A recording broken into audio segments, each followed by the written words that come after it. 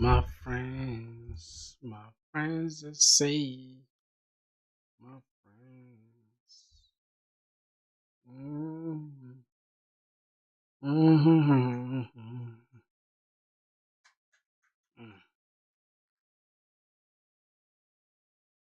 Mm-hmm. We have to get. Mm.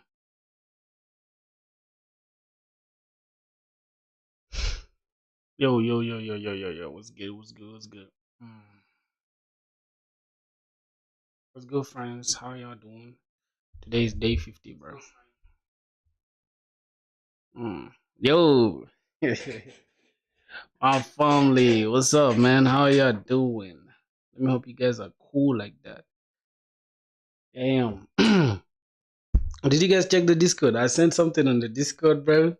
Yes, I was having a good time, bro. Oh, yes, give it a sec. Let me just copy this shit. Last time that I checked. How are you guys doing, bro? Somebody said he's the first. That's crazy. Just give me a sec. Give me a sec. Let me just throw this in Discord. Bro, the day I find out how to automate this, that's the time I'm gonna have ultimate freedom. Ultimate freedom. Bro, imagine, bro. Let's just take a second to like look back at like what we've achieved, bro. Oh my god. I feel like we've really achieved a lot, bro. In a literal short while, bro. We've literally achieved a lot. Alright, so I'm just gonna paste this. Live boys. Bro, we've achieved like insane stuff in a short time, bro. But you guys can't even fathom, bro. Like how happy I am, dog.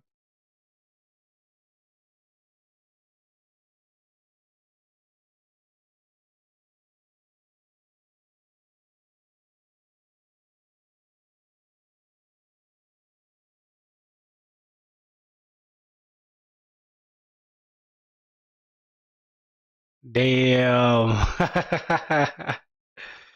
Thanks, Bresky. Yo, boys. Yeah, I don't know, man. I'm in like on a verge of like. Let me put it like this, right?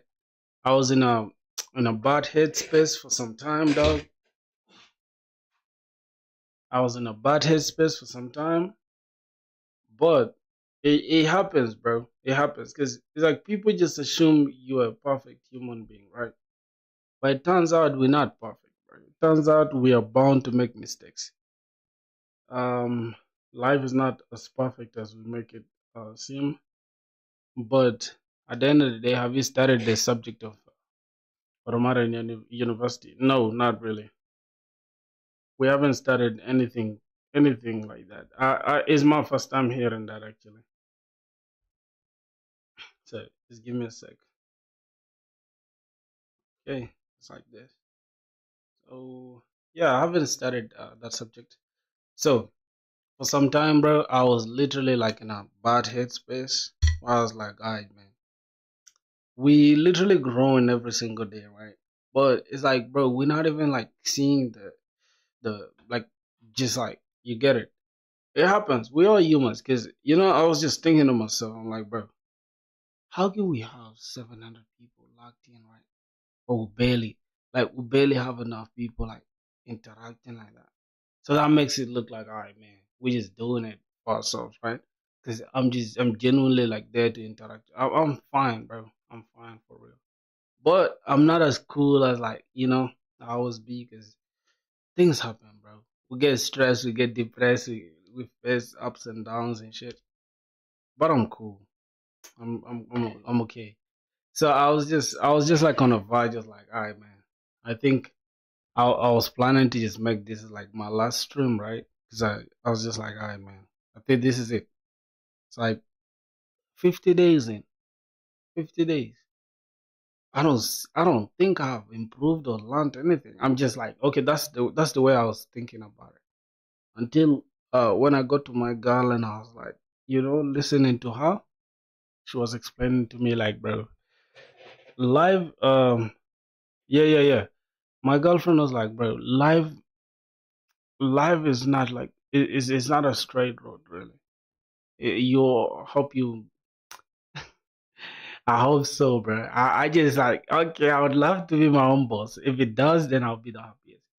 So my goal was like, bro, don't chase quick goals, bro. Don't chase things that's like fast moving. Just try to like find a sweet spot between like you not burning out and at the same time you enjoying yourself. All right. If you enjoy streaming, you genuinely enjoy connecting with people, just continue doing it. Right. And it's not even an if because I've seen like you happy. This is just software architecture and design. Yeah, yeah, for real. I do. I do. I do, man. Like it's important for sure because if you're building a project, it is something that will come in handy, and at the same time, it's something that they'll ask you in interviews as well. So you just gotta get good at that. But if you mean design as far as like front end is concerned, I really don't know, bro. I don't suggest like stressing with learning Figma and all that stuff. You can if you wanna like just be good at the front end, but it's not really worth it.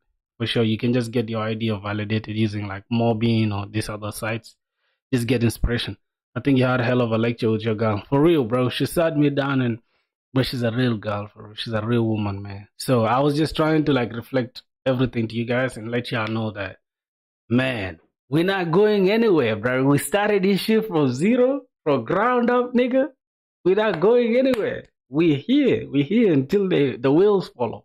Even when the wheels fall off, we're still gonna be running. We can get out of that car that whose wheels fell off, and we're taking off. That's how it is. So I'm super excited. I'm just happy to let y'all know that I was just in a wrong mindset. Like, bro, you feel me? You get it? Just like having to see you got like 700 people, but like not a lot of people interacting. It's just like, bro, what the fuck? But at the end of the day, it's not about the people. I just gotta realize, like, I started this shit to just put myself out there. At the same time, also just keep myself accountable as far as like being consistent is concerned, and also just being able to like look at myself like a year from or 2 years from now. I was like, oh shit, like I used to. I literally put in work, and if we get like an employer or somebody that is looking at what we're building, is something that's gonna impress them. Which semester am I in right now?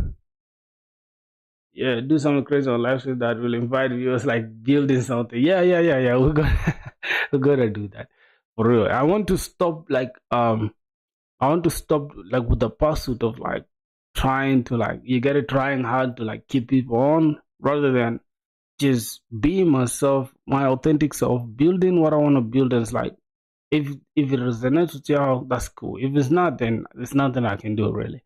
Yeah. So the person is asking me the what semester. This is literally that was my last semester we're doing, but in October, right now is August. I think like 2 months from now, yeah, I'll be starting year three. So I'll be starting first semester of year three. And we have 2 semesters in a year. So first, I mean, we got like literally 3 semesters, but it's not like we got like divided into three, but it's just 2 semesters at the end of the day. That's cool though. So that's what we're doing really. The next thing, bro, I just want our live streams to be more like goal oriented. Like we can have a live stream and then we can have a goal, like what we want to achieve at the end of the live stream, rather than the live stream just being like chaotic all over the place. And another thing I want to address is like, bro, there's so many people that come with different opinions, right? Like that stuff, like me having to sit down and debate is like, oh this man, this language is better, this stuff is this. I want to learn, my boy. Allow me to learn. Like I literally want to learn. So if you already know something, that's cool. Yeah, cool for you. I want to learn something. Okay. So let's just appreciate the fact that we're learning and we're not just here trying to like showcase like our skills and show off. I'm not the best engineer, but I'm learning. So let's just get that out of the way. You did masters or bachelor's? Bachelor's degree, my boy. Oh, masters. I can never do masters in this country, bro. I'm not even planning to do masters. I feel like it's a waste of my time, bro. Only let's say if I want to go to the US or maybe some country, then it's like, okay, it's safe to just go and do masters there and then just get a job after that. But I really don't think masters is worth it, man. I really don't think, man. I really don't think. Because what else are you planning to learn? What else? You get it. Oh, Nest.js. This guy actually has Nest.js with better auth. Bro, it's somehow. Hold on, let me check how Hey it's everyone. implemented. Just give me a sec. Let me see the backend Nest.js. This is what I want to see actually.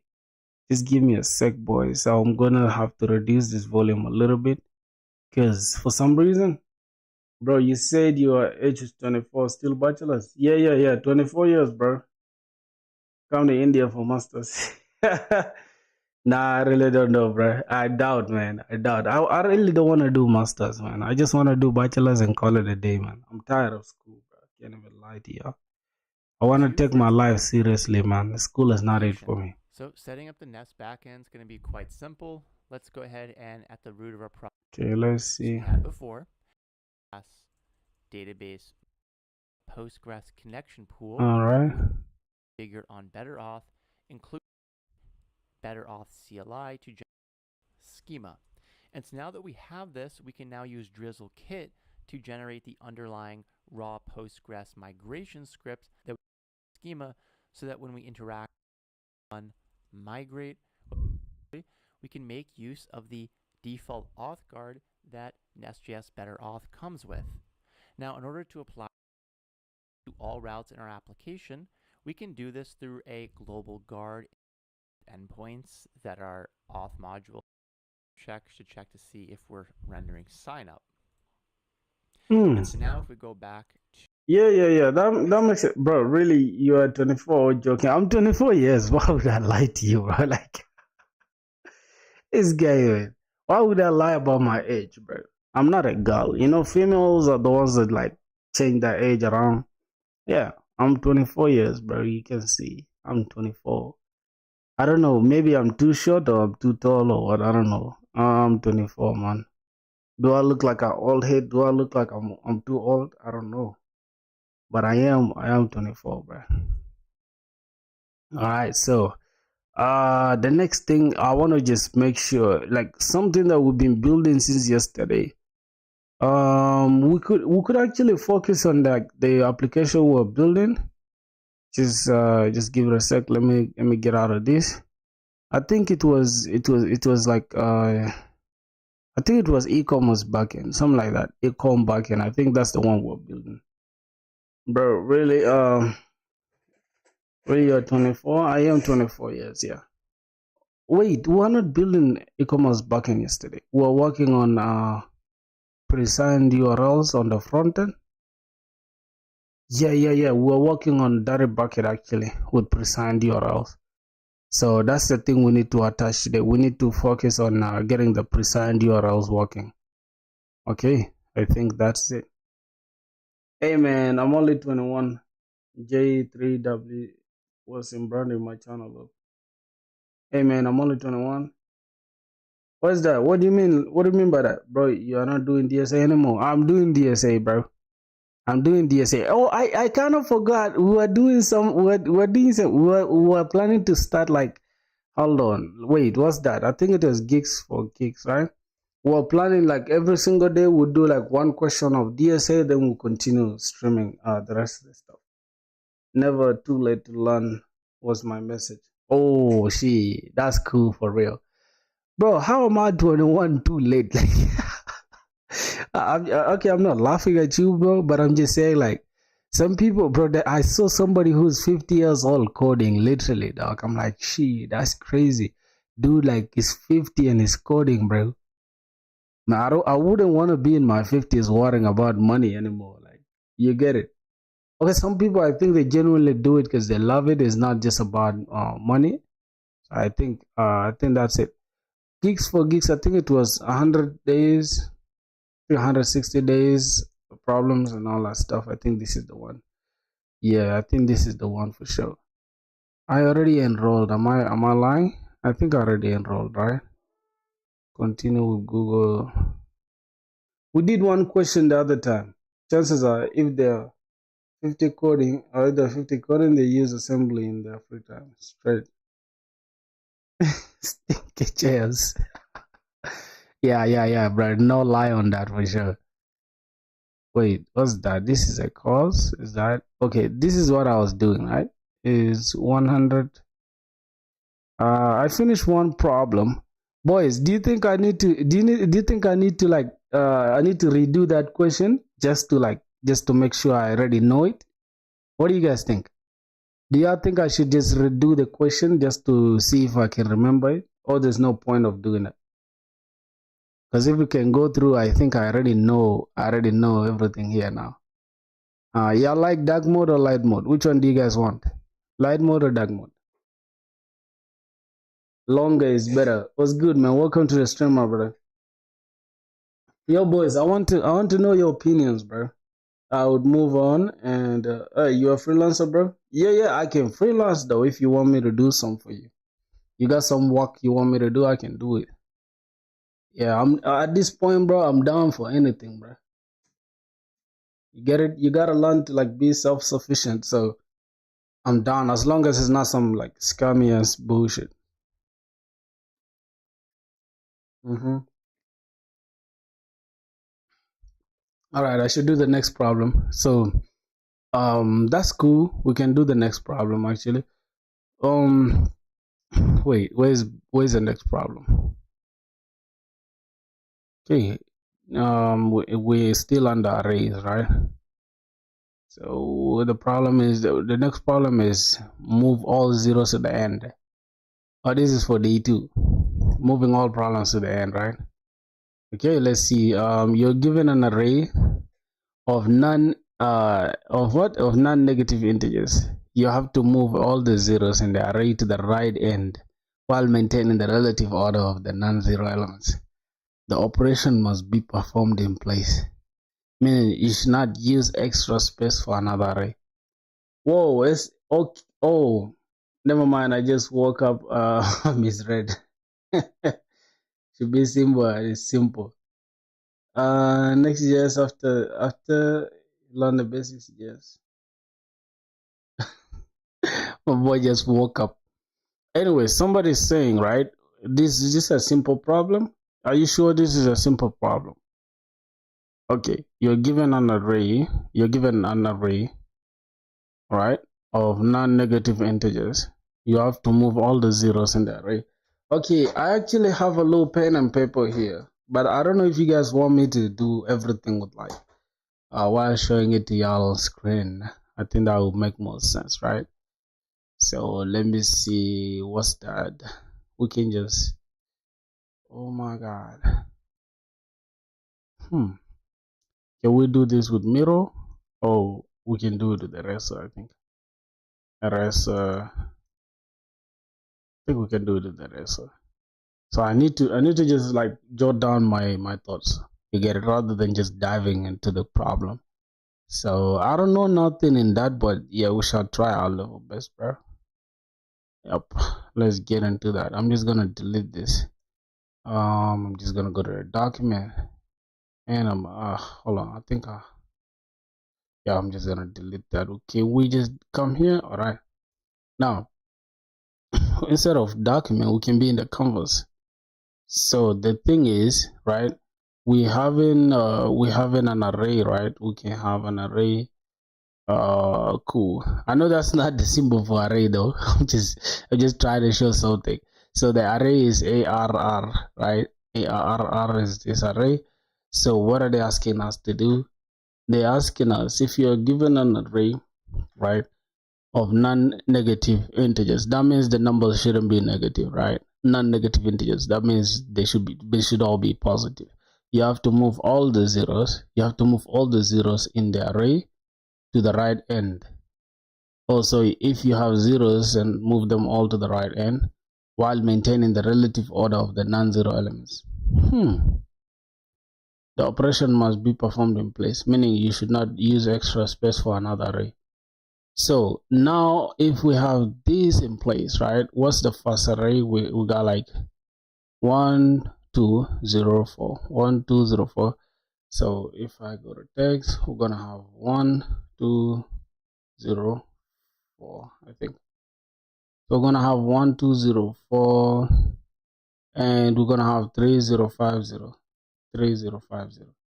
All right, we're gonna have 3 0 5 0. Do I even need to do this though? I don't know if I need to do that, but it is already.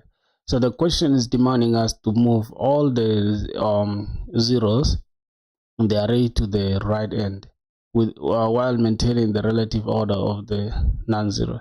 So that means we cannot move 2 here, like we cannot say 0 here, right?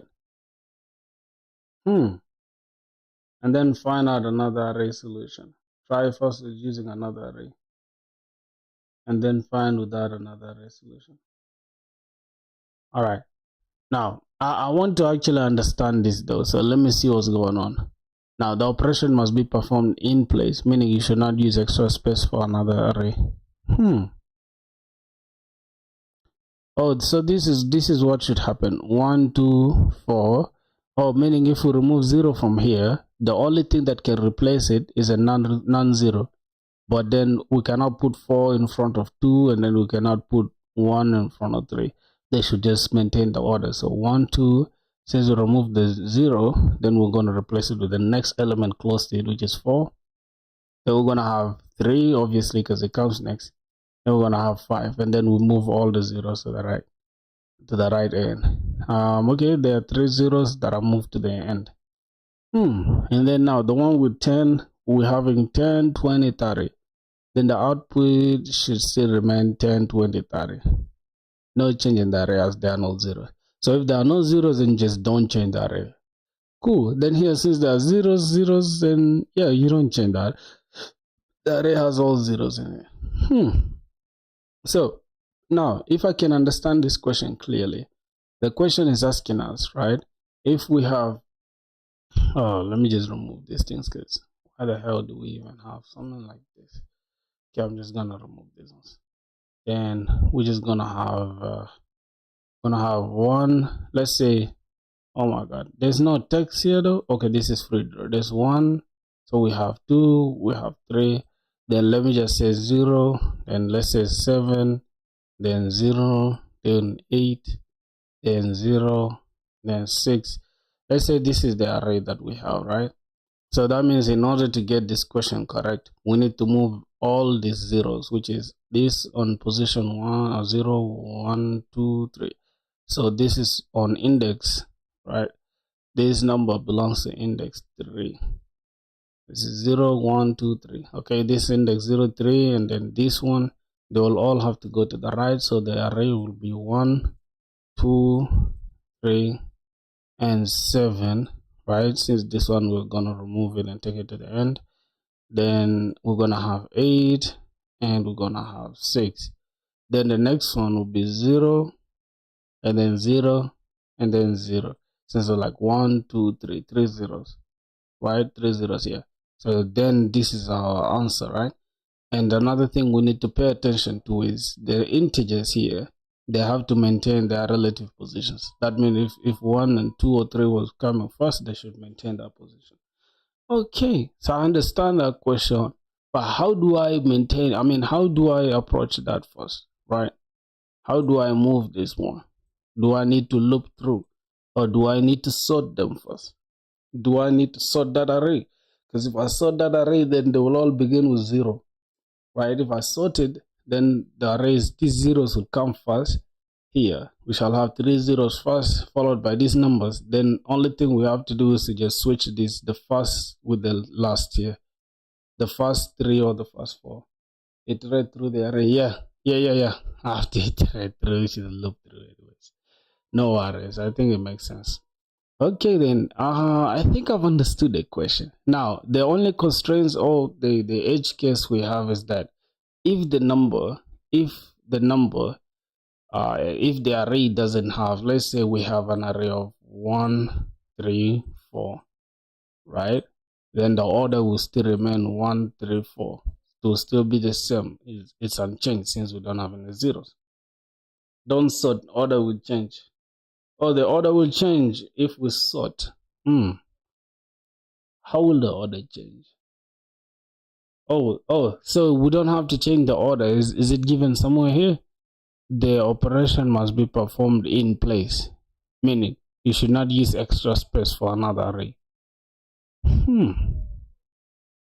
Okay, then we have to we have to deal with that real quick.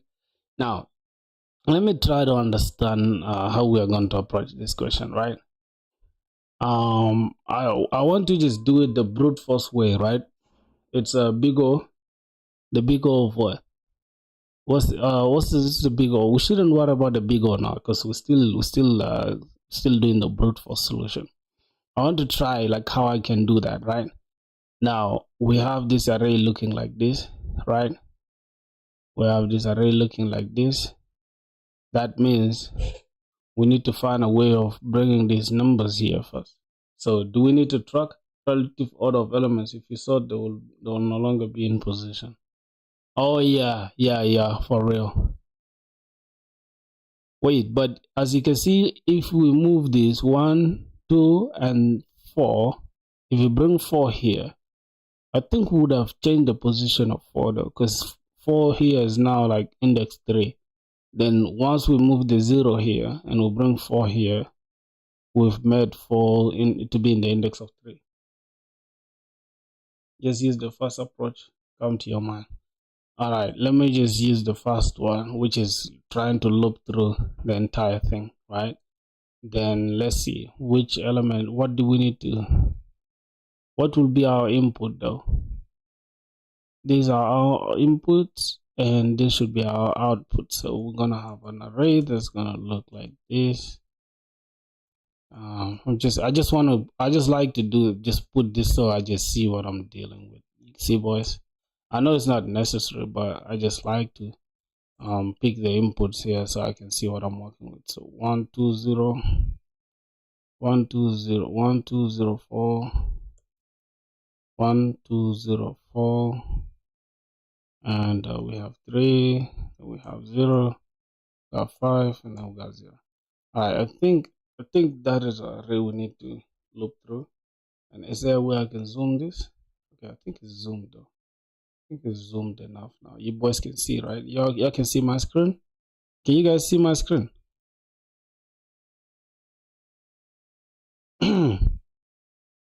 Okay, for some reason it just removed what I wrote, but it's cool. It's cool. So let's see.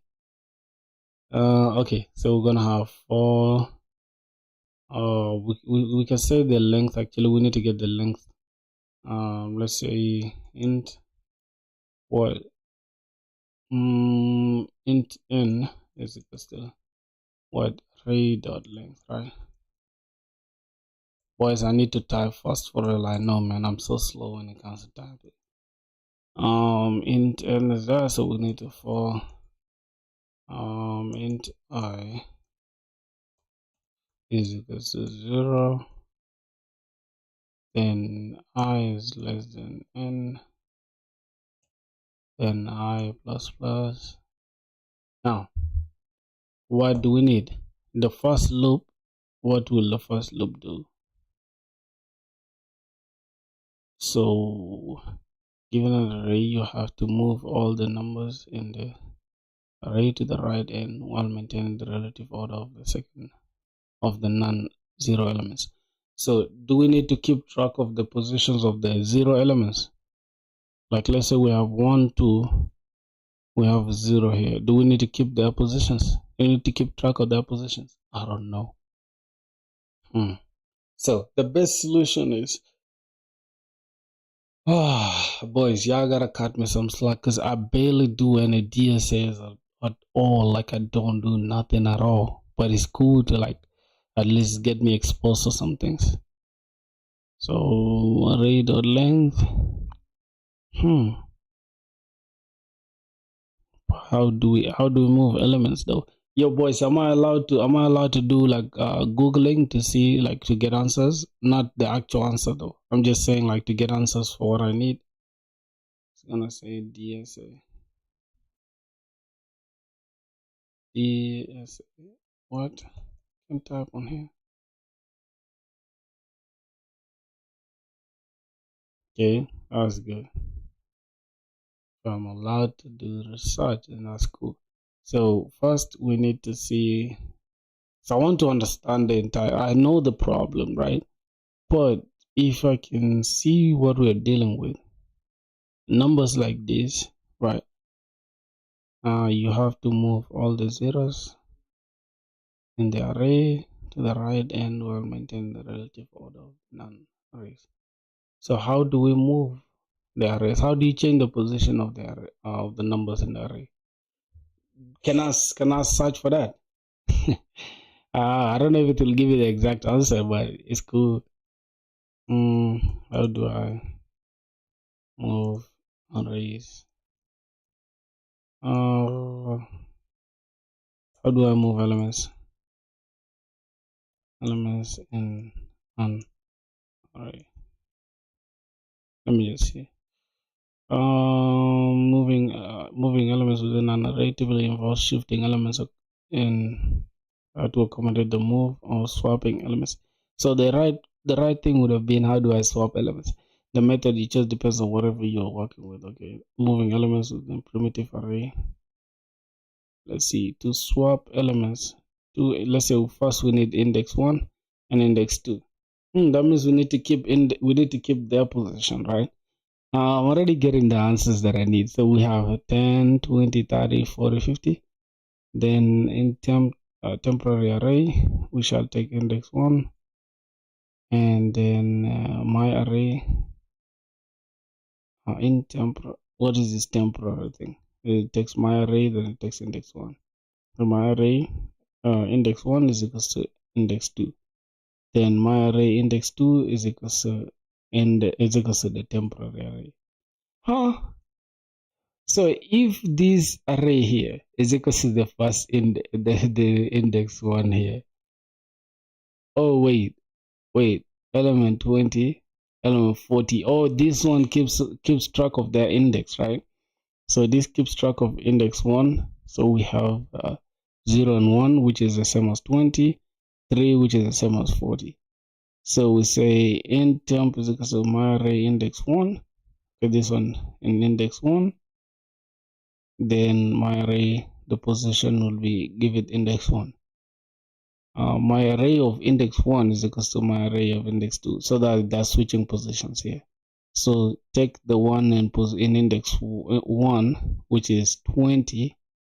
Take 20 and switch their positions with the one which is 40, which is index 3. That means the index, my array index 2 is now equal to the temporary, which is the first one. So now you've switched their places. What's good, Filthy? Your Chronicle of Ages or Chronic of Ages. Your name, bro, your name is always crazy to me. All right. So if you need to move an element and shift others to fill the gap or make space, you will need to iterate and copy. So the question is, we are not going to have to make space. So everything should be done inside the place without making a new space. So we can say if new my in element move to my array is 1, original index is 1, then the new index is 3. For int index is equal to this, index is equal to that. Shift elements to the right if moving to a later index. Okay, so now else if new index is greater than the original index, then for int I is equal to the original index and I is less than the new index, that means increment, and then my array is equal to the array plus 1. Boys, I think we found the answer though. I don't know. I think we found the answer, bro. Yeah. I'm not a lead code king, bro. What is this guy saying? Lead code king is diabolical, bro. So I wonder if we need this though. I wonder if we need to like do this. So the thing we need to, I think, take care of, we need to just get the index which is 0 here, right? So we can say int in index, right? We can just say the first 0, right? We can say index first or the first 0, right? We can, I don't know if we're allowed to say first 0 like that. The index of the first 0 is equals to what? 0, 1, 2, right? 0, 1, 2. So it's gonna be 2, right? And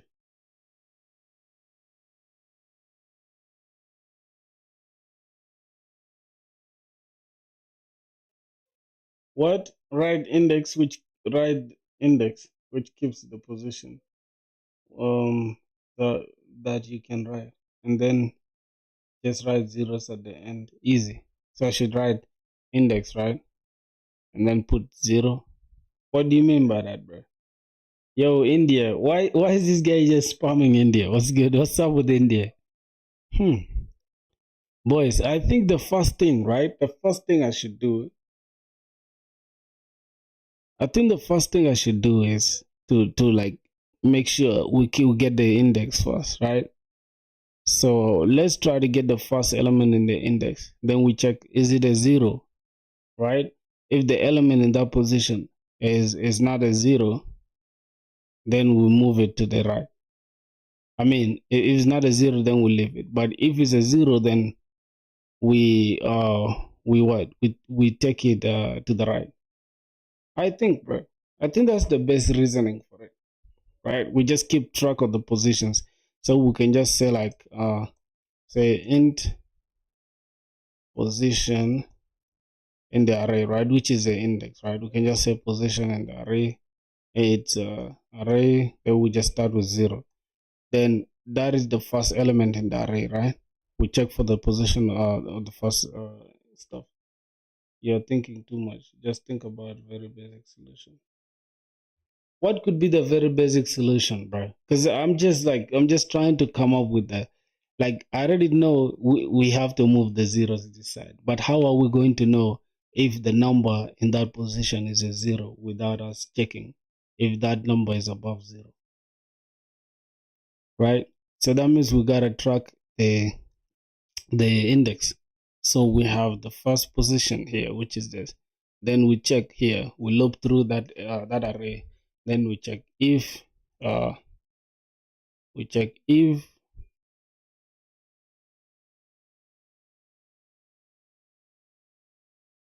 what? I'm not moving them. What are you saying, bro? This here, the operation must be performed in place, meaning you should not use extra space. Now you can see you have to move all the zeros in the array to the right end. Have you seen? The keyword is we have to move all the zeros. That means we're just changing their positions. You get?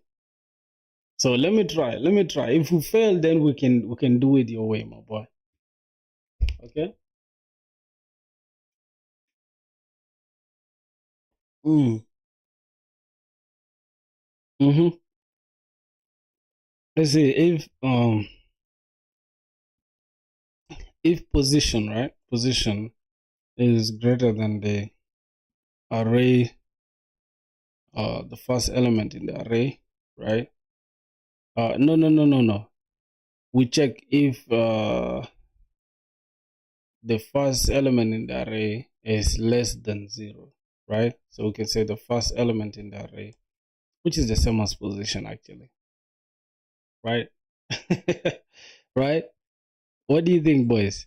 If the first element in the array is less than 0, wait, is less than 1, right? The first element in the array is less than 1, then what should we do? We need to move it to the right.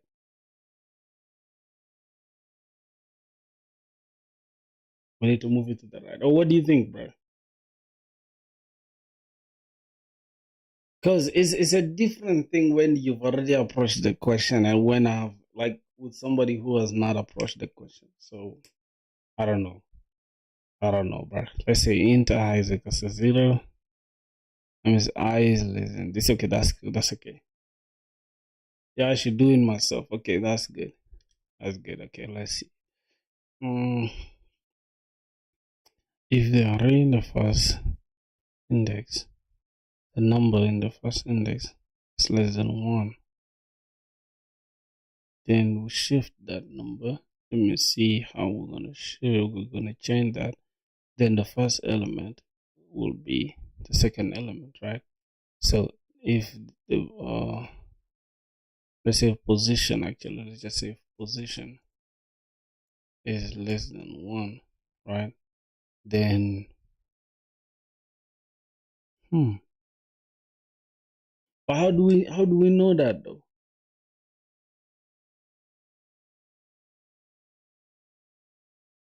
Yeah. I'll try it, bro. Calm down first. Okay, let me try. If we're saying position is equal to the first element in the array, right? Then if position is less than one, then we just say position is equals to, if it's less than one, then what should happen? Position is less than one. That means if say zero, this is less than one, that means it's a zero. And then we also need to keep track of the second one. Damn. Now I'm confused, bruh. Okay. And then let's say int position two is equal to array in position one. We're just gonna keep it like that. Then that means if position was less than this, and then this position is equal to array and first position. Or else if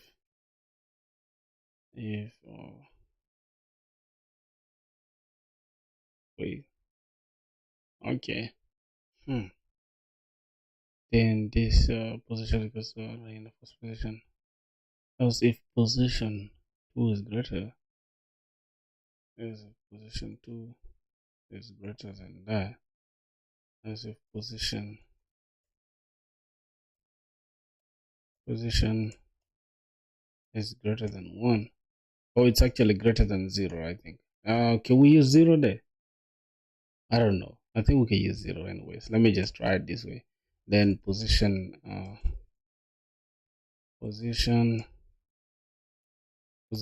two is equals to this. What is equals to array in the first one. All right, I think we're just changing the positions, right? Oh, then what else? And what else? Um, hmm.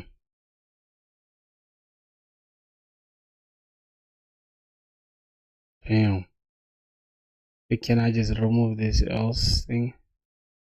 That means else if that's then we just for the for we just gotta return an empty array. I think. So we just return an empty array, right? There are no zeros, and move to the end. Then what happens?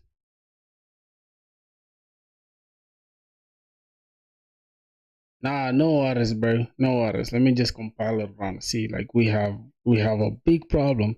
I don't know shit. I'm just guessing that's correct. Okay. Illegal start of the expression. Return. I think it should be then we just return that position. I don't know. I'm just gonna put it like that, my boys. Return position.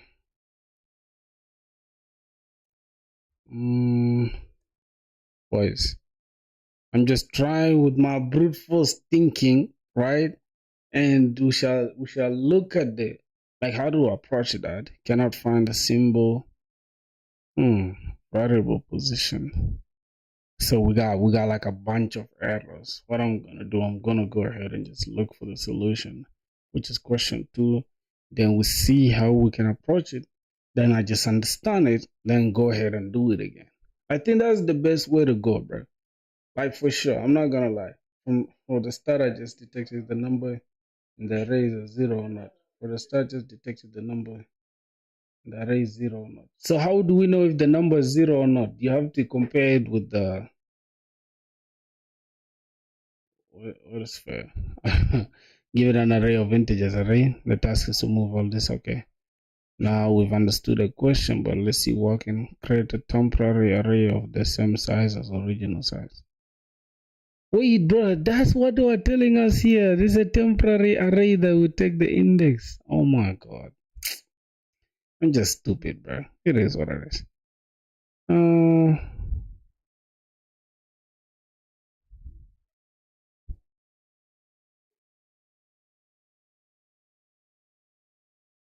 You solve this, but at what cost?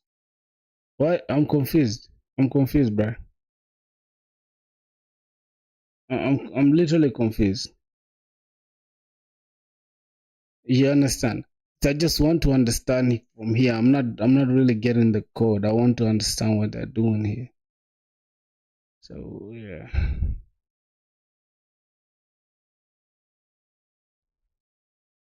You know, it's bad practice to just what languages bro coding on. Yeah, this is using a temporary array, and that's the one I looked at. So creating a temporary array of the same size as the original. So we just keep 0, 1, 2, 3, 4, 5, 6, 7. Move all zeros to the end using this temporary array. Then how are they moving this? Okay, they move it like this to the next one. Copy all the non-zero elements from the original array to the temporary array. So the temporary array will have 1, 2, 4, 3, 5, and then the empty spaces will cover the ones. Fill all the remaining positions in the temporary array with 0, 0, 0, 0. Okay. Copy all the elements from the temporary array back to the original array. Which language, bro? But the question said don't use the extra array, I guess. Yeah, it didn't. The question said don't use the extra array. That's true. That's very very true. But we want to see because it's not bad to check. Yes, later talk. Let him do this one first. Yeah, for sure. We can do it. We're using Java, bro. We're using Java. We're using Java.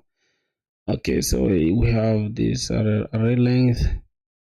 Then we need to get a temporary array, which is going to take this temporary array, new int.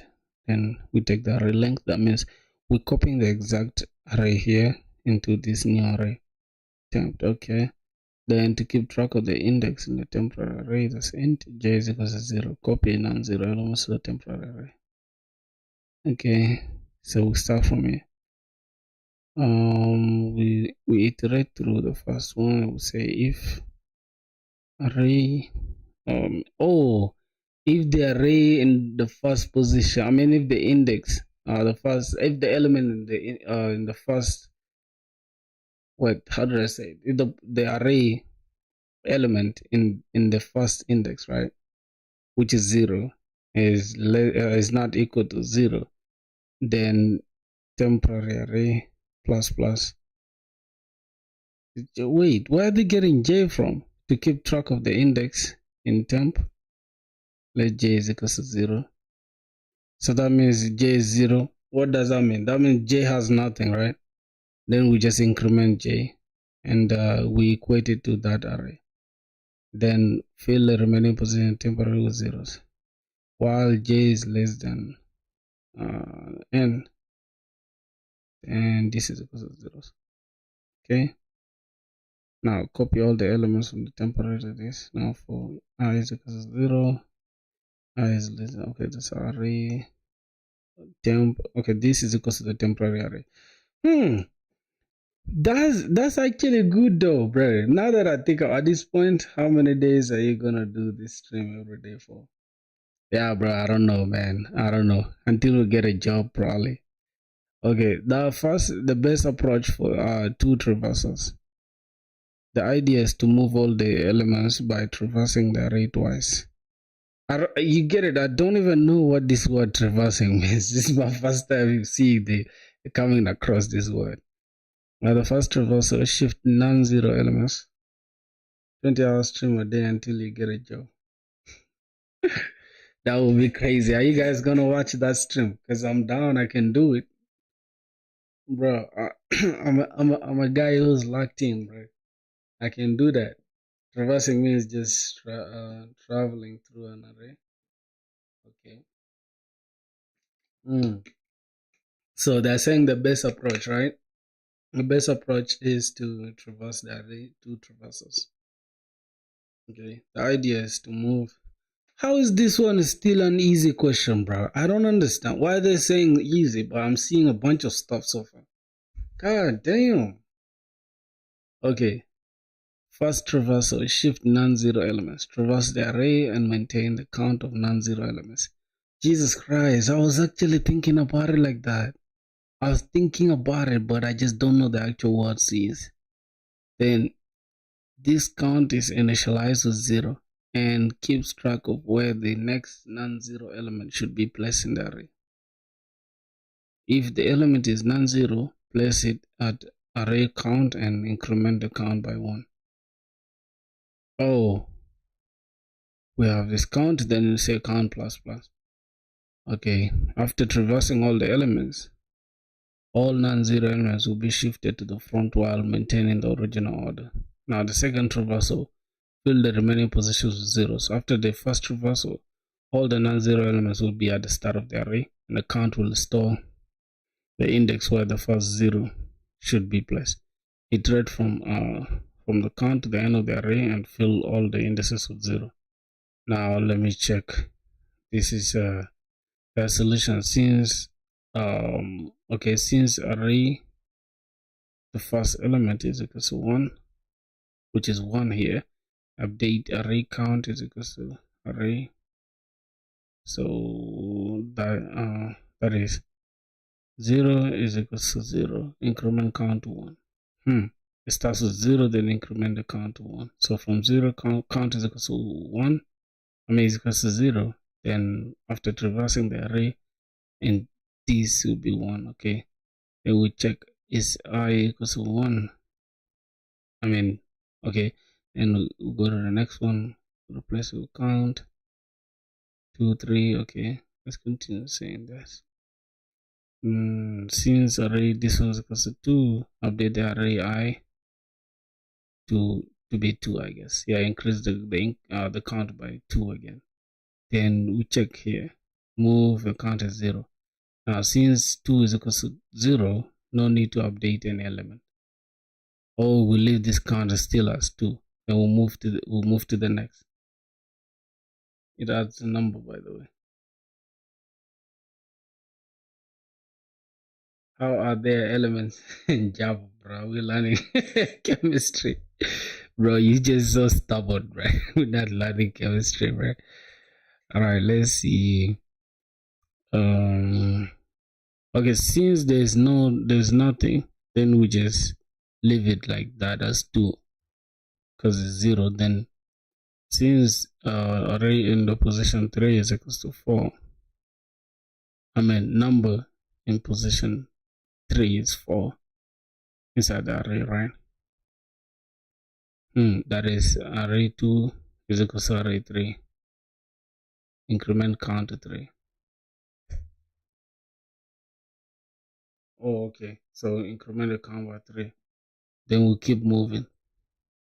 Then since 4 is equals to 3, since 4 is equals to 3, 0, 1, 2, 3, 4, 4 is equals to 3. That is 3 is equals to 4. Whoa! Oh, in the position 3 is equals to 4, increment the count to 4, 4. Okay, so we check the position, then we just increment it. Alright, Filthy. I'll come tomorrow. Alright, man. Have a good one, bro. Enjoy yourself. Okay, since array this. Okay, so we just check the next one now. It's 0, no need to update any element. So the count is still 4. Okay, let's keep going. Now 0. Now 3, then 0. Okay. And the next one will be 6, right? In position 6, then we check which one is there in position 6. Position 6 will be 5. Then we just update this one to be the 5th one. Since 6 is 5, then update the count. That is array 4 is okay. The previous one, which is 4, is equals to 6. Then we increment the count by 5. That means we've increased.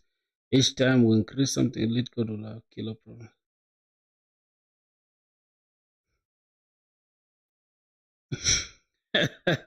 So somebody saying these are not killer problems, bro. Man, I don't know. What are you guys doing, bro? And how much time do you guys give this? Then the next one is 0. Now see 0, 7, 7, position 7 is 0, and no need to update any element. Alright, I think that's it. Then we'll go after moving all the non-zero elements to the beginning, fill the remaining indices with 0. Count 7. Okay. Then initialize count. I think find initially. Okay. This is the last one, right? After moving all the non-zero elements to the beginning, now fill the remaining indices with 0. So we just fill 5, 6, 7 with 0. That's it. Now let's see how they are implementing it with code. We say int count is equal to 0. So we need to get the count first. And then we just come and say if error in the position is not equal to 0, then we increment the count and equate it to the array position. Oh my god. And then while the count, as long as the count is less than the array length. Wait, why are they saying is less than the array length? I'm confused now. Is less than the length of the array, then make all the elements, now all the non-elements have been shifted to the front.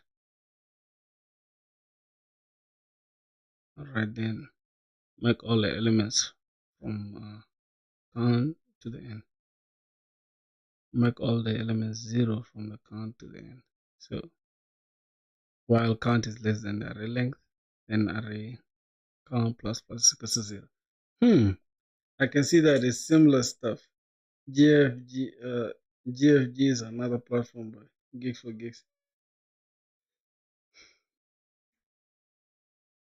Somebody saying I'm trying very hard to remember it. I'm not trying very hard to remember it, bro. Like, try to believe in your brother, man. Like, you guys stop with this shit, bro. I'm not trying to remember it. Oh my god. You need to put trust in me, bro. I'm not that dull, and I'm not dull at all. You get it? I'm not. Just try to put trust in me, bro. Okay, we got that. Let me show you that I've understood. Right? Show you that I've understood without cramming or remembering it. So we keep track of the position. We have the array length already. Then first we need to traverse through the array, right? Say int I is equals to 0. Then we just say I is less than n. Just keep your hopes high, man. All right, after we traverse the array, right? Or you still didn't get a job, I didn't get a job. But then we gotta keep track of the count as well, because the count will help us know, right? The steps. Let's say int count is equal to 0. So if we're starting from 0, then we traverse or we loop or we iterate through the array, right? After doing that, now we can check if the array in the position I is not equal to 0. If it's not equal to 0, then we should increment the count, right? Say count plus is equal to what? But I still didn't get a job. I didn't get a job yet, man. Then is equals to the one in the position I, right? Then while that is true, right? While the array I is less than, while the count, while the count is less than the array dot length, which is n.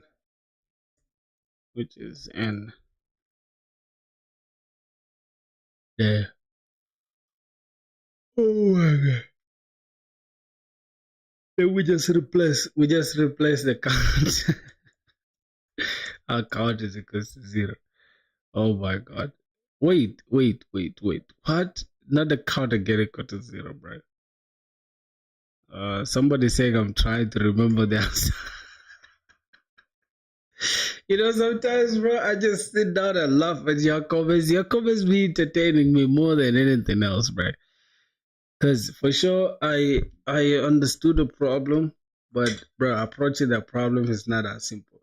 So that's going to be the problem that we're going to solve today. And after that, we can just go and continue building the project that we're building. Okay. Now for one, I am thinking I understood the question, but somehow I haven't understood it very well. So let me try it again one more time. So we're gonna have to, let's try with this. Okay, so we're gonna have a counter, which is count. The count will start with 0, right? To start with 0 first. Then we check, is this number less than 0? Yep, it's this number here equals to 0. If it's not, okay, fine. Then move it to the side, then just increment this, right? Remove the 0, then increment this. Right, is this number 0? No. That means increment this, and then this will remain in here. All right, we check 3. Is it 0? No, we change this, and then boom. We leave it there. Now we check this. Is it 0? What are you working on? You're doing right. Put that while loop outside the for loop. Okay. Top tier. What am I working on? Still the e-commerce? Yeah. We're gonna work on it, bro. So first time doing. So you first time doing DSA. DSA is so stressful, right? Like if it's a simple thing like this, it's just giving me a hard time. All right, then this is and okay, this position now. This is array. This is 0. This is 1. This is 2. This is 3. This is 4. This is 5, 6, 7, and 8. Okay, now the array in the position 3 here is a 0. So we'll say this in position 3. We check this one that's in position 3 how many times? Yes, 1, 2, 3. Okay, we'll replace this. Since it's 0, then we don't have to do anything here, right? We'll keep this position, which is array 3, right? Oh nice, DSA. yeah, DSA today, but not today though, not the entire day. We're gonna build projects still, because I really want to build my portfolio very fast, bro. I want to build my portfolio very fast, so we better finish. Right? Yeah, man. Huh? There's no.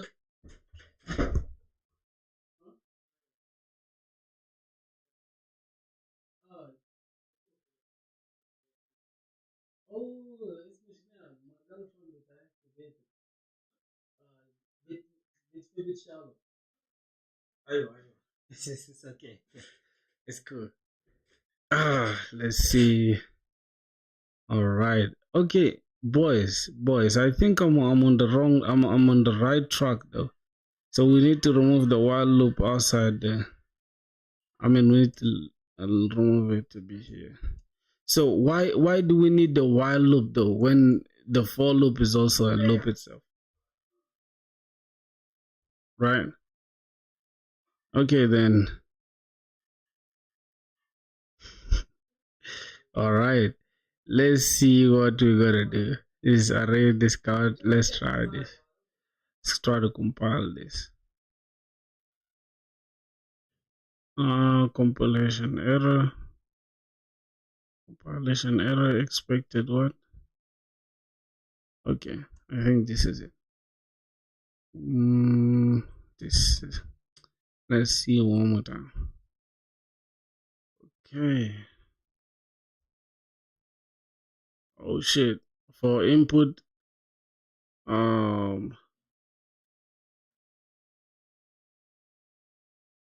who's going to increment count? Wait, what's your question? Who's going to increment count in the while loop?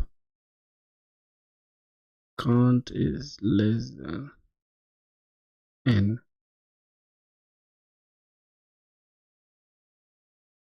Wait, who's going to increment count? Wait. What do you mean who's going to increment count? So the count, we actually incrementing the count by the array, right? Okay.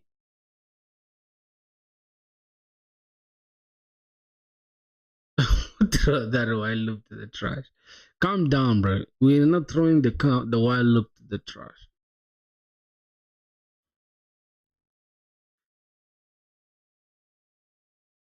I should remove the while loop? What? How you join two solutions?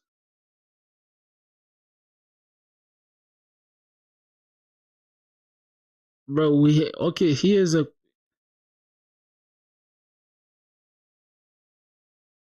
multiple solutions. Oh god, I thought I understood it from the article though. Like wait, which was the two solutions? This is one solution though. Is here the first solution is to keep track, right?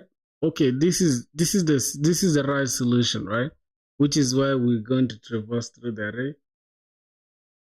I swear to God, you can see we have this int count. We initialize the count as 0. Then after that we check.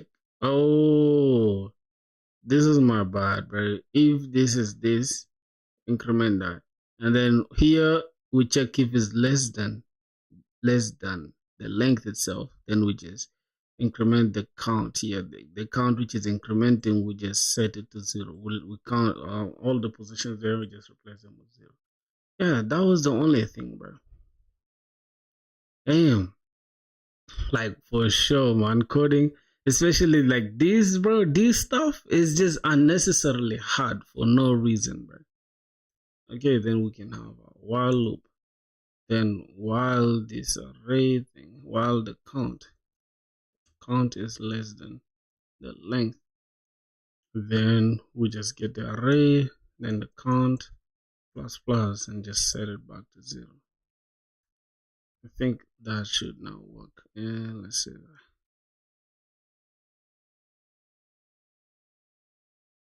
that. Damn, case completed. So let me try to understand it now. The first for loop, what does the first for loop do? It's like traversing through the array, right? We first check, is this number in the position equals to 0? If it's not, then we just increment the count. And then after doing that, that means we've already checked through everything and it's not equals to 0, right? Then we just set the count back to 0. Yeah, I think I've done it though. I think I've done it, bro. Oh my god. The point is not to remember the syntax or the question. The point is to understand the question. Because right now, if they just change something small, then I'll have a hard time understanding what's going on. Yeah. So should I submit it or redo it again? Because I feel like redoing it again will always give me that, like, the way I was just used to learning since I was young, right? You get an example from a teacher. Let's say the example is on differentiation. You do the problem. Then the teacher does it with that class. Then we do example 2. Then we do the exercise or the problem set. And then we try. If we fail, they mark up our books. If we fail, yes. If we pass, yes. If we fail, we redo it again in the market. Did you do that the while loop? Do you understand the solution? Yes. Yes, I understand the solution. As you can see, the first for loop here, this guy is saying we do it without the while loop. How are we going to do it without the while loop? Because this while loop just is to check, right? It's to check if the count is less than the length, right? I mean, the thing is, while the count, as long as the count is less than the array length, then go ahead and just make this 0, like whatever that we array position here, just change it to 0. Use do while loop instead, right? Oh, do while loop instead, right? So we can do this. We do this. That means we do this while this is true. No, do while will not work here, bro. I promise you, do while loop will not work. Do this while this is true. If you understand what the while loop is doing, then you will be able to do that the loop also. All right. Let me do it. Let me go ahead and do it without the loop. Right. Let me try to do it without the loop. Then if this is true, an array count is equal to this. Or else set this array to 0. Or else, else if the count is less than no. If the array in the position is not equal to 0, then set this. Boys, no problem. First remove the while loop and print the array, then see what happens in the while loop. Okay, so I need to first remove the while loop. That means that stuff we need to do it outside. Though. Can we do it in IntelliJ? I think we can do it in IntelliJ first, right? Because that stuff there, I don't understand it. It just gives me a hard time, bro. Let's just do it here. Hold on. Yep. Okay. So let's have it like this. All right. We have this solution. We have something we need to remove. I think it's this.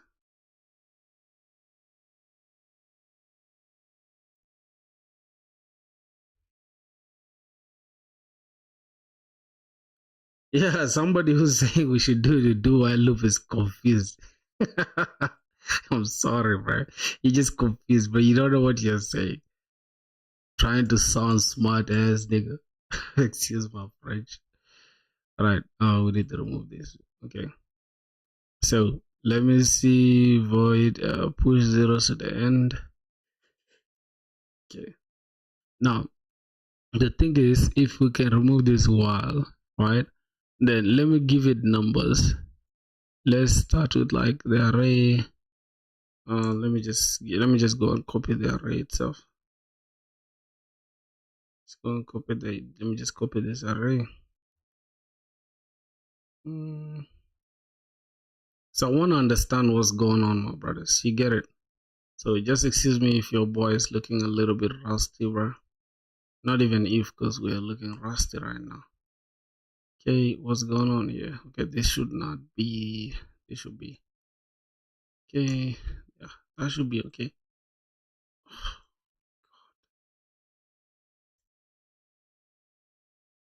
What's going on here again? Okay, I think we just need to close this. See what's going on here. Oh, it's already defined in the scope. Okay, that means we just need to do this.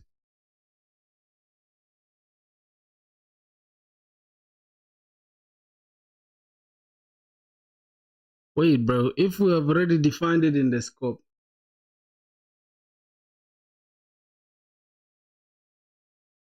I should just. So how are we going to give it the test case though? How are we going to give it the test case? What are we testing actually? See, we are not testing anything. I know, my G. That's a common way to do it in Java. Yeah, but how are we going to? Okay, we can just remove this, right? We can just remove this interarray thing. Let's just drop this here. Then we just remove interarray thing here. Interarray, just cut it off. My boy said we're doing too much without getting paid. Without getting paid is crazy. But I want to just understand. Like I want to use this IntelliJ thing, right? To just understand the problem. All right, let's see how it goes. Let me test with that. For some reason, I don't know how to test this with IntelliJ. Let's just move forward, bro. Let's just move forward. All right, I think I understand it now. The thing is, the first thing we're checking in the array, if the number in the array is above, it's not 0. So if it's not 0, that means move it to the side, right? And then create an object. Create a main function, and then create an object with the solution class, then call the function. Oh, that's the object-oriented bullshit of Java. Oh my god, my boy. But I think I've answered the problem though, right? Do we have anything to worry about? No, I feel like I just need to sharpen my data structures and algorithms more. So I don't know what's going on here. What is even this? Have we even solved this? Like, what's the optimal solution for this? You can comment out your while loop and then return the array as it is. Then you can see what happens without the while. Okay, return the array as it is without. Okay, let's just comment it out. Let's see. Run. Oh, we don't have an array right now. We can just return the array. Hold on. Return. We need to return the array. Right, let's see what happens. Return the array.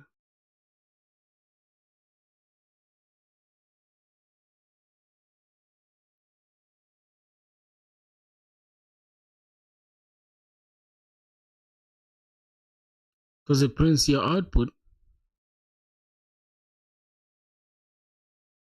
So what output are we returning though? We return, let's see, count.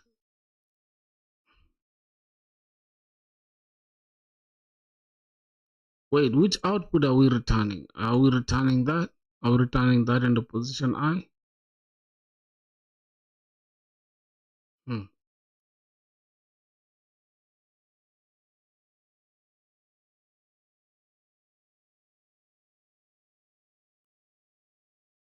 Yes, the motive is to return zeros, right?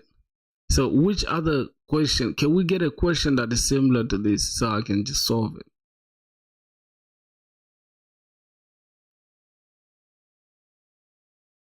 Hmm.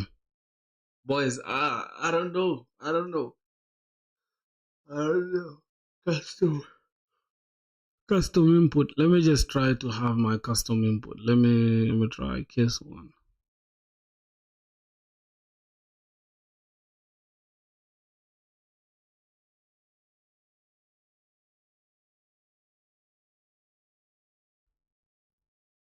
Okay, that's let me try this custom input. We say 77.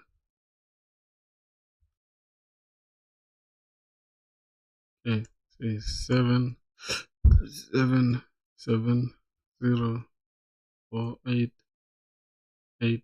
I mean 9 0 6. Let me see your output. Okay. Your output. What's that?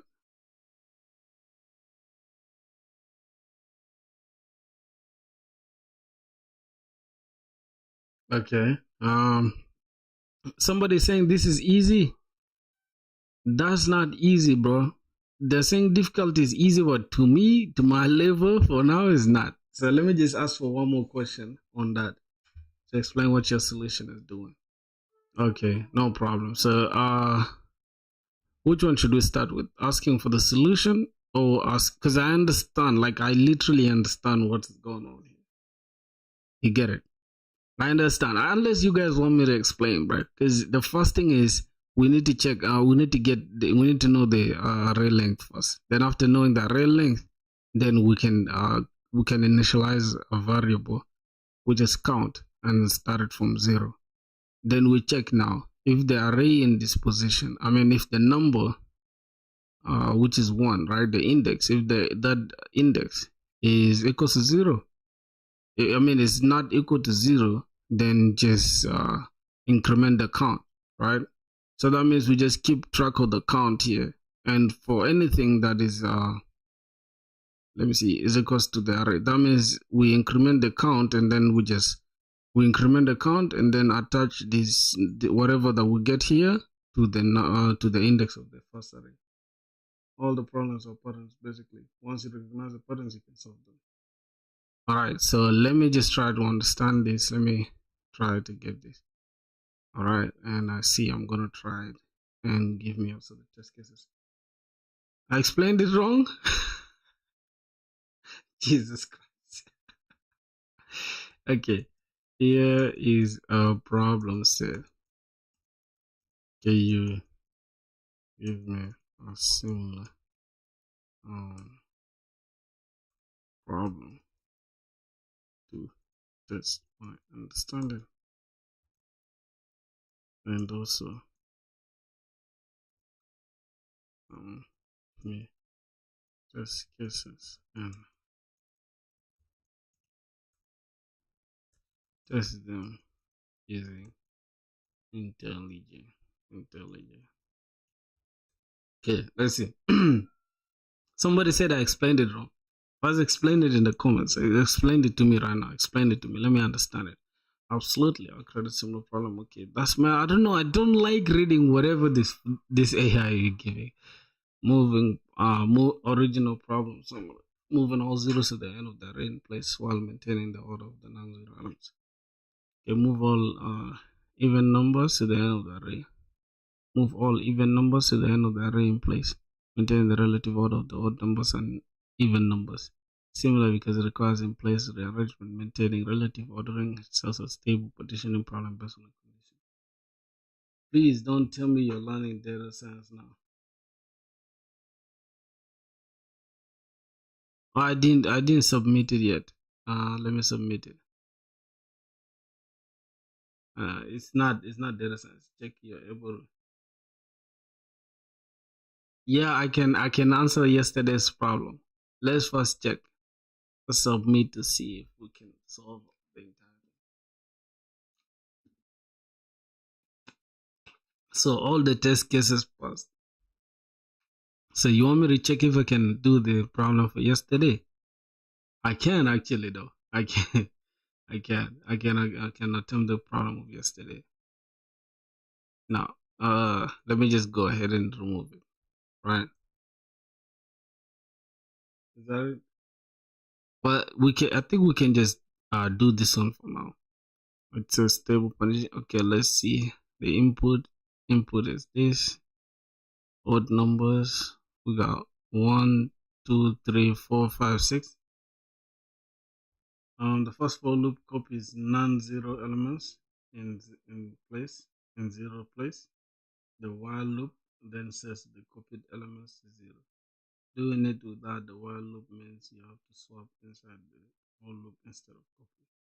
So, according to the question, the ones we have to copy rather than having to change the entire position, right?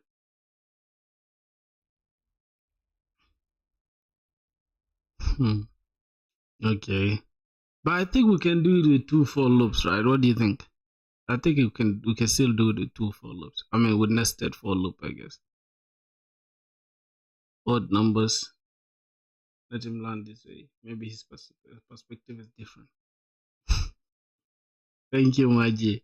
You see, the problem with me is that I'm not really so much involved with lead code like that. I'm more of like I just want to build projects kind of person. Because the thing about me is I want to like make sure I get good at coding, like the main thing which is coding, and then I can prepare for interviews when I know I have an interview, rather than having to just do it for fun. But he just started, he can't jump to all of one time complexity. What the hell is all of one time complexity? Jesus Christ. Okay. Let's see. Odd numbers 1, 3, 5. Come first. Order. Preserve. Even numbers 2,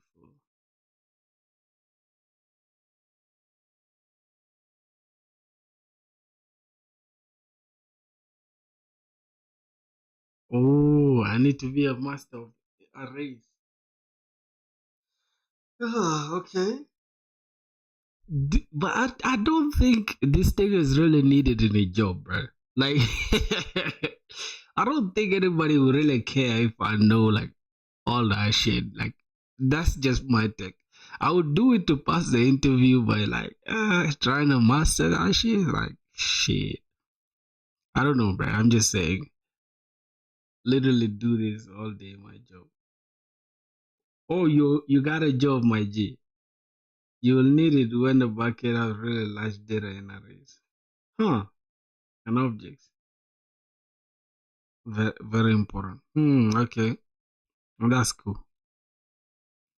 So order preserved and even numbers go to the end, order preserved. So the output will be 1, 3, 5, and 2, 4, 6.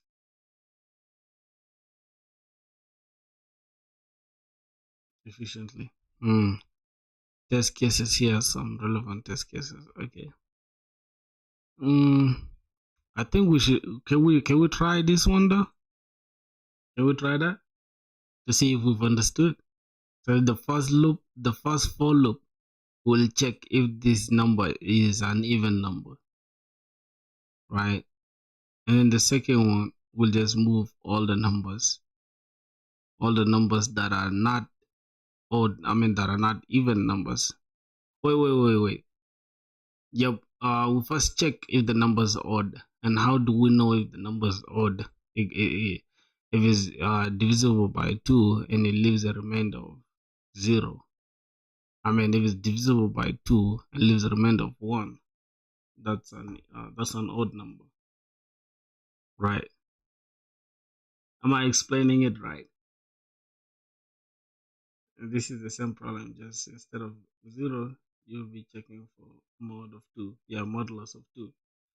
Yeah, divisible by 2 and then it gives it. Okay. So the mod of 2, right? The mod of 2 should give us what? Hold on. Right.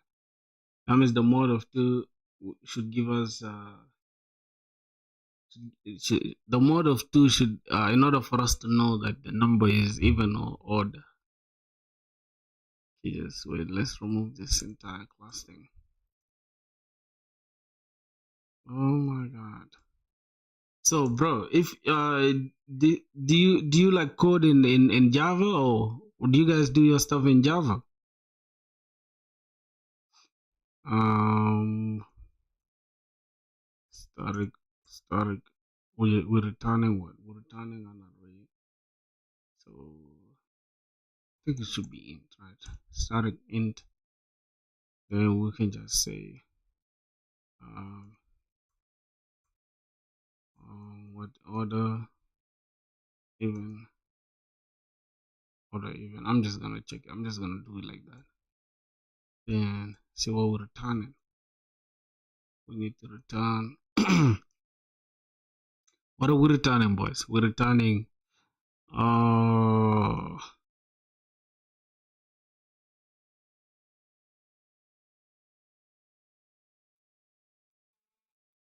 hey amigo, it's good. How are you doing, my brother? You do JavaScript and TypeScript and also Golang. So that means you did your DSA in JavaScript, right? Is that what I'm getting? Because I promise you, if we're doing this in JavaScript, then I'm all for it, right? Rather than doing it in a whole different language. What do you think? Yo, Muhammad Huzaiv Fahad, how are you? Golang is the goat. Why is everyone praising Golang, bro? I feel like TypeScript is the best, bro. TypeScript is the best. My Golang has a lot of like weird, weird syntax, man. Binary, binary, binary. What the fuck is binary? Is that like a coding framework? I mean, coding language?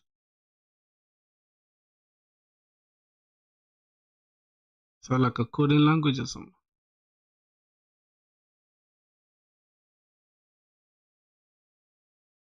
Wow, you do C++.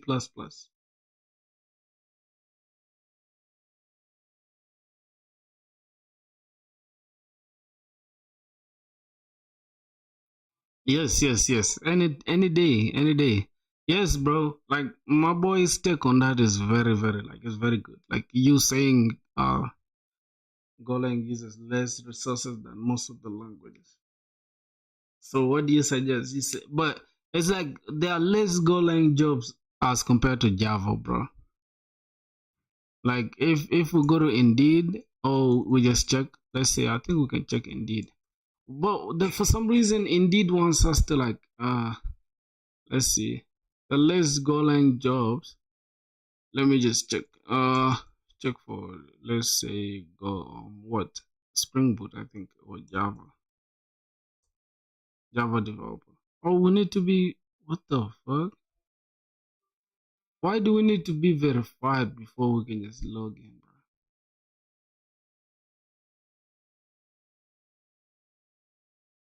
bro? Alright. LinkedIn. The lesser, the greater lol. Java is the king, bro. Yeah, Java is the way to go, bro. Like you cannot go anywhere without Java, bro.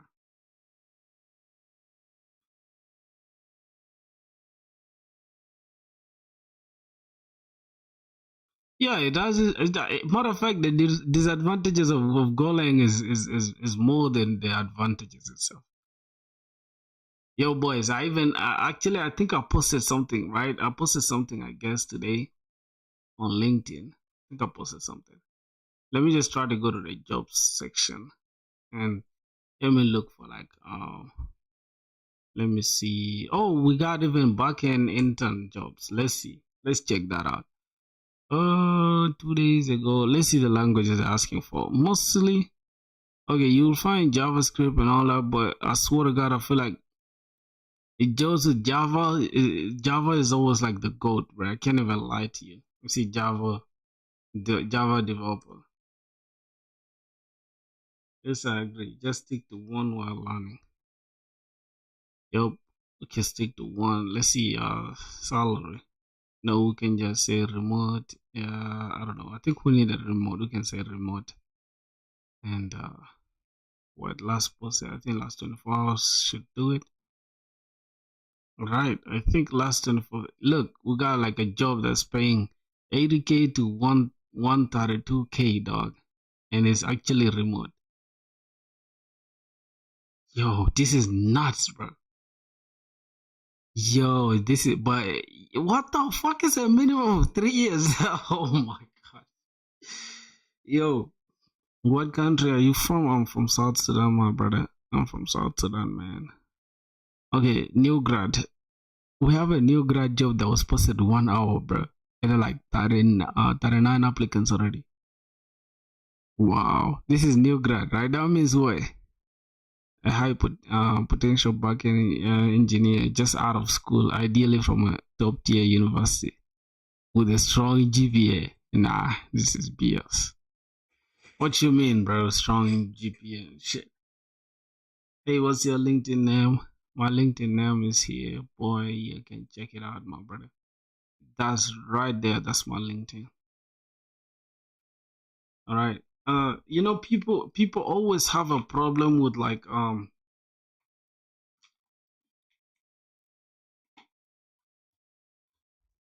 see people always have a problem with like people who are just like doing projects. Let's say how do I call it? Let's say e-commerce stores and stuff like that. But they forget the point of once when you're learning, it's good to always start small. You don't want to wake up today and just build like the next big thing. That's not how it works, bro. You get it? So I think we can continue with our project. And tomorrow, I'm gonna make sure like the how do I call it, the DSA that we shall do. At least I'll have some idea. You get what I'm saying? So let's go. I'll be watching a lot of people that be coding like with DSA and stuff. Meanwhile, here I think that e-commerce is too big, lol. Yeah, e-commerce is though, because it's a bunch of stuff that you're gonna be building. I swear to God. But some people that just sit down and say, "Oh man, I can't do that and stuff." No, no, no, no. So let's see e-commerce ARD diagram. I want to understand. Let's just go to ERD. I want to pick something that is easy that we can just build from here. So okay, I think I can just download this. Download the LinkedIn. Can we just download this image? Okay, we save this. Okay, save as. I made an event management system. That's cool. That is literally cool, my G. Wait, what's going on here? Okay, use this template. How can we use this template? Alright, bro. My boy wants us to log in. Just sign up with Google. It's okay. Sign up with Google.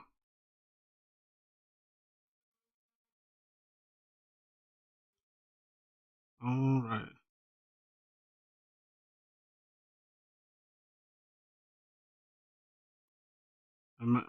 With payment gateway, you should be able to do this stuff in any language just by reading the syntax. Which one? Which stuff are you talking about? Oh, so we have an ERD diagram here. Boys, we have a complete ERD here. Okay, I actually like this. I actually like what I'm seeing here. So this is the stuff, but what is SKU? I want to understand what is SKU in the products. What is SKU in the products? Let's see. This is my biggest tutor, bro. What is SKU in products? When building ecom stores. What is SKU? Let's see. It stands for stock keeping unit. It's a unit identifier assigned to each product and sometimes product variation to help track inventory and money sales. Inventory, why is this matter?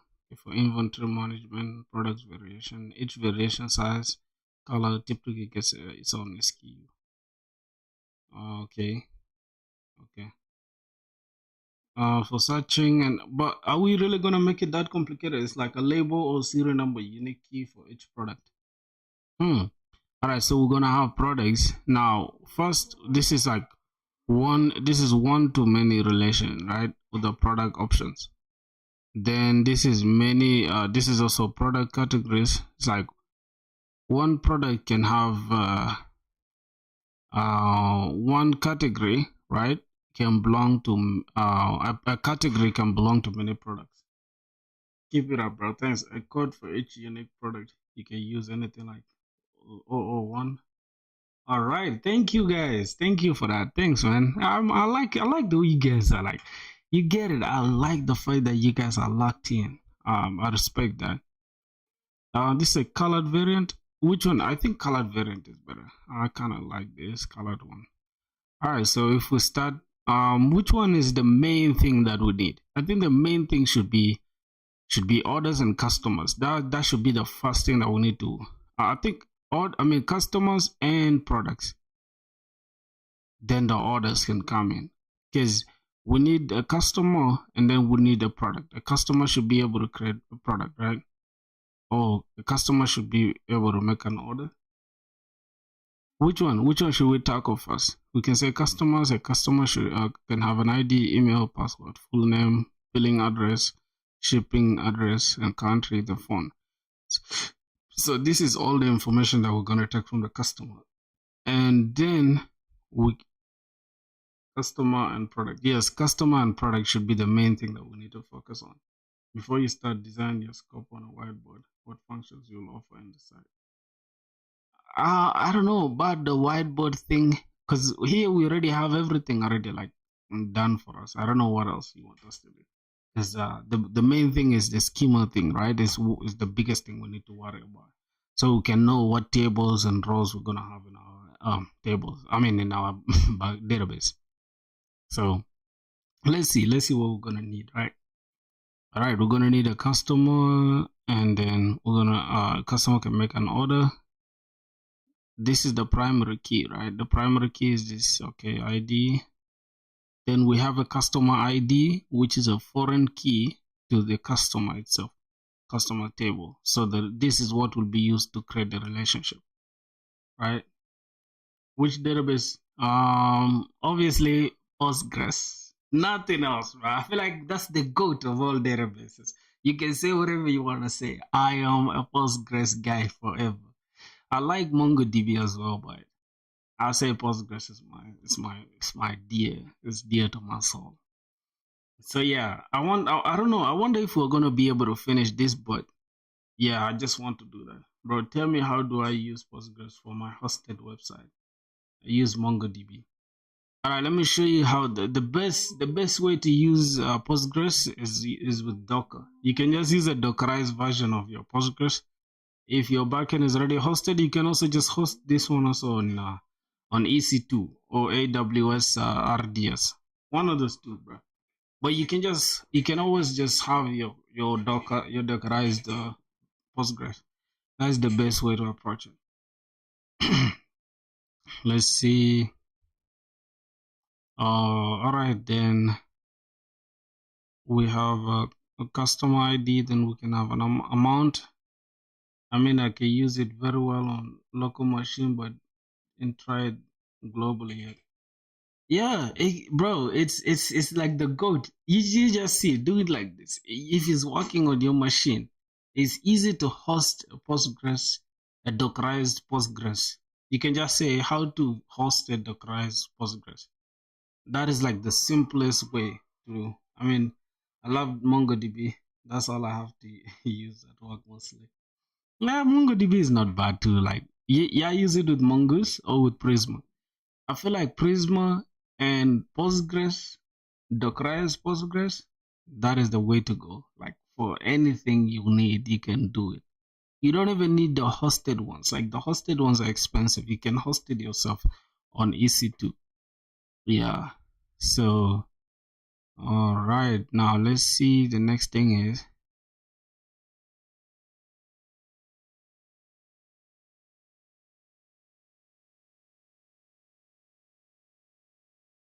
oh, before going on to the next. Yes, I think we can even do it here though. I think we can do it here. If we think about the functions that we're gonna need first, we can start with like a customer making a product, right? A customer making a product. I think that's the best. The first thing is we can have a customer because here now we're gonna have two customers, right? One customer making a product and the next customer buying a product, right? We can have the producers and the consumers.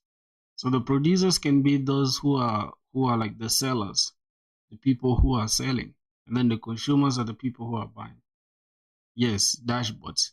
Yes, but first I think we need to make the product because you cannot buy what's not there. So we're just gonna by default we're gonna make sure everyone is a producer for now. Everyone is an admin for now.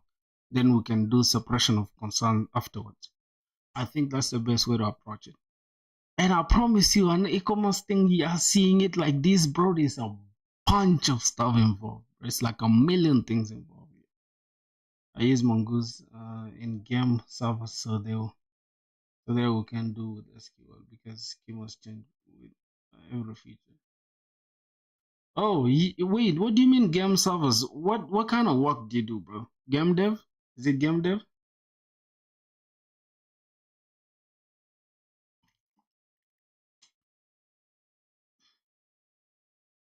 Is it game dev or something? Alrighty, let's see. We can upgrade the project objects. We got like 32 objects. Okay, no worries, no worries. So I think I like what's going on here. All right, so we can have a customer here, then we can have products. So the next thing we gotta do is how do we? So from here, I think we can start the flow like this, right? Customer and products, and here we can have a product ID.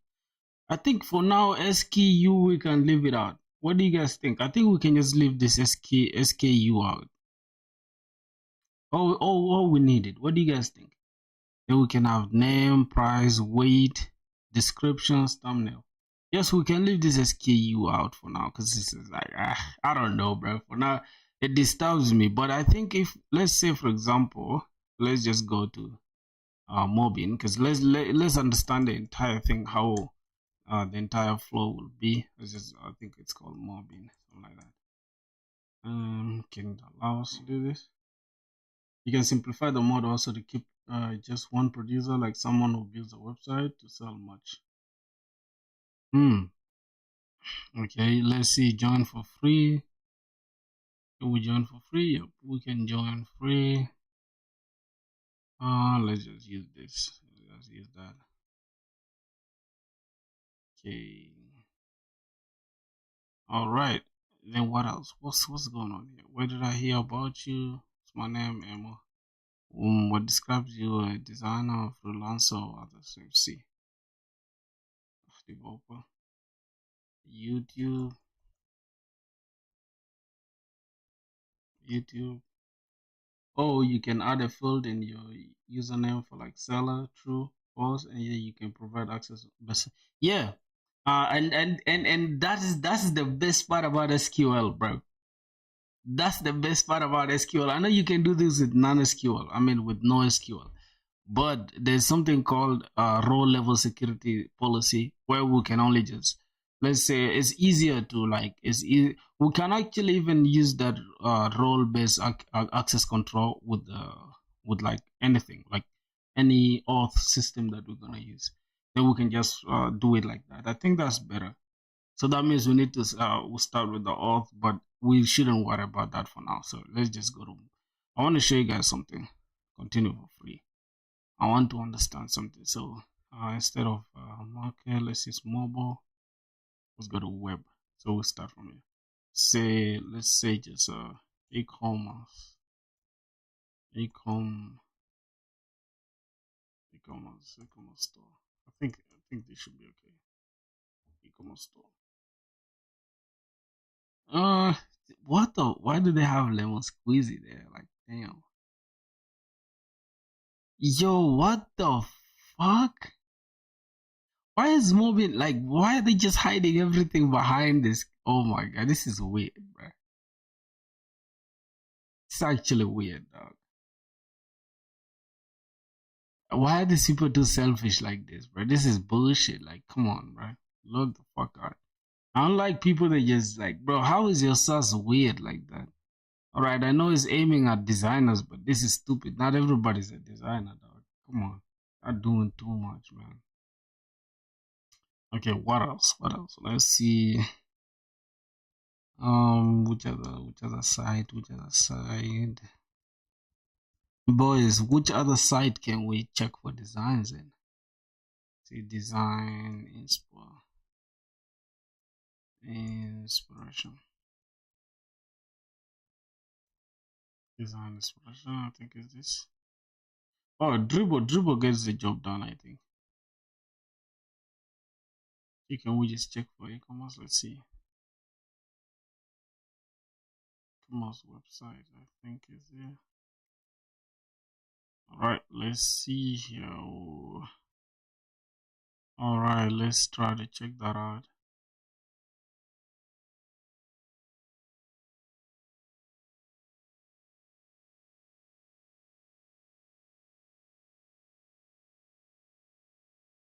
Boys.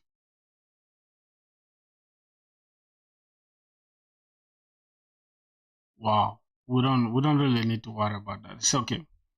We're gonna have to create a product and we'll give it a name, price, and stuff. So for now, we can just focus on the customer and the product.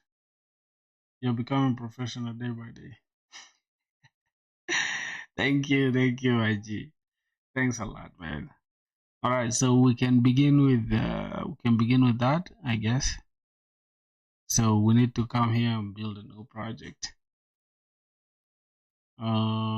Did we? I think we started e-commerce backend some time back.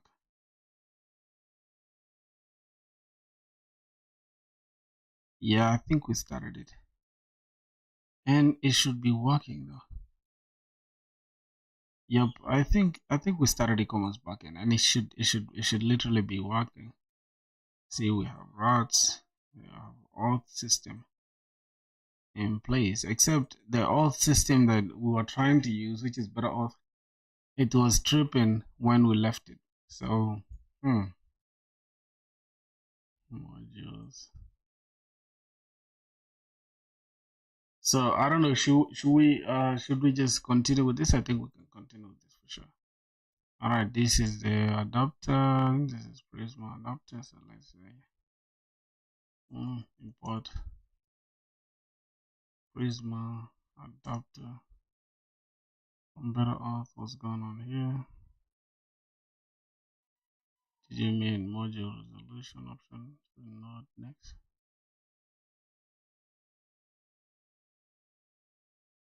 Yeah, boys.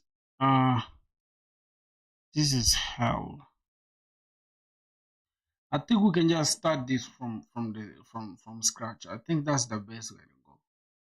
So we can just start with designing. I mean, we're already designing this. We've already done it though. So let's see. Can we export this PDF? Okay, no problem. So let's go ahead and just design our schema. We have already designed the schema, so we can just throw it in our. Oh, let's see, what do we have here?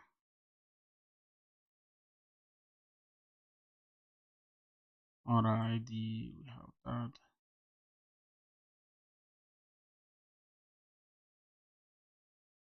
Okay, so we had issues with this. Let me just remove this idea thing.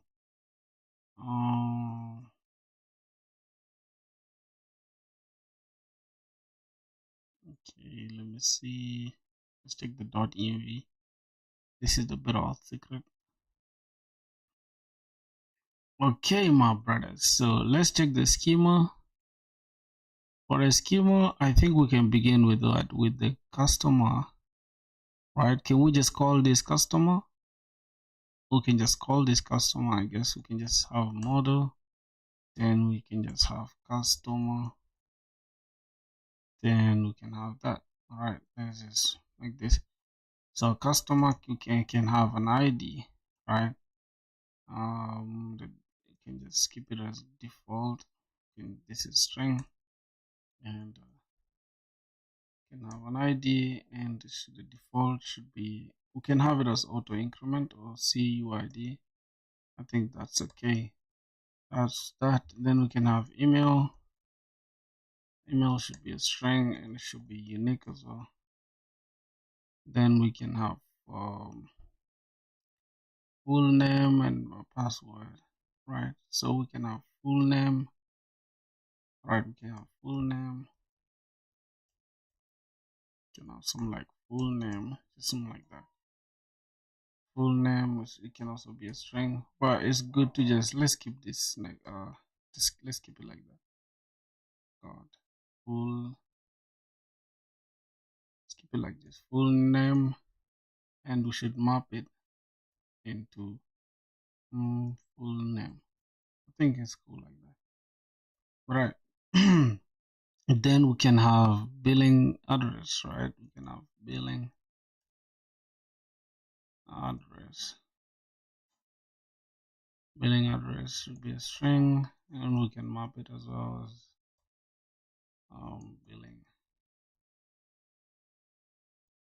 billing address. Okay. Then we can have default shipping address, right? Default shipping. Or we can just call it. We can just call it shipping address. Do we really need all that? Default shipping address. Shipping address. Then we can have string. Then we'll map it to. Can map it as default shipping address. All right. Then the next thing is we can have country. Country is a string. Okay, country is a string. It can actually be a country. Yeah, country should be required. Then we can have phone. And the phone, I think for the phone, do we really need their phone number? We can just keep it like phone can be int, right?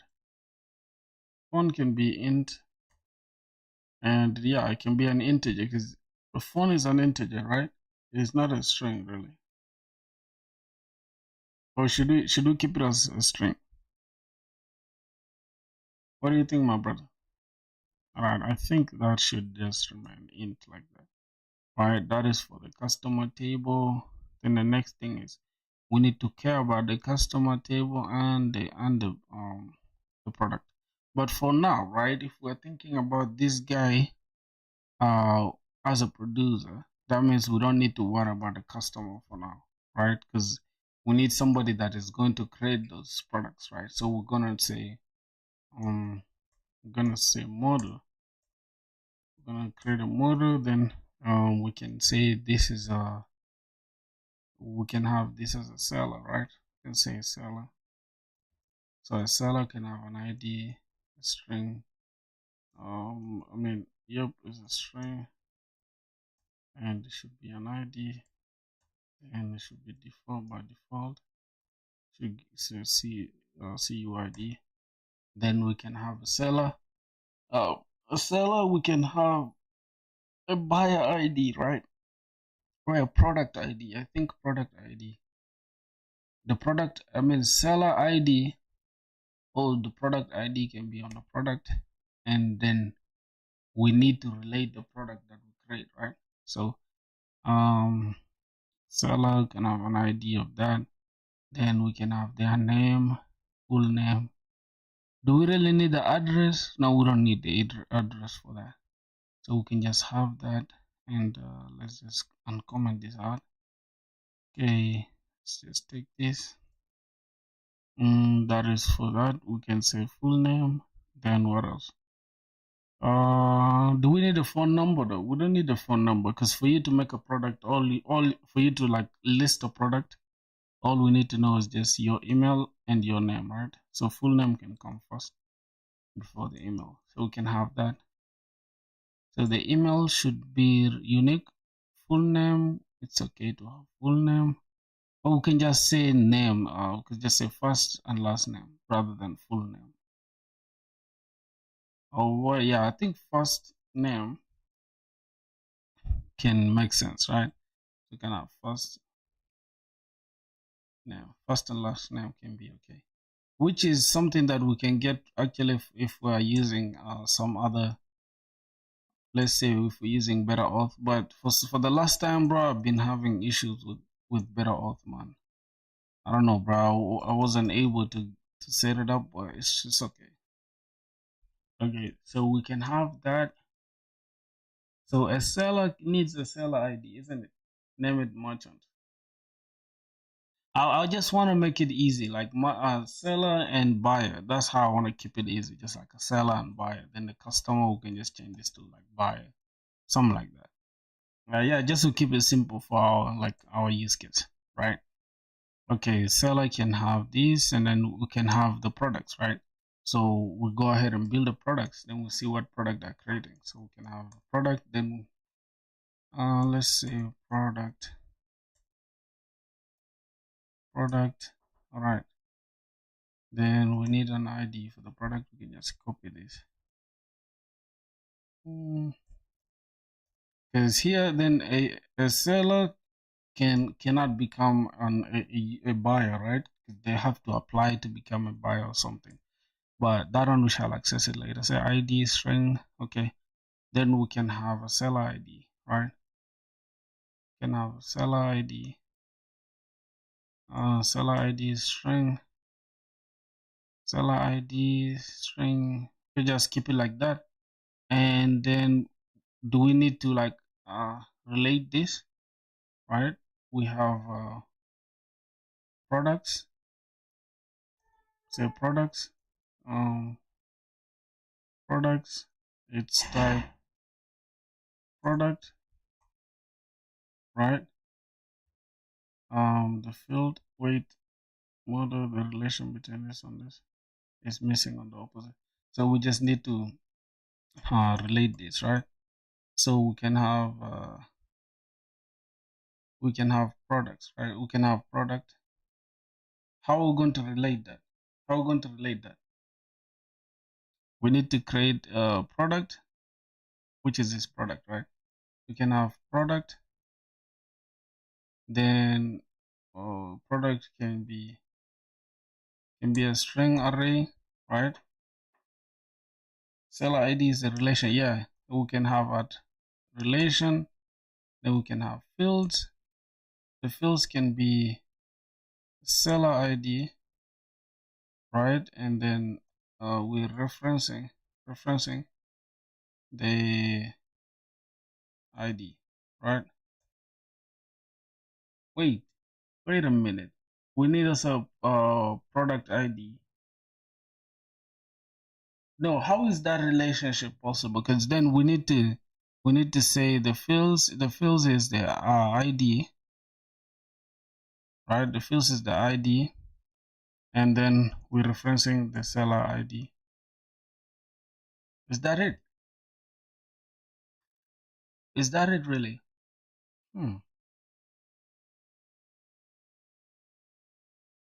I think we need to create the product. We have the products, which is product. Then we have a product, which is an array, right? And then the relations, the fields should be error passing the attribute invalid field type, not the relation.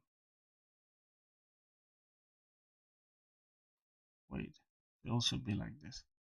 Fields. What's the fields? The fields is the product, right? Products. Why is the product array even here? Because imagine here, if we're the seller, right? A seller can have products, right? A seller can have many products. So it's like a seller which is one to many. So a seller can have many products, right? So we need an ID which is a foreign key to the seller. So this is the seller ID, which is a foreign key. So that means the foreign ID needs to be seller ID, which is a foreign ID, and then we are referencing the ID. But which ID, that's the point.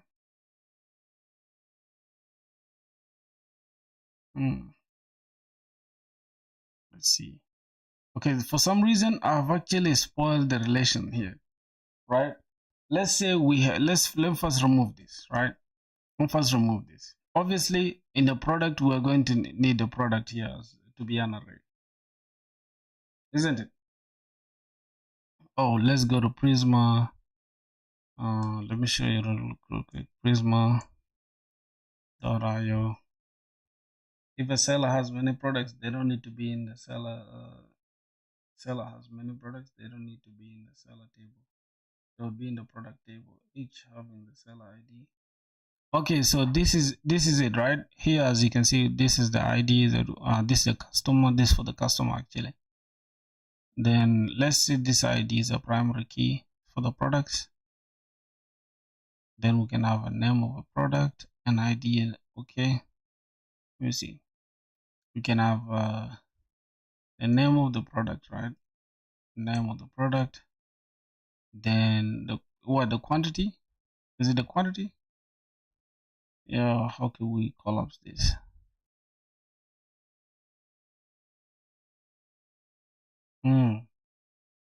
How to search you on LinkedIn? Name Emmanuel Francis. Bro, just type Emmanuel Francis on LinkedIn. You don't have to type all that stuff, all that West Africa shit that you say. All right, let's see. Can we just go to this? Get started. Give me a second. If a seller has many products, they don't need to be in the seller table. They would be in the product table, each having the seller's ID, and I don't know what the product array is doing in the product table. Okay, let me show you what it's doing there. Just give me a sec. Let's continue with Google. Let me show you what's going on. Okay, because if I only search name, then it shows India by default. Just search for that name. Don't worry about the location. Just remove the location. Actually, remove that India thing. Ah, bro, what the fuck is going on with this? What did I even type, man? Oh man, sometimes I don't understand what's going on with these things. Oh god, they're now texting me and bullshit, bro. Go to the docs. God damn it. Okay, database. I think we need to go to what? To the schema of getting started? Is it? Ooh, overview. Let's see, database connection. Can we just search for schema, bro? Oh, I think relations.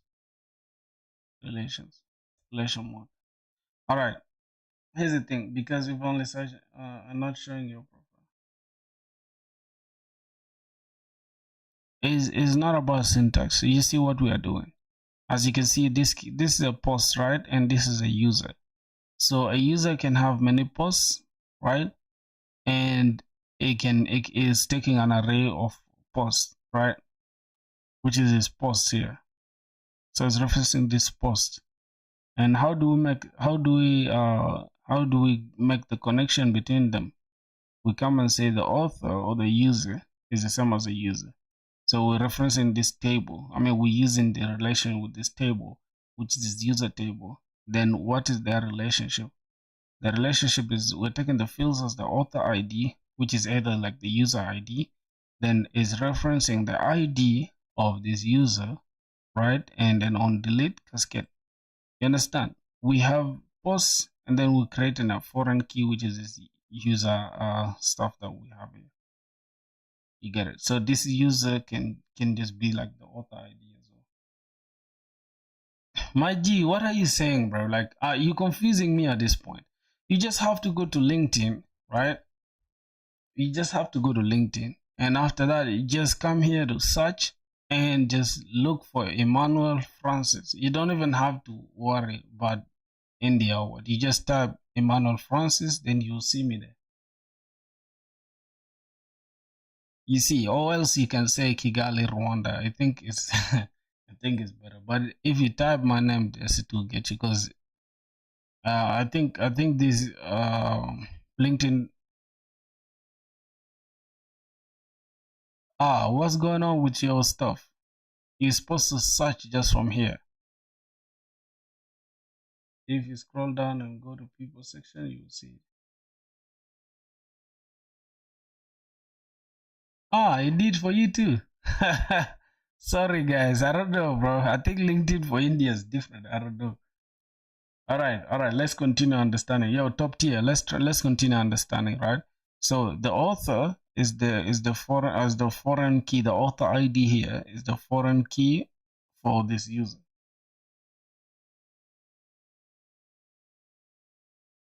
Just say Rwanda. Just say Rwanda. Kigali, Rwanda.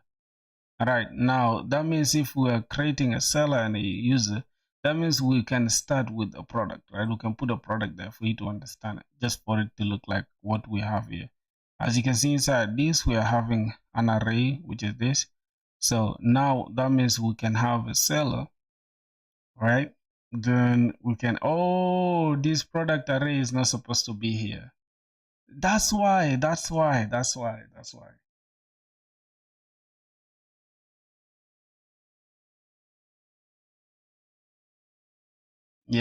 Yeah, that's why. So that means we need to put the product here. It's supposed to be products. The seller having products, and then it's referencing the product, and then here we can have the relation like that. We can have the seller ID right here inside this relation thing, right? The seller ID is referencing the seller. Is referencing the seller, right? Wait, seller ID. Why does it all of a sudden this is inside this user thing? Yeah, then we can have inside this is a seller ID, right? The tab. Why is this one like why is it showing user here? Why? Let's see. The seller ID is supposed to have seller though, and then we can have a relation. The relation is we need fields. The field should be the seller ID, right? The seller. Yeah, the ID can be the seller. Let's say the seller ID. And what else? Referencing. What are we referencing? We're referencing the ID, right? But still, bro, we're having arguments on how to find people specific. There are like 100 pages of the manual specification.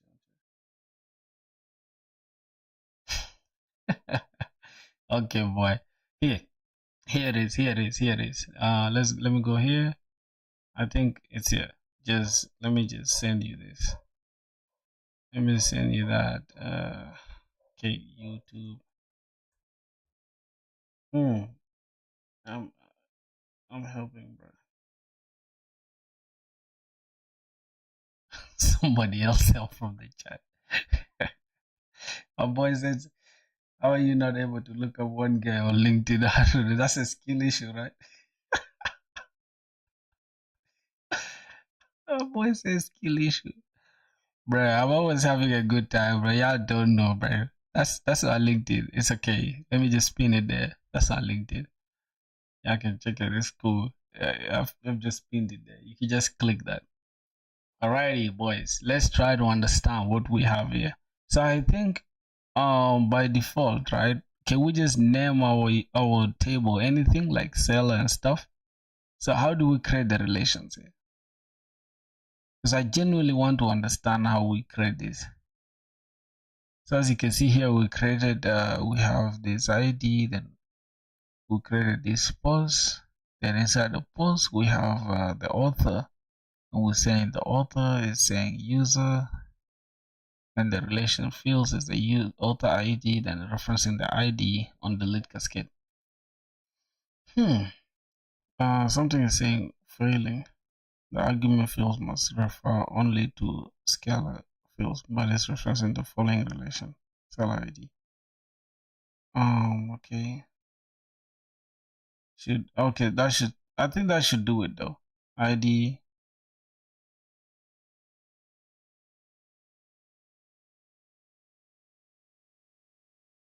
And what are we referencing? We're referencing the seller ID. I think this is correct now. So can we try to understand this? So let me see. Let me try to understand this. Say, let me understand this schema and the relations and the relation. And you see connect button. Yo, Harish, I'm sorry, you don't use LinkedIn or what? You work with okay, define your models for e-commerce platform. Let's break this down. Okay, this schema generates, bro. What the fuck? Okay, this one we want the models. Seller ID. Okay, a one-to-many relationship. A one-to-many relation. One seller can have many products. Then, product model with issues. This is the one with the problem. Here's the problem. You are trying to create a relation to a seller, but it's not defined properly. Seller ID should be a foreign key, not a full object. It should look like this. So it should look like seller ID string and then seller relation. Yes, that's what I was looking for. That's what I was looking for actually. So the seller ID, good. Let me remove that. So this can be a string. The seller ID can be a string. Then we can have a seller, right? Which is like the one with the relation, right? The seller is referencing the seller itself, right? And then the relation is like this. We need to now create the relation. Then we can say fields.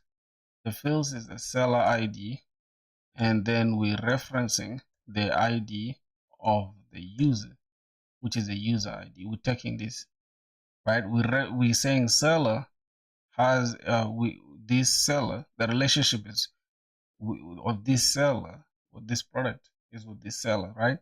And then the fields is the seller ID, and then we're referencing the ID of the seller itself, right? So now it's clean, it's cool now, right? Yes, bro. Yes. We need AI, bro. We need AI. Whoever's saying with that. So this is like many to one. Each product belongs to one seller. It's like many to one, right? Okay, each seller belongs to one product. Each seller belongs to one. No, many products belong to one seller. Seller can. Okay, fine. I think I understand that relation. What else do we need from the AI? Is very good for understanding, for real. I'm telling you, my boys. Okay, let's continue. So products, we can just continue getting it from there. We have the relation. Then we can say, do we need SKU though? I think we might need the SKU. It's okay. We can have the name as there already. We need a price. Price can be int, right? What do you guys think? Can price be int? No, price can be float actually, because we need it to have decimal points. Okay, weight. We don't need weight really. I don't need weight. So I want to make the schema simple. I want to remove that. We just need the price, the name, the seller ID, and then the description. I think that should be a simple e-commerce thing. Okay, and yeah, we definitely need an image. So we can say image URL, or we can say image URL. Yep, it should be a string. All right, that should be it. And the category. What else? Can we just categorize them? What could be the possible categories? Do we need categories really? You need category if you want to display a category of products from different sellers on a single page later, like shirts. Okay, we need a category. Then let's say string. Then I think that should be. Then we need a created at,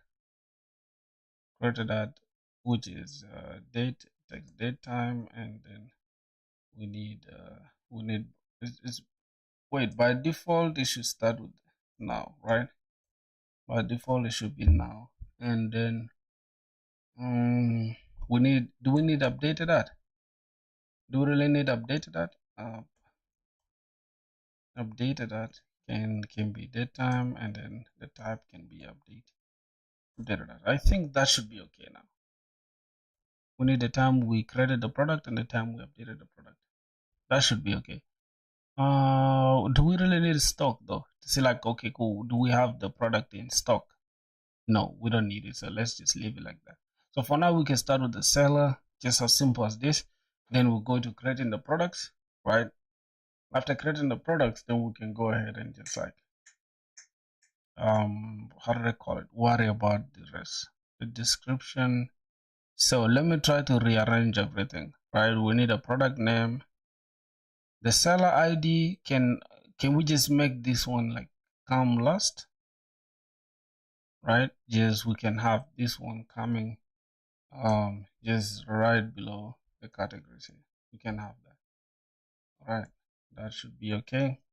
So for some things, we need some things to be optional, really, because things like category, no, things like we can have a description, or we can have a description. And that's nullable. We can just, yeah. So what else? Let's see something that we can make nullable.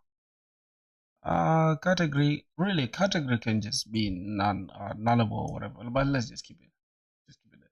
I think you can put just relationship last, seller ID top, so all relationship go to the bottom. Yeah, seller ID can be at the top, just so it can be close to the ID itself, like that, like that. But I think it should just come right below the name, right? Because the name is what we need to be on top. The ID can just be. But let's just keep IDs together. Together. Okay, I think that's okay now. I think our schema is good for, it's cool for creating a product run. And later, if we need anything, we can go ahead and how do I call it? We can go ahead and add it, right? So we can start with, that's how to do. We can say start with creating product. Listing products. Listing products. Then just add on later. Add on later. I think that's okay. Hello, yo, what's good, man? I gotta take a shower now. See ya. Okay, man. Have a good one, bro. No problem. Thank you for being there, my G. Okay, I think that's okay now. We can go ahead and create this seller thing. Then we can just push there, and then we focus on the rest afterwards. Matter of fact, what I'm gonna do, can I just, is there where I can mark this? How can I bookmark this page, bro? Wait, how can I bookmark this? There's no way I can bookmark this, bro. But I might need it though. See. Wait, bookmark. How do I bookmark this? So I can just, let's see. I can just pin this tab. Let me just keep it pinned. I think it's okay like that. I gotta take a shower now. Okay, cool. Are you there? He's there. My boy is always there, man. That's my brother. All right, let's see. Let's go ahead and just do that. Push the schema. So boys, now as far as logging in is concerned, right? As far as logging in is concerned, we don't need to like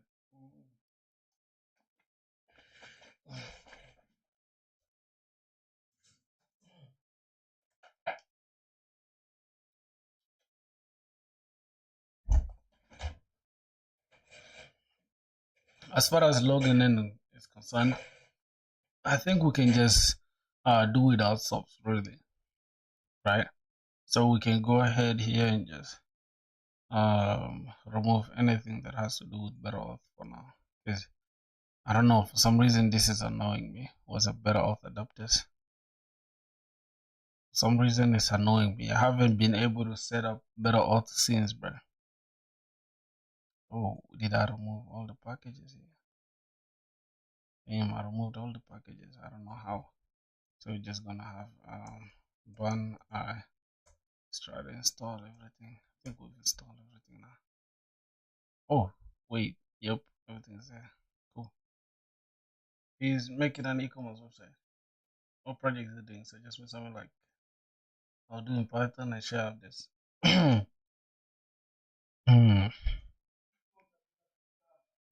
Okay. So boys, should we really like add anything to do with better auth now, or we just leave it like this? Then worry about the authentication later, because we just want for now to create a product. So we can just remove it now, for now. I'll just add it later. I'll add it later. I know it's bad practice. We could have started with it, right? But let's just keep it like that for now. Okay, Prisma. Yeah, we need Prisma client, obviously. We need Prisma client. We got routes. Okay, this is for the order route. We can do the same thing for come here. What else? Okay, we got that. We got the routing. All right, for now, let's just remove anything to do with this. So we can just create a new database, right? So we can come here to this database that I already built. Then we can just create, we can create a new, let's go here inside this, outside this stuff. We can just create a new thing called, we can say docker compose dot yaml, right? So that we can create a new instance of Docker, and rather than what's going on using npm as preferred package manager for multiple log files. Okay. What's going on here, boys? Okay, fine. Let me open the what it's okay data bucket thing. Just give me a sec. This is the auth. Okay, fine. That's the front end.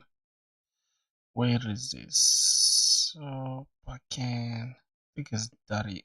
I think this is the one. Man, you have a record editor. Yeah. I have a record editor by G. This is backend. Front end, backend. Okay, how do we open that? Just give me a sec. I need to go here. Matter of fact, let's just open this, and I need to go inside the Docker Compose. I need to go inside the Docker Compose, and I need to just copy this and then just change everything that's inside there. Okay, let's go ahead and just drop this, and then I can just change everything that's inside here. Now, what happens with this Docker Compose? I'll just explain it to you in a second. This Docker Compose creates a Postgres image. It pulls a Postgres image from Docker something, Docker Hub, something like that. So we're pulling the latest image of Postgres. Then we're creating a container name. We can just change this, so like ecom filthy. I mean ecom. You can just say ecom filthy or filthy ecom. We just call this ecom filthy. And always restart. Then we can have the Postgres username as filthy. Then we can have this, but for now, yeah, we can have proc filthy. Then we can have filthy pass. Then the DB. We can just create a whole new DB. We can just call this ecom filthy. We can have this as ecom filthy DB, something like that. Yep.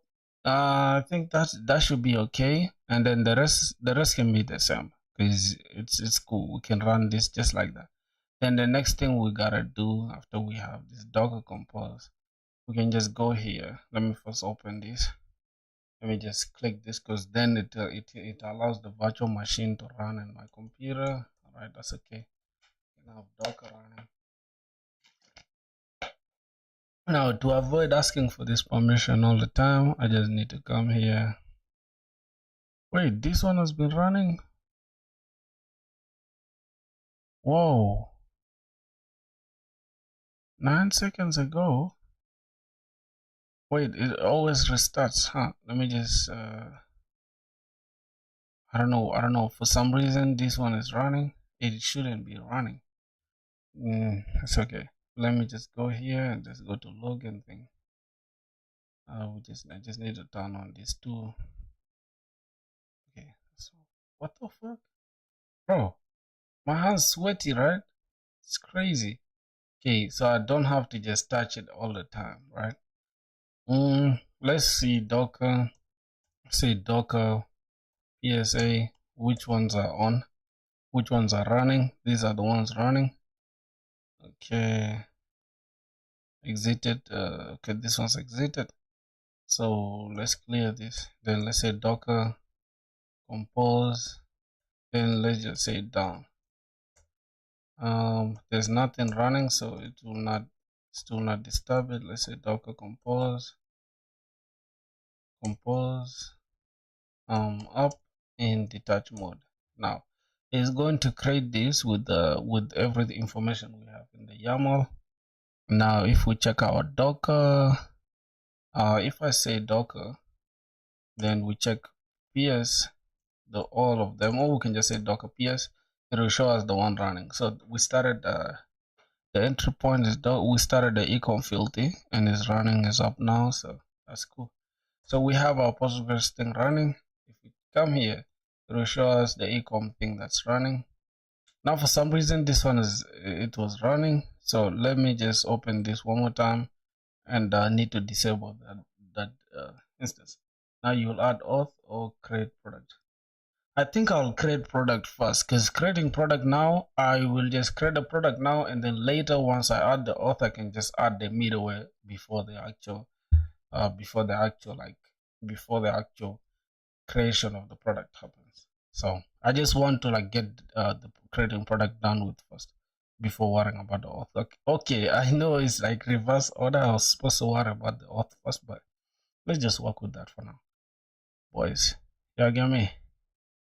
All right, for some reason, I need to just say Docker, save doc, the ones that are running. Okay, that's the one that's running. Now, what I need to do, right? I need to remove, I have this one, right? So I'm just gonna say Docker, Docker compose. What did I say? Docker compose. Let's say up in detach mode as well. Now, this one is starting error, failed to set up the drive file programming is activity. This is okay. We have the same thing running. So let me say Docker. All right, boys. So I think it should just, it's not actually running though. If we pay attention here, this is not running. It's just showing that we have a container that we created. We have that container, but we can just delete forever, and when we need it later, we can just add it back on. Then you have to create some accounts first, because product have a seller ID. Yeah. But what do you think though? Don't you think we can just create we can just create our own auth real quick just with JWT? What do you think? Because I already have the code for creating. Let me see. I think it's here custom auth. I just have the code already for like the custom auth thing, so I don't have to worry. We can just copy the exact thing, right? So we already have the custom auth, so that we can just change it with like, or we just call it an ID or something. Editor could not be open because the file was not found. All right, no problem. We can just come here and just use auth this time. Oh, I need to use auth that time, but what do you think? The open auth thing for then that means we just need to use better auth then. You know, for creating the user, right? We can just make it simple by saying we just give it like a simple seller ID. We just hard code the seller ID. What do you think? Oh, we need to address the auth first. I think we need to address the auth first, man. There's no way we can run. Yeah, for now, right? All right, no problem. So database URL. Oh, we need the database. We need a database URL. But why do we need a database URL?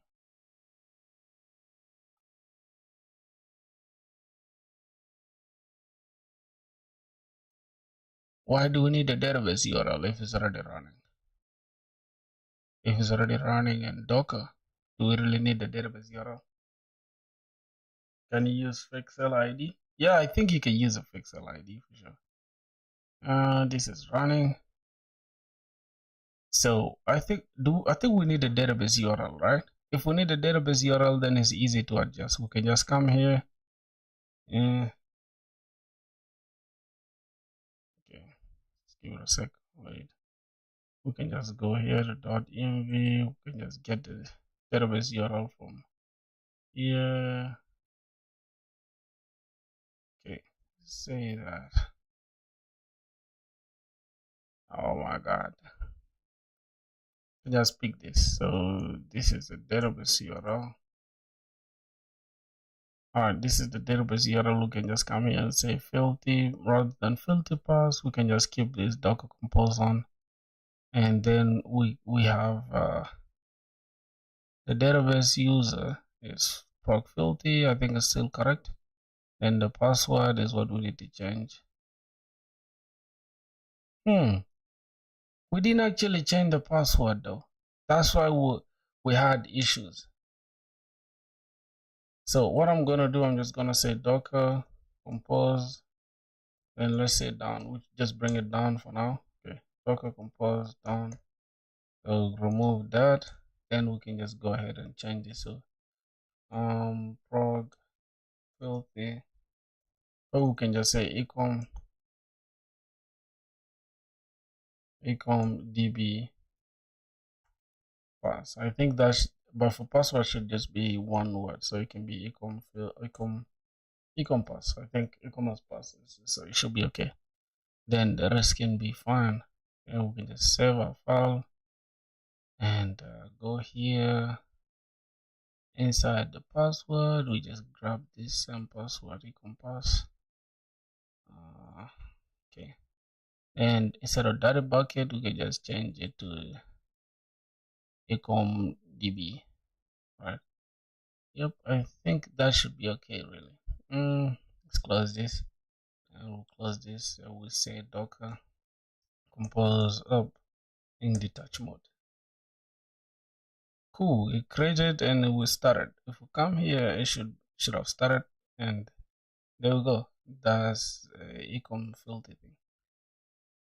Ecom backend. Okay, whatever. So we can go ahead and just like I think we can start. We can just add the better auth thing, right? Since we have our schema already, then the better auth will just check our schema and then continue from there, right? So that we can just have a seller ID straight. We're gonna take because if I'm to just create my own auth, it will just waste my time. What time is it there? It's 6 p.m. But this time, boys, we gotta have like everything correct though. So let me push everything here. Let me say setup schema for product and seller. Okay, that should be okay. I'm just gonna say this. Commit and push. That should be okay for that. And the next thing I'm going to worry about is making sure testing if everything works. Let's say ban dev. Okay, that is running on port 8080. Let's test Postman. For some reason, this shit is not searching. Spotlight search is not working.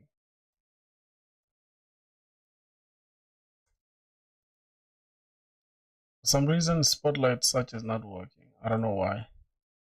I think it's inside the activity, right? I disabled it, I guess. Oh my god, I don't even... Oh, Jesus. It's 6 p.m. in my place. It just hit 6 p.m. right now, bro. We just reached 6 p.m. Okay, so let's test this. This is not going to give us anything. Okay, the app is running. The app is running. That's what we have here. We have the status check, which is the app is running. Rather than JSON, we can just say .send. .send. And we could have the message like okay, the app is running without this JSON thing. Okay. Okay. I think it should be okay now. Let's just refresh this. Okay,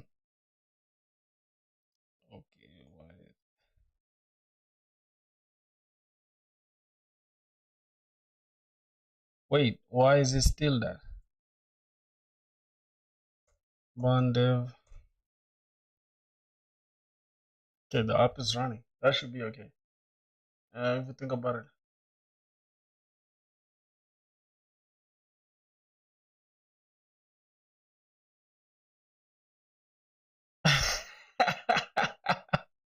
You see, bro. Sometimes it be sounding like everything is like everything is an illusion, bro. I swear to God, bro. 'Cause most times I just be looking at things like, damn, bro, how is this even possible? Like it's literally 6 p.m. here, and at some point it was 6 p.m. in your place, and I think when it was 6 p.m. it was 3 p.m. in my place, which is literally crazy. Yeah, it's 6 p.m. I'm still seeing like outside. I can still see clearly outside. Yeah, man. So let's see. For some reason, this spotlight is not working. Right now, if I type anything, it's not. See, it's not. Postman is not. So let me see. What's the issue?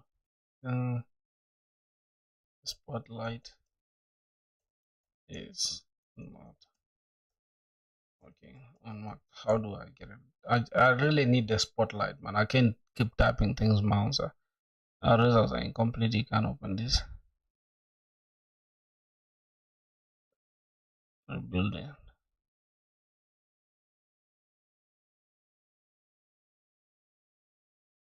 Spotlight privacy. Okay, I think it's spotlight. I think it's spotlight and what else? Delete search history.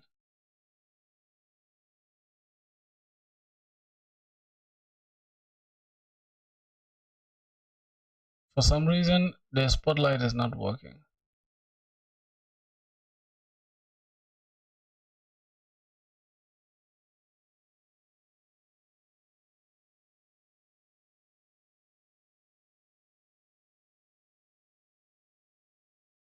Okay, let's see.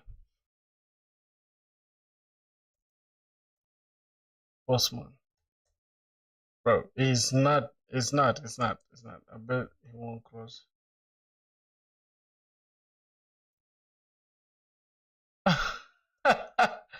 You guys want somebody to be typing like this or what? I don't know.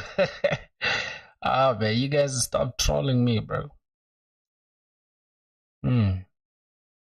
So I have to just come here to apps and literally just open it by myself. God, this is stress, bro.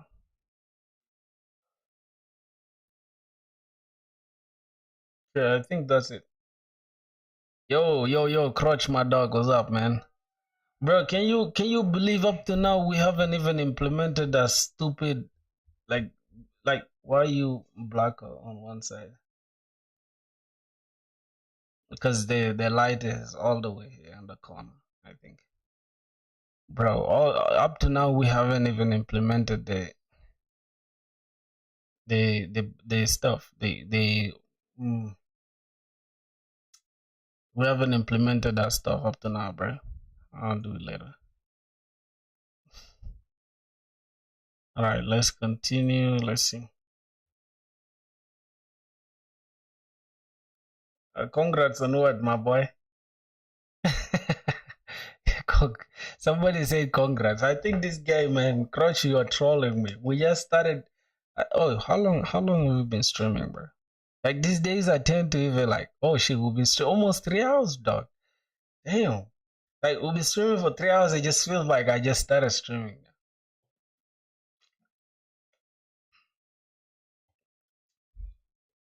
All right, let me see. What did you leave for us today?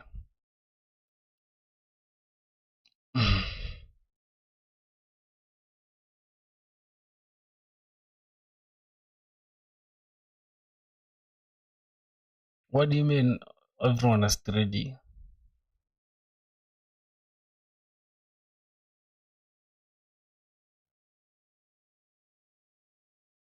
Oh, Aman Khan, you sent me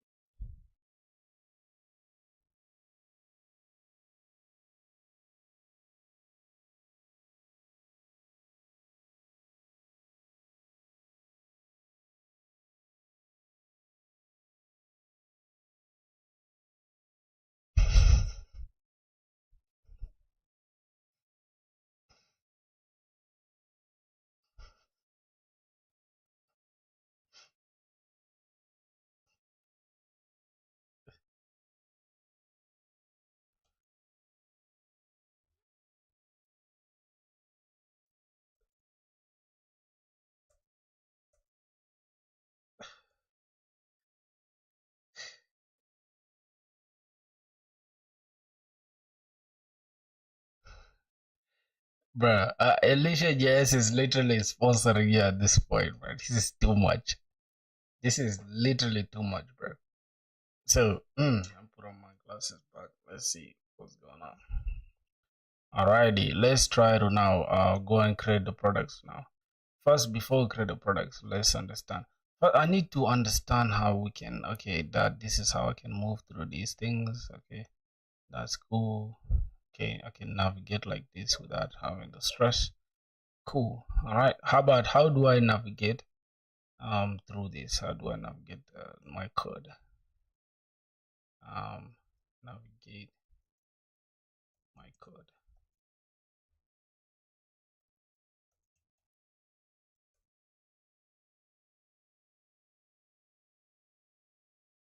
Command plus P. Okay, command P. Command P. Oh, schema.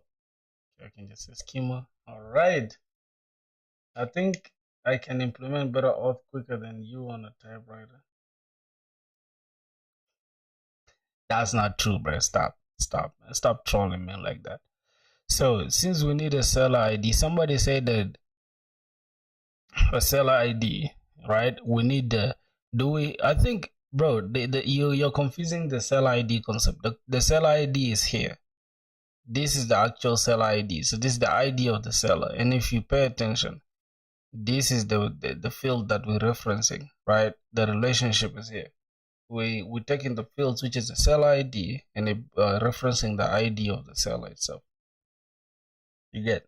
So that's how we create our relation. So we don't really need the authentication for now to create a product. So we can go ahead and just do that, right? So we can open this and open a new stuff.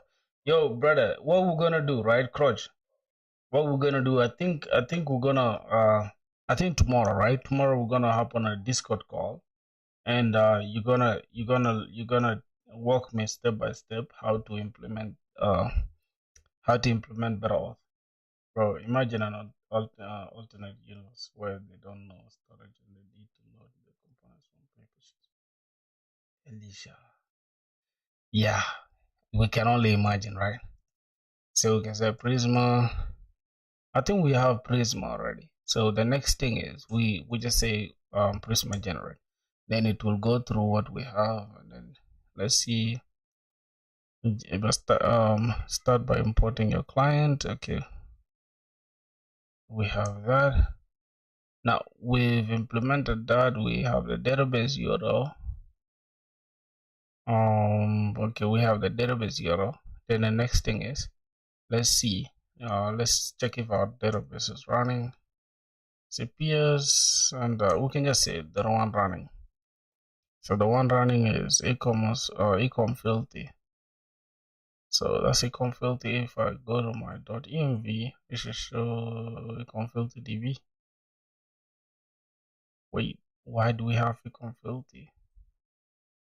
Ecom filthy. Which one is it? I think it's supposed to be okay. The container name is ecom filthy. That's the one running.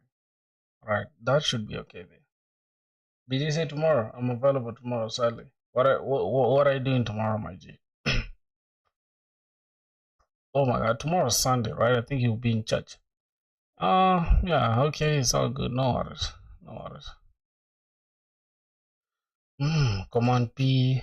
Then I need to go inside the index. Okay, then if I don't want to go inside the index, where can I jump into? I need to jump into Prisma. Okay, bro, this is my first time seeing that I can do this actually. Wow, this is fantastic. Cocolastic. All right, so next thing is we need to test if our schema is already pushed. Okay, so we didn't push the schema though, so we need to say Barnex Prisma db push so that we can push the schema. Credentials, we have a problem. ecomdb, this authentication failed against our database server. The provided database credentials for proc filthy are not valid. That means we need to change. We need to change this. Okay. We need to go to Docker Compose. What do we have? So this is proc filthy, and the password is ecompass. Env. So ecompass. This is it. The password is ecompass. Ecompass. This is okay. I think the user gotta be like ecom filthy. That's the user. I think that's the best way to get it working. Ecom filthy. Then we can change this to visiting a family far away. All right, no problem, my G. When you get back, I guess you can filter. But I think when you get back, you find me done with it. Find me done with it. All right, so let's go ahead and say Docker compose down. So we're bringing that down because we're making some corrections. And let's first check if it's actually down. All right, it's actually down. Then we can go ahead and say Docker compose up in detach mode. All right, this time it should be running. And if we check again, all right, if we check again, we say Barnex Prisma DB push. This time we should. Oh, we have a problem again. Please forward. Authentication failed against database server provided e-commerce filthy are not valid. We need to provide the database credentials to the database server, the configuration address. How do we have wrong stuff? Yeah, ecom filthy. We got ecom filthy, then we got a compass.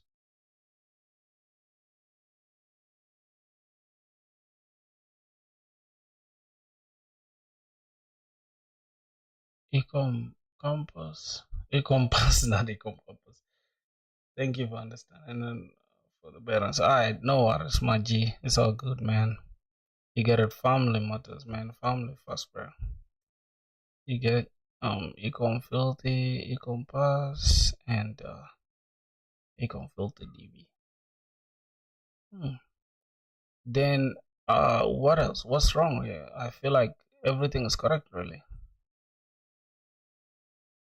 Like everything is correct, unless they have a problem with us.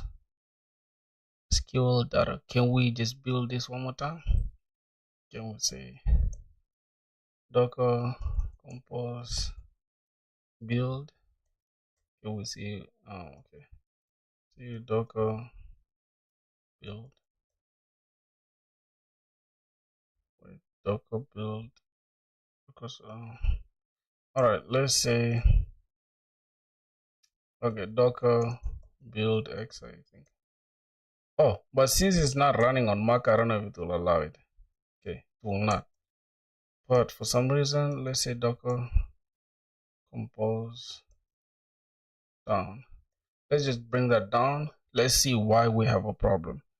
So the container name is econ filthy, econ backend default by default. Is this? Oh, you learned how to use Docker already. Damn. You know what it's doing for the first time. Yeah, you gotta be a fast learner, my G. You gotta lock in. You get it.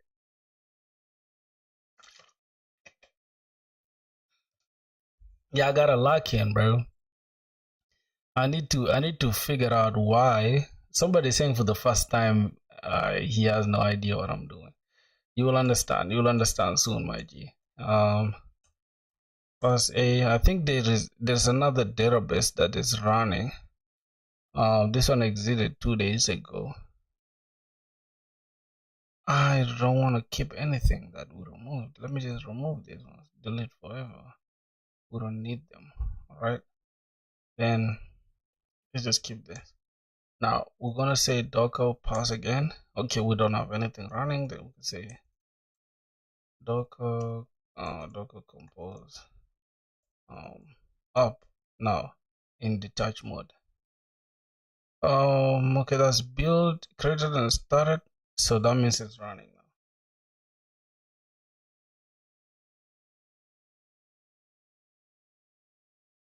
now. I have a deja vu.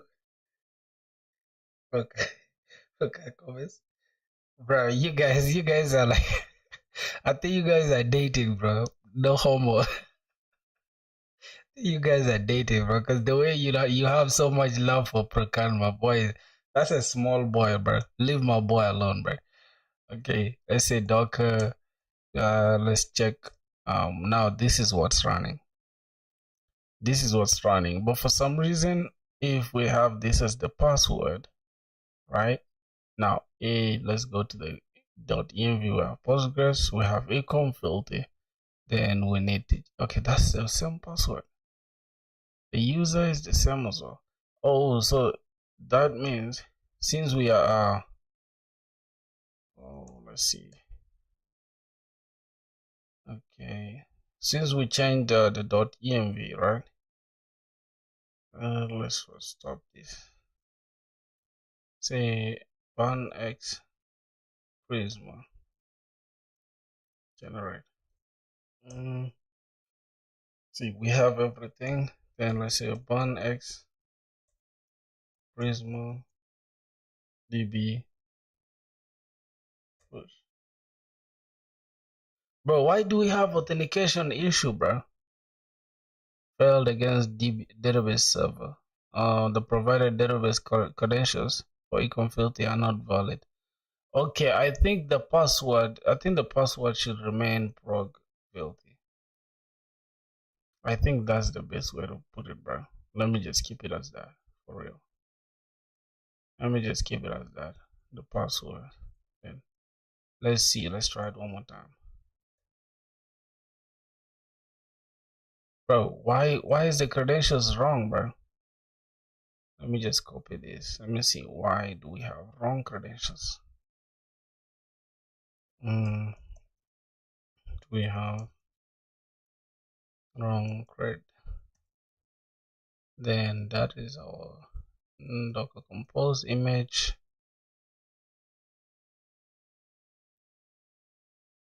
Yo, J Pro, how did I forget you, bro? You stopped being on our stream. Obviously, your memory will not be the same as how you left it. It's like an old man. You get it? It's like an old man, bro. I'm getting old every day. The passwords are matching. You get in the Prisma error. This means the Prisma is trying to connect to the PostgreSQL database, but the username compo does not match the database expecting. Your database URL user ecom. This is probably wrong. Ecompass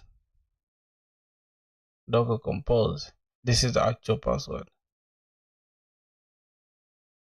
Wait, it's bro. Look at the way just AI is catching to something that even when I changed it to this, even when I actually changed this just to test to see if it's actually the problem. Now let's say again Docker, because without Docker the rest cannot run, bro. I'm not lying to you.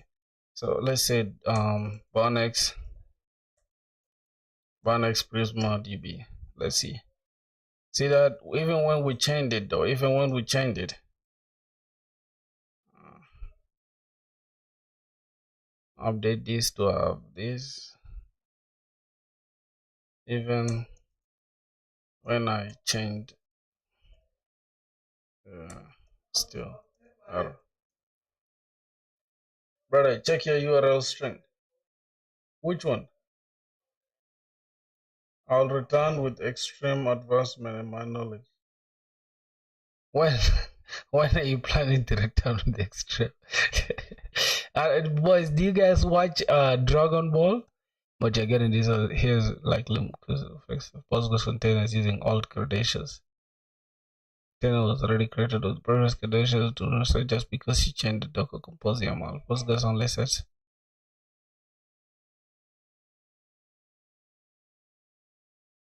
Oh, so damn Docker, right? We're saying Docker compose, we say down and then -v. That will remove. Okay, it had cache data actually. It had cache data, and that data was carrying the previous password. So now if we say Docker compose up, and in detach mode, it should now create it and then store this one in the data.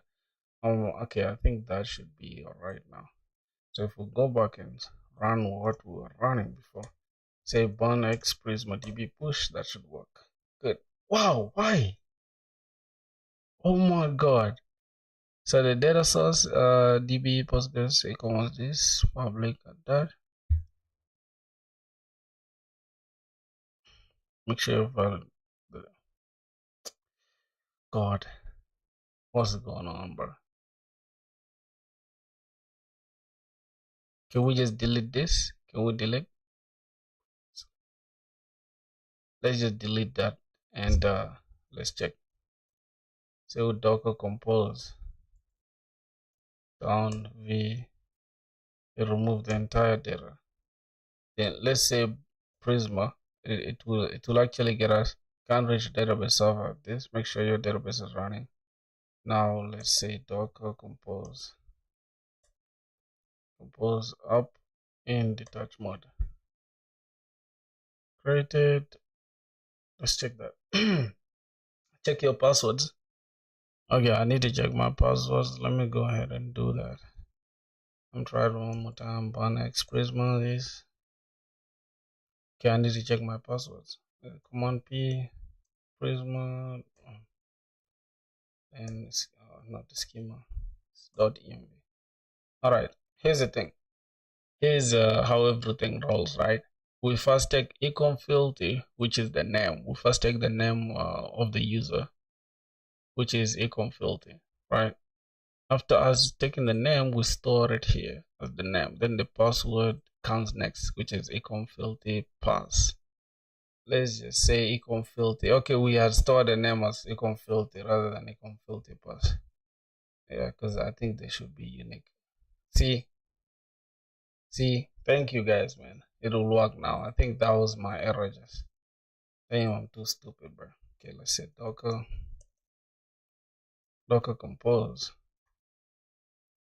compose down v, then it will delete even with the cache. Then now let's say docker compose up, then we could say just up. It will build actually here and we shall use it here in the terminal, but let's just keep it in detach mode so that we can keep using our terminal. So let's check. It must start 0 seconds. All right, that means that's working. Now let's say burn x prisma db push. That should work. Good, it has worked. Okay, now prisma is in. Let's say burn x prisma db prisma studio. Okay, that should open for us, the studio. Good. Then we have product and we have the seller. Okay, so we have the first name, last name, email, products. Okay, I think that's okay. Let's see, ID, seller ID, name, and the price as float. We have this. Okay, I think from there we can go ahead now and create the products. We don't even need this for now. Okay, cool. We just keep that. Let's close this off. I think that has worked, right? Okay, then we can go ahead and just run this. I say burn x, burn dev. Then we can go ahead and create the products, right? Next thing we need to do, we need to jump inside the what? We need to jump inside the controllers. Inside the controllers, SRC, we have that. That's for the order ID. Now, the next thing inside this, we need to just create the, we say product controller, right? Should we call this product controller? Should be product controller. Yeah. Product dot controller dot yes. I think that should be okay. Then we need a route for that. We just get product dot route dot yes, and that should be okay for the product. Then we just need to call it here, right? We have the orders thing, and we just need to just call the products, right? We can have app dot use, then we can have API slash v1 slash products. Yeah, so we can have products. That's it. For the orders, I think we can just have this as orders. Then we can have this as products. Now, the reason why we need this v1 is if like for versioning. This is not like for anything else. So that should be okay. Then we can just call this, say product routes. Then we can just create this. We'll go close the schema, just go to the routes, say cons product routes is equals to, okay, I think this can be router, right? We start with router. So we'll say product router, not routes, product router is equals to router from express. Then we can say product cons, say what are we creating here? Why do I need the API? Yeah, because that's the route actually. That's the API thing. We just calling this, right? It's just for good convention, man. It's not like anything. It's not anything. It's always good to like mark your APIs with that. That's according to the book that I read. I don't know if there's any study that backs it up, but I'm just thinking. Product product route. Okay, that should be okay. What is that? What's this? Product routes from, you can have dot src dot routes dot product route. I think that should be okay. Then what do we have here? Has no export. Okay, we didn't export anything. Ooh. We can say product, say cons export. We could say export default, or we can just say cons export product route product route. Product. Wait, what do we have here? What do you have here? We don't have this exported.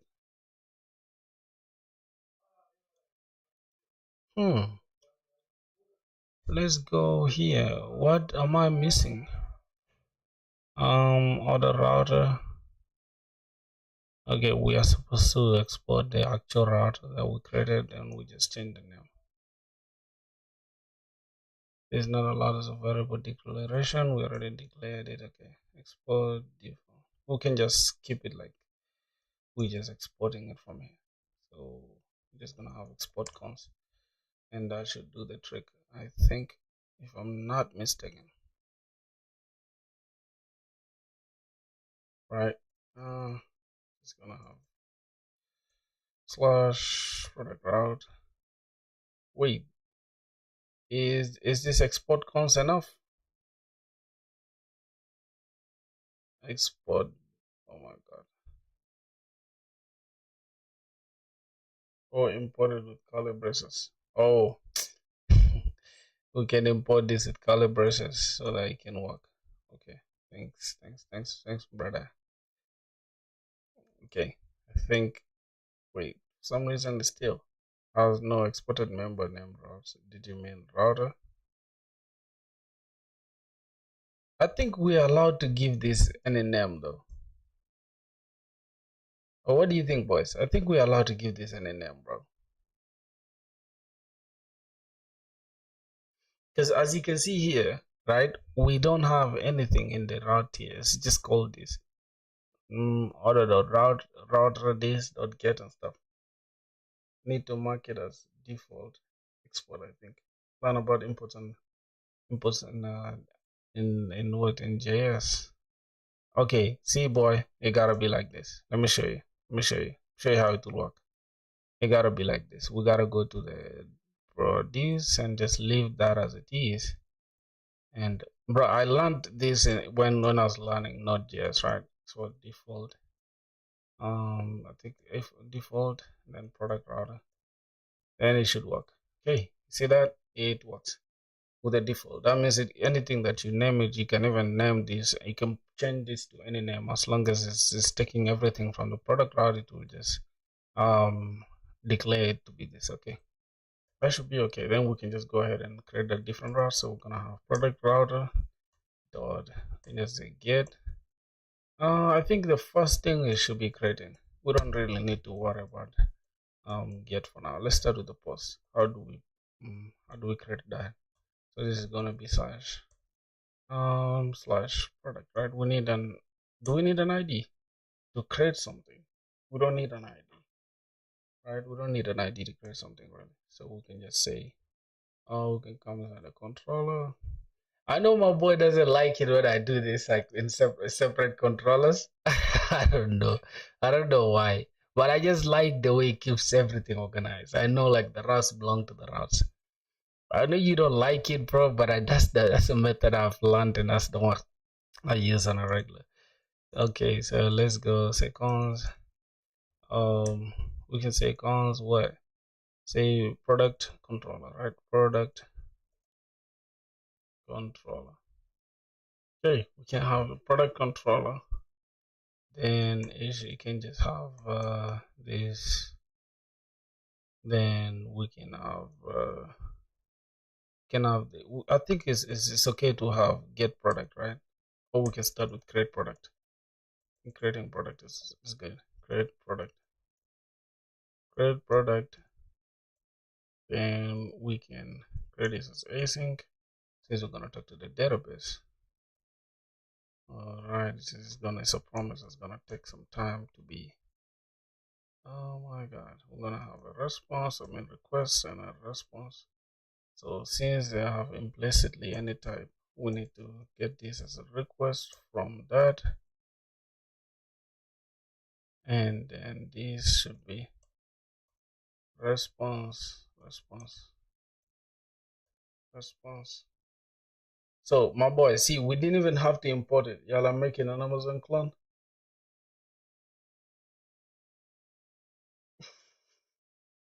Yeah.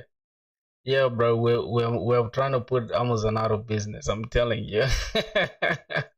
So, bro, one thing I learned, right, is like when we're building these things like this, we don't even have to worry about like putting them inside a try catch, because we can create a middleware. We can create middlewares here, and then we can just put the error handling there, because automatically, like in the new version of Express, all you have to do is just say app.use, and then call the stuff here. Then it will just take all the errors. It will build the website, will drive the truck to deliver. Yes. Yeah. We have everything, man. We have everything, bro. I'm telling you, we have everything already. Okay, so let's come here and say what product controller dot create product. Okay, no matches. Hmm. Why are they saying no matches? So I'm kind of confused right now. Oh, we need to import this. Import product. Okay, that's. Do we have the product controller? Nope. Import product controller. Okay, do we? I think we're not exporting the product controller. Okay, no problem. Let's go inside the controller. Export default product controller. Okay, I think then this is gonna be possible. Let me just developer experience, right? Import that and then dot create that. It should be okay. Wait, what's going on? The last I will give the following error argument of request promise. Okay, we're not using that. Okay, fine. We just let's just put this in a try catch. We just say console dot error, and we're just gonna have the error. Okay. Then here we're gonna have response dot status. We're going to have this as 200 dot JSON. Then we can let's say error status. I mean, we can have this as success. We can have this as success. Success not true, right? Success. Can we just? How can we do it? How can we do it?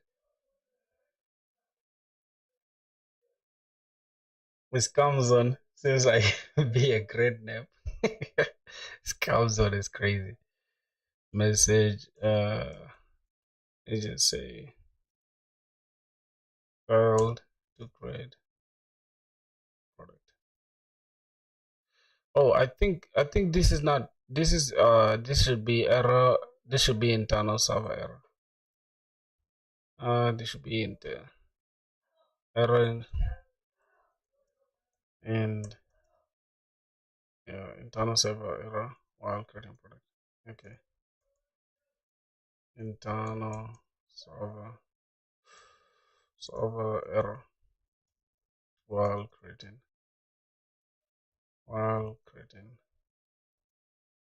product. Okay, that should be okay. And next thing is this is inside the catch. What's going on here? This is not callable type. Number has no signatures. All right. Just give me a sec. The import request from Express response from Express. Okay, that was a stupid error, bro. Yeah, I'm pretty sure you need to import types of request and response, but I might be wrong. No, you're right. You're right. That's why we're having a stupid error, bro.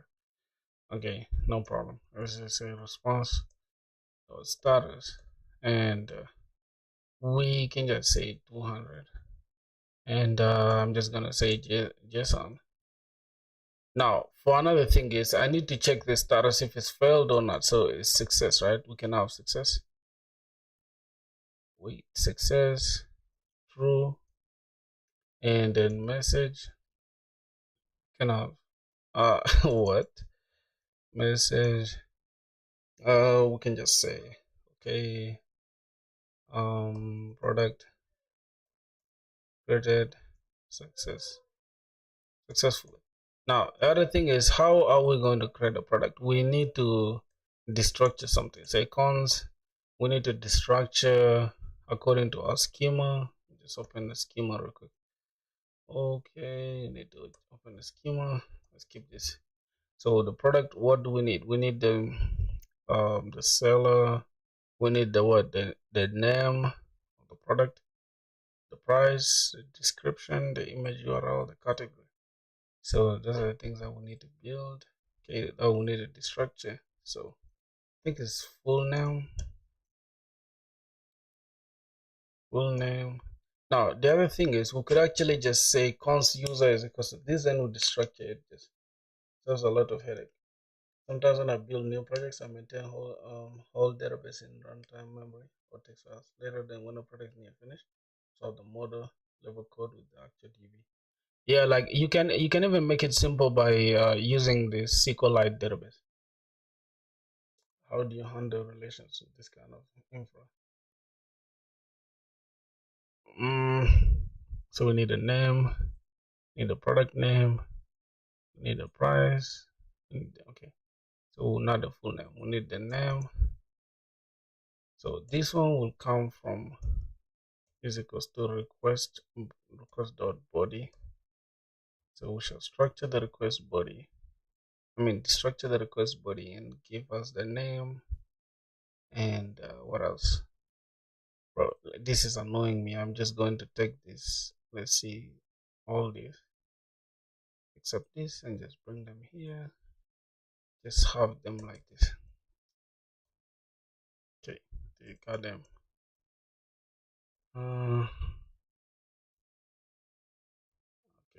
something like that. And okay, that should be okay. We have the name. We gotta destructure the name. Gotta say the price, then the description, then the image URL, then the category, right? Yo, my viewer call was good, my brother. You don't need to think about relationship when your backend is just a placeholder. Then it's more like looking for technical debt, man. You just want it, you want it easy now and then hard later, right? Yo, what's good, my viewer, man? How are you doing, my G? It's my brother from South Sudan, man. How is everything, G? Okay, so another thing we need to take care of. Now, things like category, I think the category shouldn't be a string, dog, because let me just go back to my schema. I think the category should really be a category should be a string. Should be an array, right? Because a category we can have different categories, so it should be an array. It doesn't make any sense. Stop doing this. Enjoying this weekend, bro. You're having a good one. Yeah, finish. I can imagine you have everything done already and you just swap it. Yeah, because you need the relations first. That's the truth, bro. That's the true way. That's the truth. Yeah. Okay, let's see. Do we need, boys, do we need to change this? Do we need to change the category now? I think the category makes sense yeah, I think it makes sense for the category to be an array, right? Because 80% of my projects I don't finish, so I don't waste most of my energy designing a database properly. Instead, I use to solve code level problems. I'm not telling you to stop, bro. I was only talking about my experience, and that's the thing, bro. I feel like I'm also suffering from the same problem. Always starting projects and not finishing them. You get it? So we need something that that is working. That's what we need.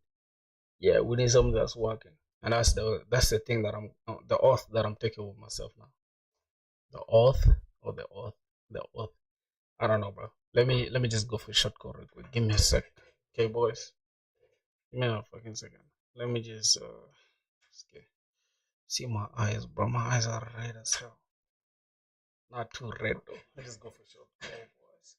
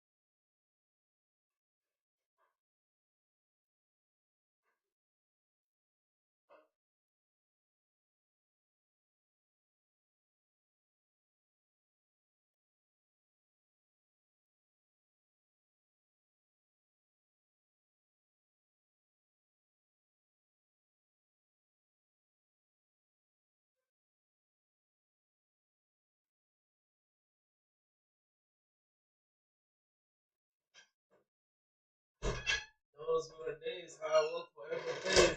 Now I see you in a better place. How can we not talk about family? One family is all that we got. Everything I want to you was by my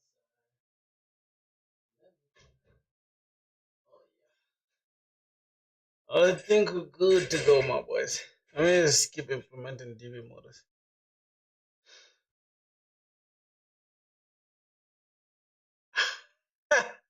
Somebody say YouTube, buddy. Oh, goodness, what's with cutters is crazy. I haven't gotten a dime from YouTube, bro. You get it.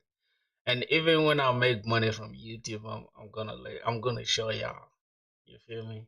Because it's gonna show y'all. I can show y'all my account, literally. Like, boys, this is how much we've made.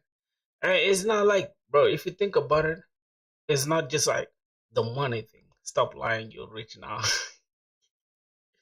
No, just small. Let's keep. I mean, implement it later. For example, if you have a list product function, you can handle with the whole web page and list product by calling your function and swap the underlying code. Go to YouTube because you're rich. Not yet. I haven't monetized yet. I'm not yet monetized, but soon. Soon as I get monetized, y'all will obviously know because we just like I think we are like 300 subs, not even 300 subs, 900 and 900 and what? No, not 900, 290, 285. Yeah, we're 285 subs away from getting monetized, which is not bad because we've already like crossed the most. Will I know from my? I think yeah, you need a yeah. No. For YouTube, they have lowered the threshold. You can even get monetized from 500 subs. Yeah, not 40K watch time, bro. It's just 4K watch time. If I can show you, let me show you my account real quick. Um, yeah, I'm a person who believes like, bro, this shit is not anything. Like, bro, what's with if I show you something? Like, what is it? Are you gonna steal my money? Yeah, you feel me? The Lord, bro. Sleep deprived.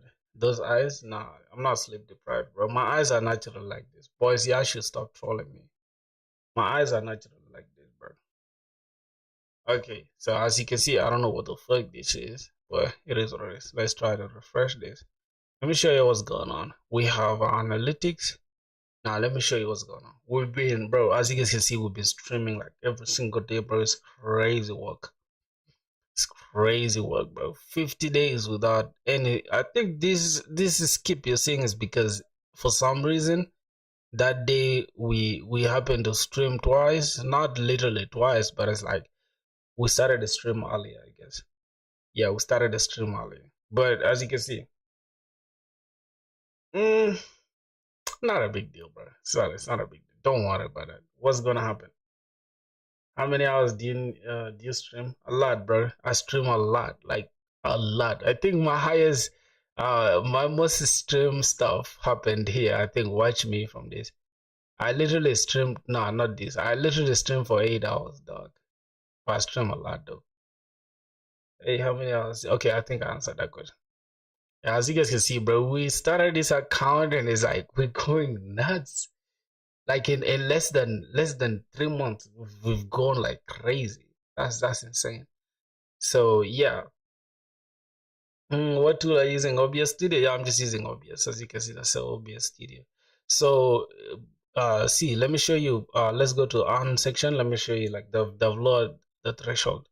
As you can see, I can even get monetized just from here. You can see like on YouTube, you can just get monetized from. You have to just. I have to only cover this, so I'm just left with 1.5 to get monetized. What's the RPM for? From like $10, I think it's like eight to $10 per 1,000 video for like 1,000 views. But then it depends on the watch time, as far as I know, for like because we've been streaming like long videos and stuff. So let's say if we stream for like 4 hours, what's going on here? Yeah, let's say we stream for 4 hours, right? It's literally it's gonna be like maybe like close to like $100. It depends though. You can make 100. Sucks that monetization is hard on Instagram. Wait. Can you show me your IG? Can I see your IG? I'm curious, bro. I want to see your IG, bro. I genuinely want to see your IG now. What do you mean you'd be a millionaire? What's going on? You have so many IG stuff. Why I can't see, bro? I want to see. Yo, you have 70K followers. God damn. For IG, I think you need 100K, right? We got an yo. I'm telling you, dog. And this dude is, bro. That dude's here with like 10K subs or like 5K subs. I mean 5K followers on IG, and then they feel themselves like they've made it in life. It's like, bro, you're still broke, man. You're still broke, so just be humble, man.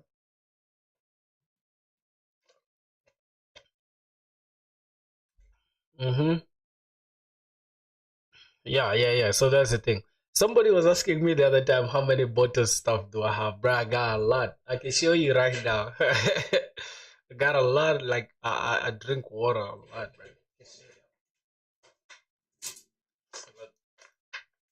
Look, look at this. Look at this, dog. I keep a lot of water around me.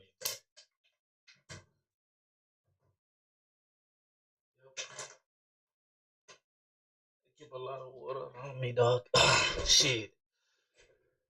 Let me see, bro. Let's keep the environment clean. Keep smelling good, dog. Get it. Let's try to like, this is like some. The only thing I can do is add a method of subscription for my audience. Hmm. Can I ask you, Crotch, what are you doing on IG? I'm curious. I'm genuinely curious because okay, actually 82K now. Bro, I genuinely have one video, right, on IG that is like 89K, right? Since then, I did not upload anything else. Like, it's almost at, I think it was 90K. I don't know how. For some reason, I'm seeing it as 89 point something K, something like that. See, but I don't really use IG like that, for sure. They probably do edits. Oh, yeah, those are the dudes. These are the dudes that be behind those, like, those no whatever, like, I don't know how to call them. It's like faceless whatever. First, I think theme pages. I think he's running a theme page, bro. It's crazy work, bro. God damn, I didn't even know, bro. If this dude didn't mention it, oh man, god damn. But thanks for like telling us, bro. It's original content, bro. You must be so crazy. Influencer in what in how do you call it? What's the name of your country in Poland? I think you must be one of those guys, bro, representing Poland, right? I'm proud of you, my boy. What's that name? Crutch. It's international. Drop your handle. Oh man, nobody's saying cap, bro. We trust you, boy. Nobody calling it cap. Damn. Why insecure, dog? Why secure by your shit? It's crazy. Okay. We got category. For some reason, yeah, category should be. Why is it a? This is a string. I thought I changed the DB thing. I thought okay, it's a string, but wait, is this?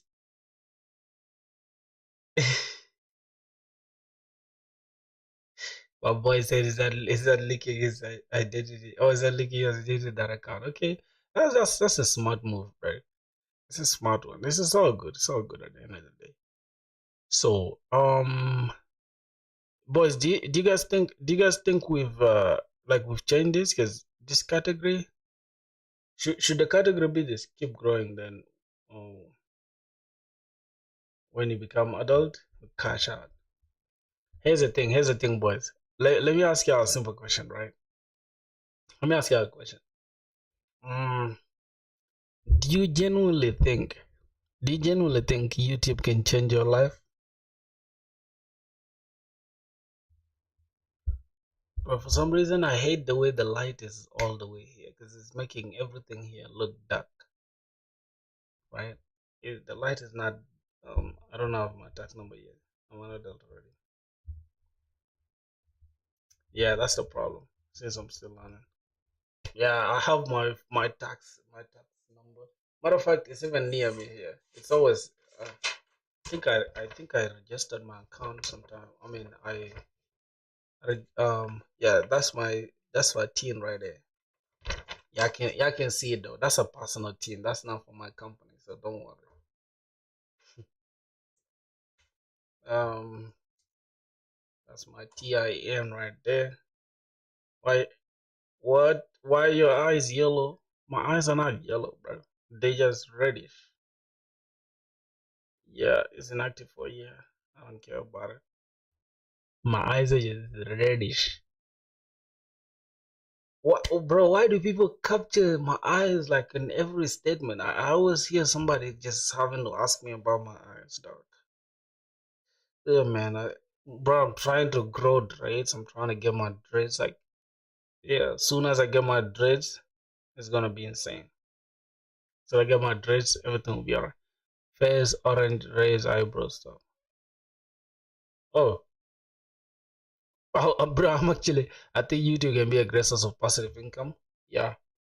There's nothing like passive income, bro. Where I'm at, I'm sure. I'll give you where I'm at, bro. $100. You can rent a house for $200. Where I'm at currently. So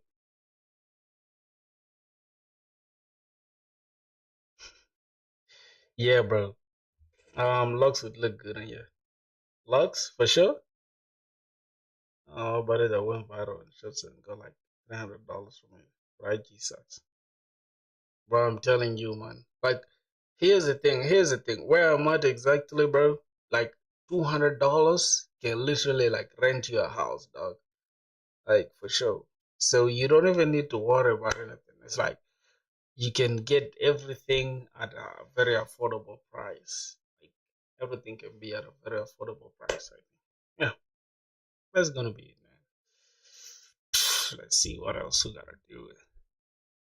Uh, Man, I hate the way like the light is all the way this side, bro. Let's just let me try to let me try.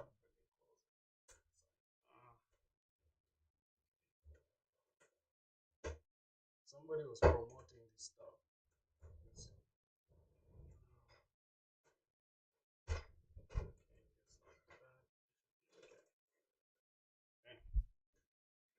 All right, I think it's good like this. I think it's literally good like that. Yep, I think it's good. We're good. We're good to go. Right? What type of projects am I building? Okay, let's get to the project mode. We're building an e-commerce store. Yeah, we're building an e-commerce store. So I was asking you guys, yo, Crotch, you guys are not paying attention, bro. I have the seller. I have the seller here. Scams. What about TikTok? Does it pay well? Bro, TikTok only pays the countries. Okay, I think products has changed. We got the products is now. Okay, products is now that. Wait, we have product as this. So the product thing only changes when we have that. But let's see, we inside the category here, right? Inside the category, right? This is okay like this. TikTok is much better than IG, but worse than YouTube. I don't think anyone can become a YouTuber. You need to have hunger and drive, which you have. Personally, I'm wage slave.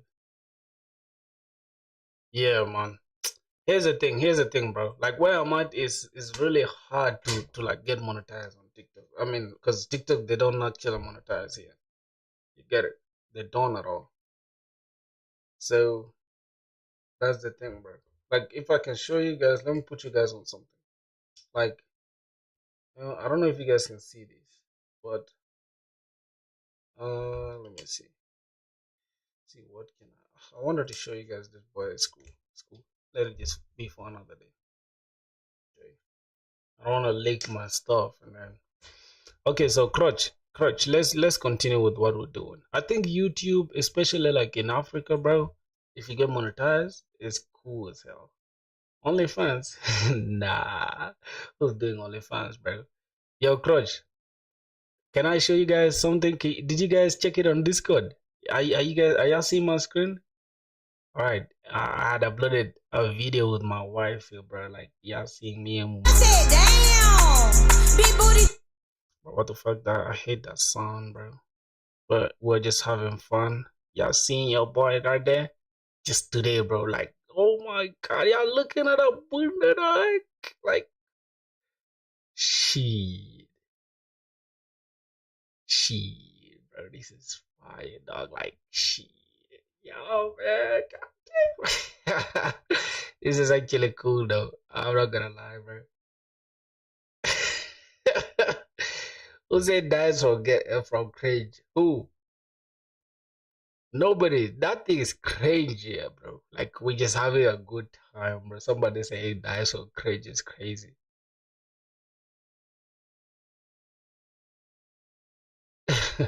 What is dies from cringe? I don't know what you mean by that. Nah, we're not getting married now, bro. No, she's not Rwandan. She's I think I can say she's Nigerian because the father is Yoruba guy from Nigeria, but she's the mother is Liberian and she's always like she's always referring to herself as Liberian. But I feel like you can only choose the side of your father, right? Like right now, if my parents are from like, because I'm from South Sudan, and if my mother is like from Kenya, then I cannot claim to be Kenyan, right? Because my father is a South Sudanese. Maybe I can be a Kenyan South Sudanese, right? I don't know how that works. Ooh, bro, she got she's Nigerian, yeah. I think she's Nigerian. That's what I can say. Yeah, but I do the bunda boy. Stop playing. That ass is fat. Let's see what's going on again. Now, I was asking you guys about this, like this category thing. The category should be okay like that, right? Yeah, rather do that. What's it? Where is Shorty filthy? I know from somewhere. You know my Shorty? Bro. Yo, what you mean you know my Shorty, dog? What you mean you know my girl, dog? Cause that shit gonna piss me the fuck off, bro. Hold on, bro. Who the fuck is my girl hiding away from me, dog? Let me hold on, bro. You're gonna start a war you're not gonna finish, dog. Hold on. Yo, books. It was good, bro. You better be ready to answer some questions here, bro. Nothing is funny because I'm busy. I'll be the fuck off, dog. Somebody on stream saying they know you from somewhere. And I'm like, where the fuck do they know you from? What is you saying damn like you're excited to know that? I'm just saying like how. I don't know, bro. Some dude on stream like, hey, I know you're shorty. I'm like, wait, what the fuck? Maybe like he know me from seeing me on your stream one or two times. I don't know, bro. Yeah, you got some questions to answer though. Let's go. Not here though, because I feel like he for some reason he's not answering or whatever. I think he's shy. But what I'm gonna say is when I come to your house, you better answer my questions. Okay, of course. Alright. See ya. I'm still a stream. I'm not joking. I'm for real. I'll show you the entire stream. You'll see it. Alright, see ya. Alright, peace. Okay, cool. Cause somebody gonna make me crash out, bro. Why? I caught the bait. What do you mean? Who's baiting me? Am I? Yeah, man. I'm flexing my infinity stones, and somebody's just trying to ruin it for me. Talking about it, no, my babe, bro. Let me tell you, bro. My girl don't even have friends. Like that's the funniest part about it. Like she's too private. She don't got no friends. Like you see, you see what I'm saying, bro. This is you see what's funny is that yeah, bro. Like she's my best friend, dog. That's why I'm like, what the fuck, yeah? Like, what are you guys saying? Because this is like, you get it. This is somebody that's like the closest person to me. I swear to God, if I can get a little personal with y'all, I don't even have friends like that. Like in real life, I don't even have friends like that. My friend is my girl, and that's it. I do not have no friends. Like I don't chill with people. I don't like roll with so many niggas, or people, whatever. Yeah. Why your parents? My mm, my mom is in Uganda. My father is in South Sudan.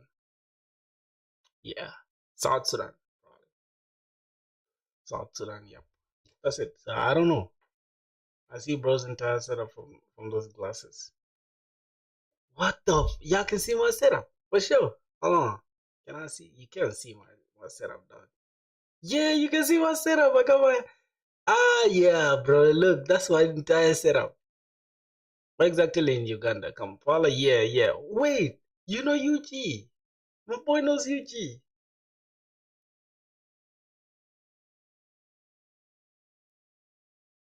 My boy knows UG, dog. That's crazy. Cause that's where I grew up. UG is like my hometown, dog. Like I'd say UG is my hometown because I spent so much time in UG. So okay, all right, all right. Mm. Yo, yeah, man. Let me tell you, what makes a relationship last long is if y'all are friends. Like you get it. A relationship is always the best when y'all are friends like that. I'm not saying you should generally just be her friend, but it is cool to have your girl as your friend. You know what I'm saying? She's like somebody that's. I think we need to kill this. I think we need to kill this. Yeah, so you can adjust. I think Bonex, Prisma, Studio. So I think that's the best one. Then yep, click close all. Then we got product. And yeah, category extend. Okay. Yes, bro has no friends. Damn, that's inside, bro. Bro got no friends. I don't got no friends, dog. I do not. I don't have no friends. I don't need no friends, anyways. Cause like you know what? I feel like, bro, there's people out there that just like you just see niggas like they're just leeches, dog. I'll not say anything wrong though. It's cool to have friends, but me is like I don't really feed in the negative energy, especially when you have like toxic people around you. It was like your homies, dog. Why are you doing that, bro? Yeah, yeah, yeah. I'm saying in real life though, online, bro. See, I think I left a sad message on Discord like in the morning. You guys didn't catch up to it. But I promise you, bro. I feel like my friends, like my genuine friends, I would say Crutch. Crutch is my new friend, dog. Crutch is like the realest, bro. Y'all can say whatever y'all want. Crutch is like my realest friend because for some reason he's like, bro, he advises me and I take his advice. Although sometimes, like, he was seeming like he's trying to like humble me or some shit. I don't know. Yeah, you wanna quit YouTube? Yeah, bro. Man, it was some sad shit. I actually wanted today's stream to be the last. Like that was my initial thought. I'm like, all right, man. I think this is it. Like today is just gonna be like the last stream and whatever. And then I sat down with my girl and she spoke to me like a lot of sense. Like, man, that's not it. If things don't go right, at least you tried. But at the same time, just don't give up. Don't look at the numbers. Just know the reason why you started. Just know why you started. All right. Have that strong pain point. You know the point is you want to get better at coding and you're using the live streams as a means to keep yourself busy and accountable. Like people knowing every day that you're turning up. And there are some people that are already um looking up to you like, hey, you're gonna stream today. So that already is another reason to stream. And I was like, all right, it is what it is, man. I'm not just gonna throw everything. And yeah, I'm gonna tell you one thing. Yeah, I'm not here to humble your position myself as a better. Yeah, I'm a Christian, and this behavior goes against my beliefs. I'm here to help you. Or like, not humiliate you for real. My Christian brother, how is your name Crutch then? Because my name is Emmanuel, man. God is with us, bro. So I'm a Christian too. Yeah, I'm just joking, bro. Why are you getting emotional? I'm just joking, bro. Yeah, so that's the thing. But nonetheless, we're gonna stream regardless. We're gonna see how the end of the year will look for us. You get it? So I've given myself from now until December to see if there will be any outcome, like anything from the work that I put in. Because you guys know I put in work, bro. Like for sure. I'm far from being a lazy person. So the next thing is let's see how we can now create a product, right?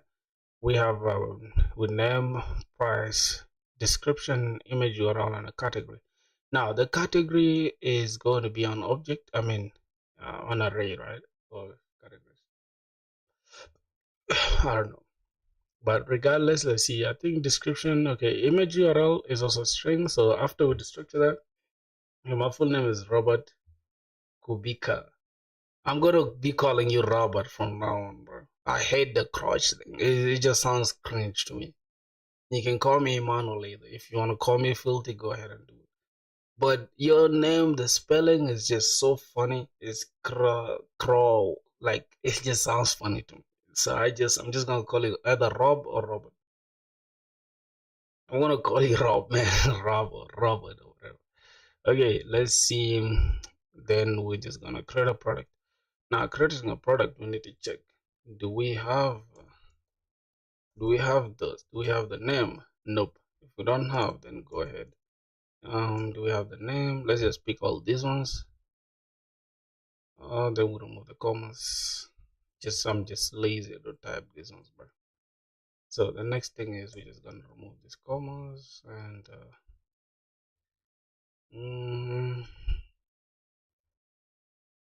yep. Just do this.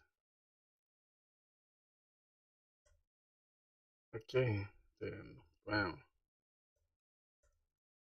Okay, I think that should be okay. Then name command. If we don't have this,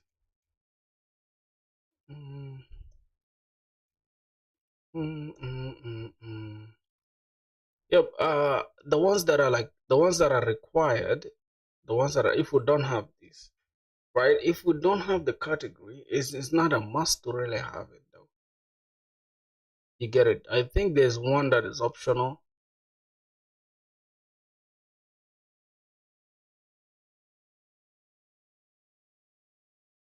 What? Who's called Rob? Oh, what happened? Robert Kubica.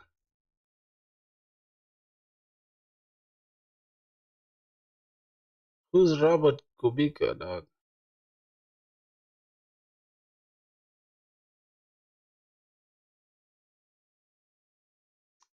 That's how you do me, bro. That's how you lied to me.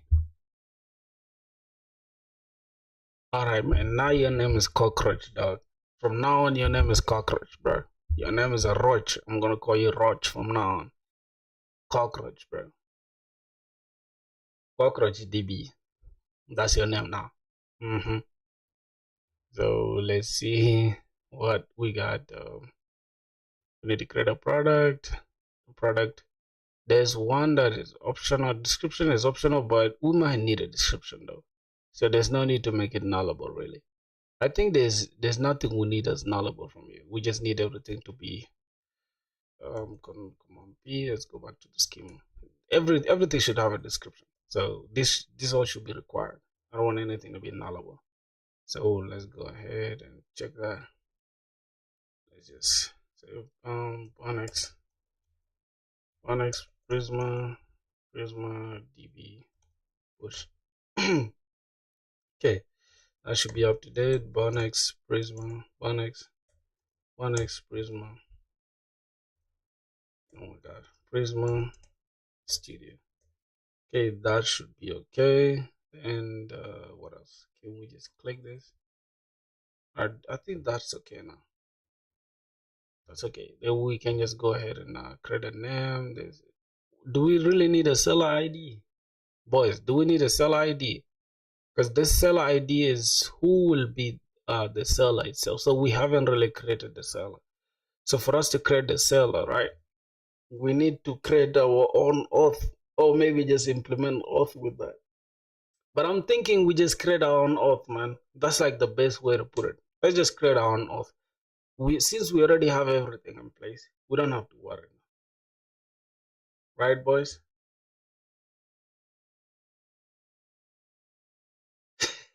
Somebody said what? See, look here. We need a seller ID, right?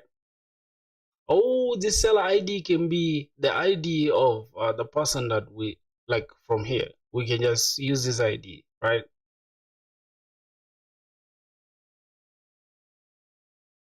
So here, let's say if we delete the seller, then on delete, we need to cascade this. That means we need to delete this as well. So we need to say on delete, we need to cascade that. That means anything we do, we just delete that as well. Okay, Bonex, Prisma, DB, push. Alright, that's cool. Then say Bonex, Prisma, Studio.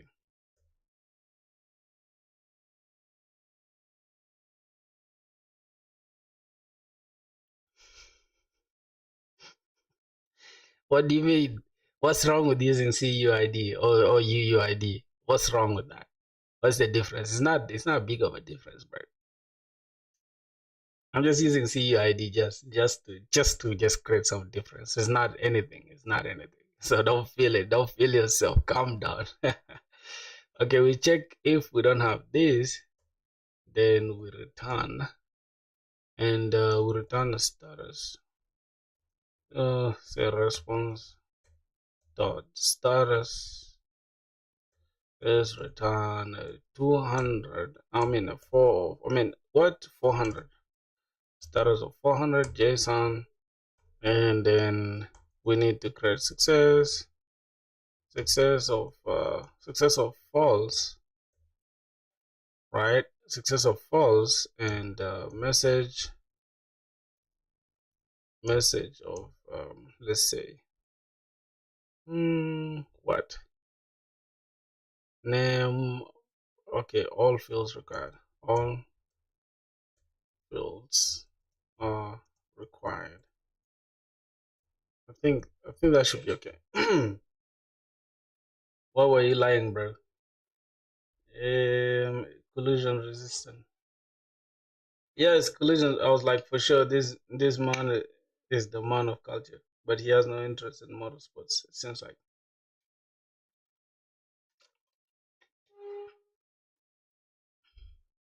Yeah, I'm not big on motorsports, right? I'm a big football guy, like football, basketball, but I don't play none of those myself. That's the problem, bro. I don't have a skill, bro. I'm just a normal human being just living his life, dog. So product created successfully. Mm, all fields are required. And now, since we have now, if we have all the fields, then we just say cons product is equals to await prisma. So we need to import this prisma. Await prisma dot create prisma dot product. I think we need to create a product. Await prisma dot product, and then we can just create a product, right? Where keys? What am I doing?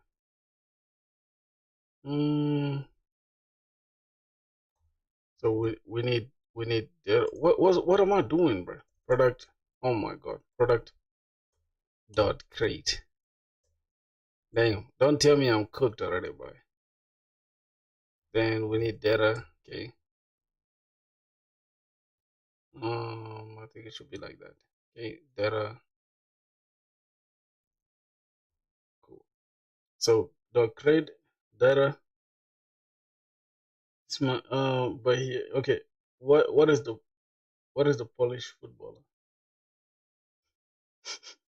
Wait. Lewandowski. His name is Lewandowski, right? His name is Lewandowski or Lewandowski. I don't know. I don't know. I don't know anything about that for sure, bro. Can't lie to you, man. Okay, so data, what's going on here? Data is not assignable to type this without. So we can take name. It's not assignable to this.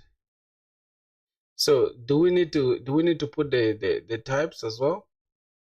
Yo, bro, do we need to put the types?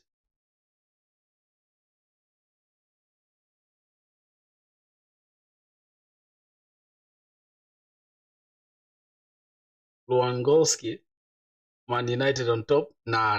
Man U is not on top, bro. Man U is lame as hell. Man U is a lame team, bro.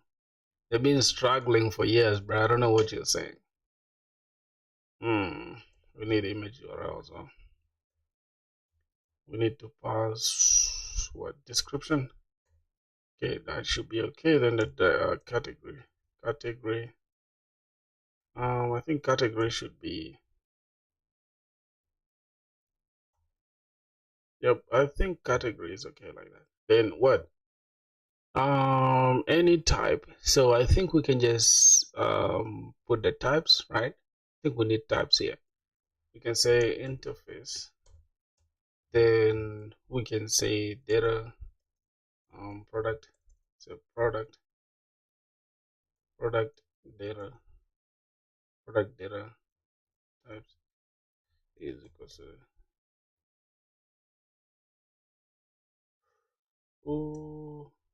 okay. Expected this. Yeah, right. Then we can just say name. Then we say string, name string, and what else? Price. Price is int. I think it should be number rather than int. Okay. Description. Description is also string. Then what else? We need image URL. Image URL should be string. Then what else? I think we need category, right? Category is a string, but wait, how do we put? I think it should be like this, right? I think this should be the category. and then we can have the types like bro.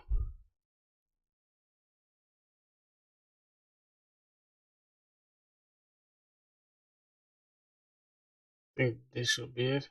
Then we make the types like this. Then we can say product.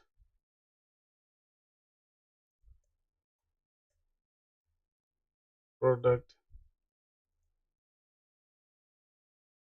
Wait, how do we give the type though? Because now it's type any. How do we give the types? Hmm.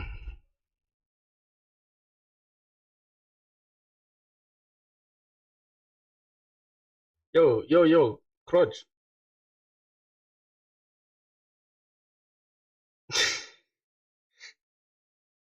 Do a football chat. Let's see, Ronaldo, Messi. Careful, this will impact our friendship. All right. I'm a big Ronaldo guy, bro. Like I said what I said, bro. I'm a big Ronaldo fan, bro. Let me tell you, bro. The time, the last match, right? That I think Spain played against Portugal, bro, or Portugal, whatever you call it. I was literally watching that match, and I was sweating the entire time, bro. But from minute one up to the last, up to when they like went for like I think was it did they do penalties? I think they did penalty shootouts. Up to when Ronaldo like lifted that. I hate that little kid called Lamine Yamal, dog. I don't like that kid for some reason, bro. He just feels himself too much. I don't like him, bro.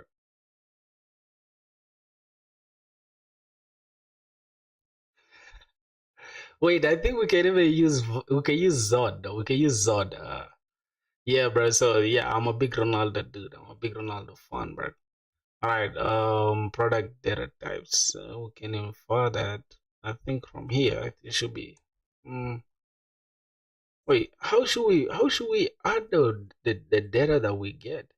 We need to verify the data that we get first. So I need to ask. Other solution validate each variable to be a string or number. I want to use the interface here to just make it look clean. I don't want to stress that. So let me just see, because types and stuff we can just do like, hey, how can I infer those types with what I have in the interface? I think that should be okay, bro. Wait, what? Okay, cool. Let me see. You're asking mm, manually. Okay, so what's going on here? Price should be a number, not number. Based on that, this is not an array. Based on the schema, it should be like this: string, string, string, using type of. So we can just say type product create input. This way you'll always sync your schema and avoid mismatch. Yeah. So we can use this. We can use this. We can say type product uh type product data types because of Prisma dot product create input. I think that's the one we need to use rather than just creating this by ourselves, right? So we can just say type. Do we have that? Type product. Let's just say product, product types. We can just say product types or products data types is equals to Prisma. I think from Prisma client, right? Let me see. Prisma. I don't know if that should be the Prisma, but I think it should be Prisma client. Prisma from Prisma client.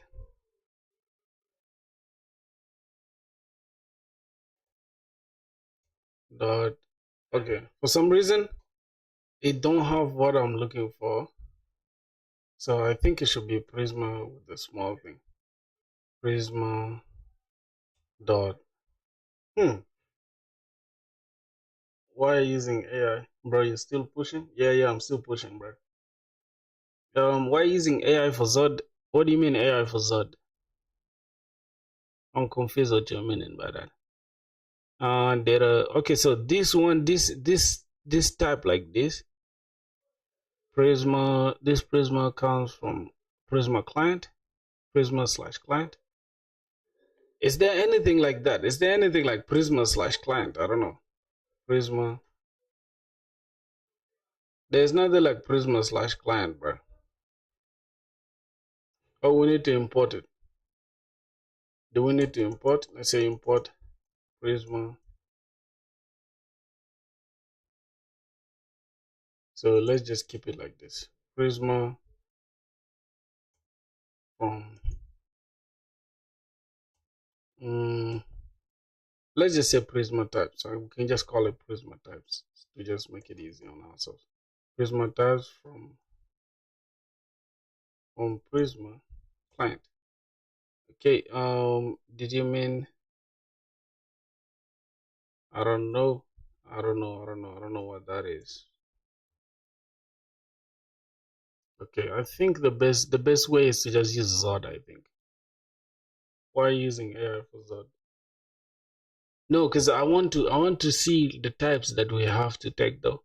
Or to make it easy, we can just use it from here. We just say we're taking types like this.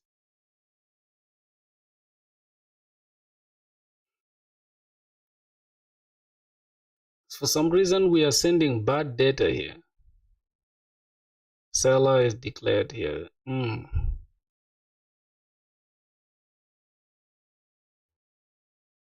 Yeah, bro. We are defining this in a wrong way, bro. I think Prisma doesn't have anything like that. AI is hallucinating right now. Can you guys believe that? Can you guys just believe AI is hallucinating right now? let me just go back to this stuff that I made. Hold on. Let me just go back to this and let me understand the tabs that we're making according to our schema. How do we get the tabs for the schema? Okay, how do we get the tabs from the schema? How do we get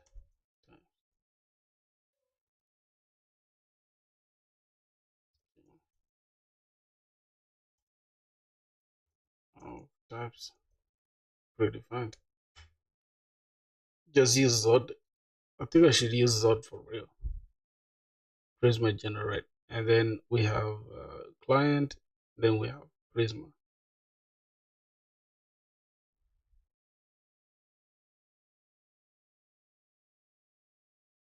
This was cleanly through Prisma. I've never heard of this, bro. So we just need to say product create input. Really?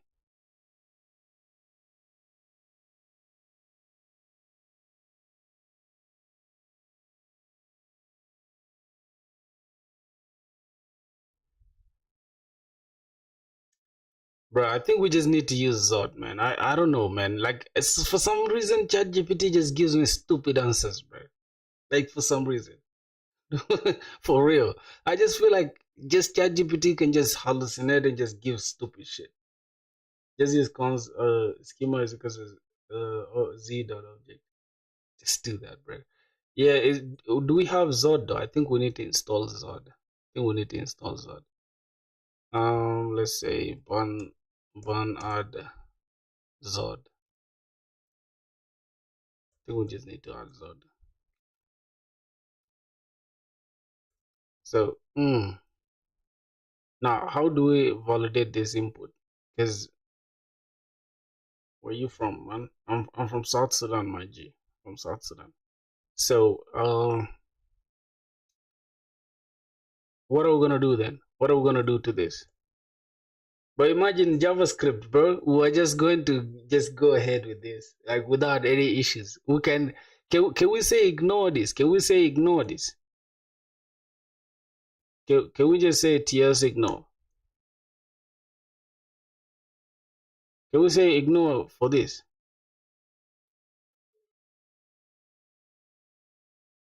Can we say ignore for data? Can we just ignore it? Then I'll have a string as a number. Hold on. We have name as any, price as any, image URL as any, all of them as any, bro. And category never, like it's an bro. All right. So how we're gonna do it? We say what cons schema. Schema is equals to z dot object, but we need to import Zod though. So let's say import z z from Zod from Zod.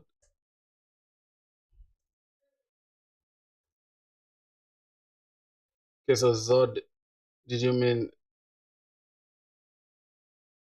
bro?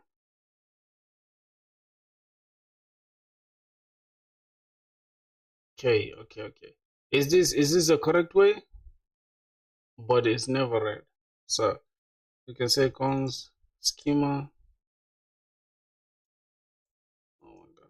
Schema is equals to z dot bro. It's not working literally for some reason. Why there? No, Zod is not imported. I don't know why. Let's just check. Can we check node modules package JSON? Let's see. Zod is here though. Install Zod. I did. Did you install it? I installed Zod. I think it's supposed to be under dev dependencies, right? Zod. Isn't this Zod? Isn't this the Zod? Or what do you think?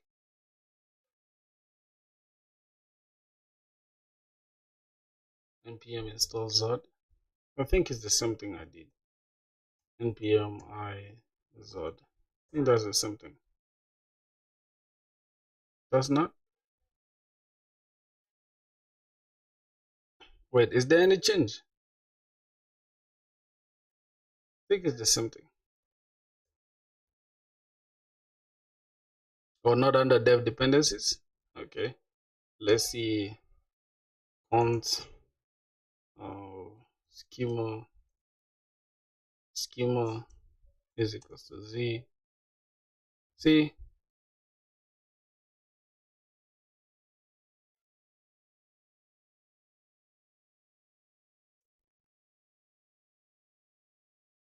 Yeah. I think this is the Zod. Is it the Zod? I think this is the Zod. It's coming from this. From node modules and this.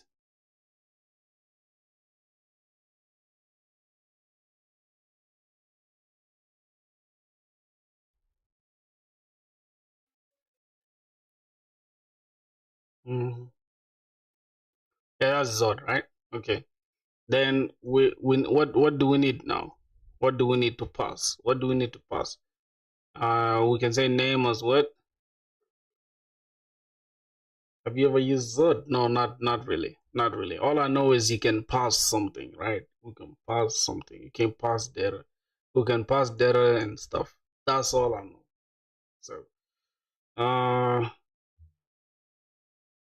see, how do we pass? Can we use Zod then? Let's see the dogs? Why do I have to go up to the dogs just for Zod, bro? That's crazy work. Okay, go ahead. Just for Zod, bro. Like that's literal crazy stuff. Overview. Let's see what's gonna do. It's gonna give us user schema. It's actually a product schema, not a user schema. So it's gonna be z.object. Then we're gonna take this z.string. Then age is gonna take a number. Should be positive. Email string dot email. And what else? Now, this is what we have, right? So this is what we have. You can say name, right? We can have z dot wait, we got z dot string, right? Z dot string, should it be like that? Z dot string, then we have price.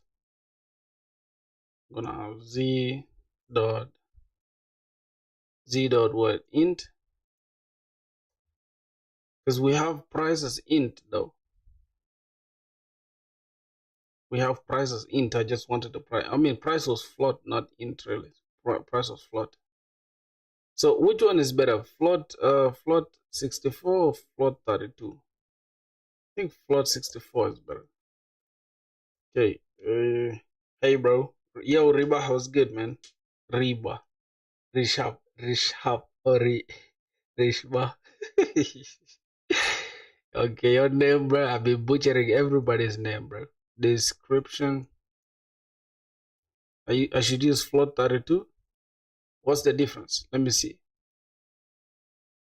What's the difference? I really don't know. I really don't have so much basics as far as that's concerned, but let's just put it like that. Z dot string, I think.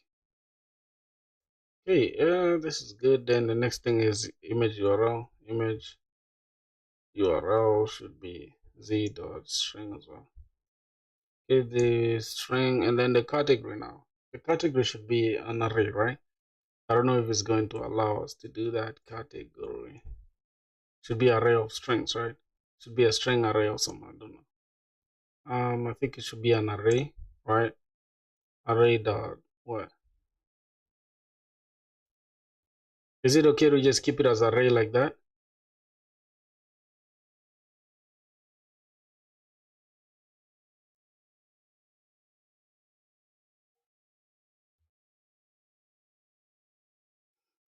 What is bro doing? Is there anything wrong I'm doing, bro? Is there anything I'm doing wrong? And then we're just gonna pass the data, right? We're gonna pass the data. Is there anything I'm doing wrong, bro? Type user is equals to this if I use it now. You get static typing for free. What do you mean we get static typing for free, bro? So you can say type user is equals to z dot infer type of user schema.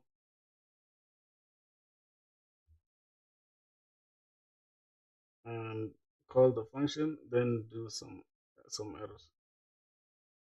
Which function should I call? Const is equal to this. Const input is equal to, okay, validate the input. So we need to validate the input. Const result is equal to the self pass input. So the thing we're gonna do is we need to say products, right? Const products. So we can say product schema. We can actually say product schema. Product schema, right? Then we can say products z dot string instead of string, like this.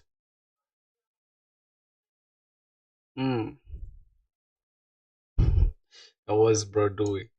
So how about array? Should array? I think you're right, man. I need to check the docs for this because then it would have been easy for me.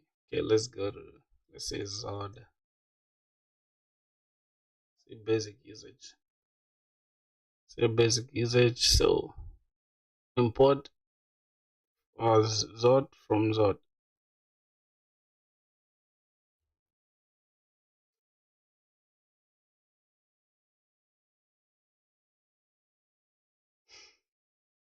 Z dot array. Z dot array. Then Z dot string. Why are you saying oh my god, man? So user dot pass input. Then const input is equal to this, then data is equal to that.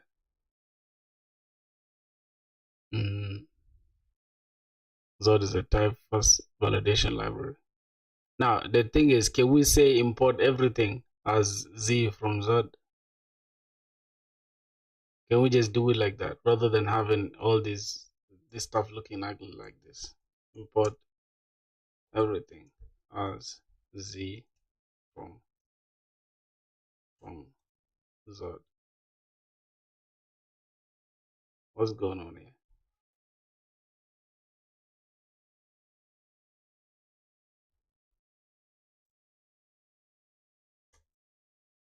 So for some reason, it doesn't know this Zod thing for sure. So uh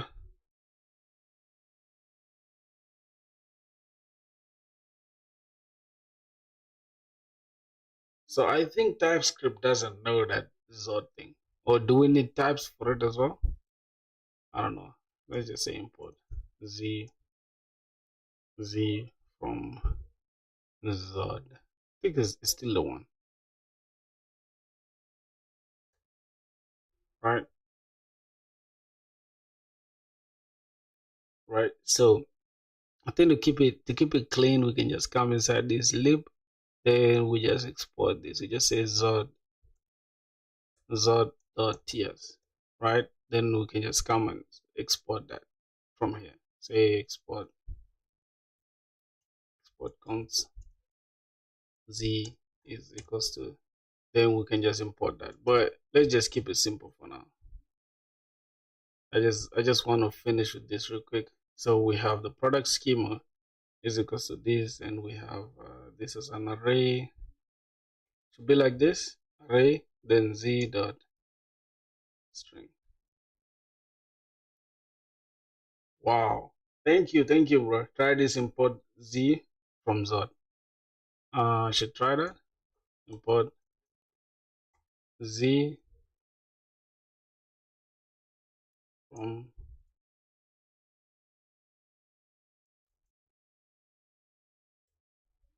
nah, it won't work, bro. It won't work. It's asking me to define the module itself. So let's just leave it like the way it is, bro. I think that's how it works like that. Okay, then products. Mm, we have that. Can we just create a function now? Is equals to, then we can just create this products is equals to what? My boy said, what? How we gonna call that? See what they're saying. We're gonna have input is equals to this, then data is equals to user dot self self pass, user dot pass input. Now basic usage. Let me see, and then player dot this.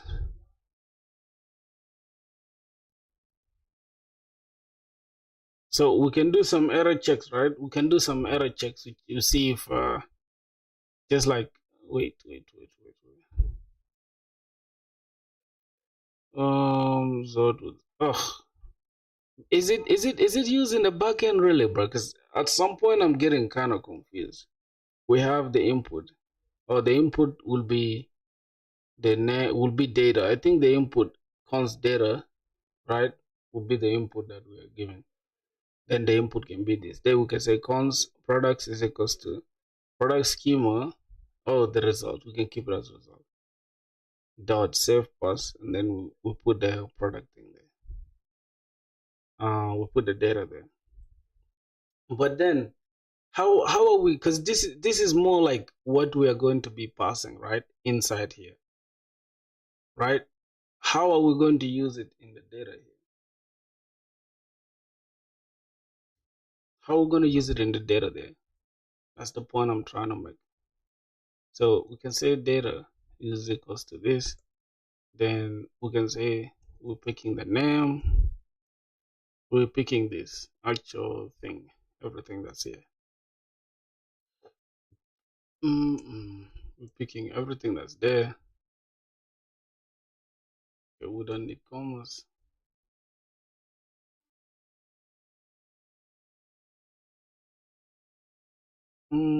So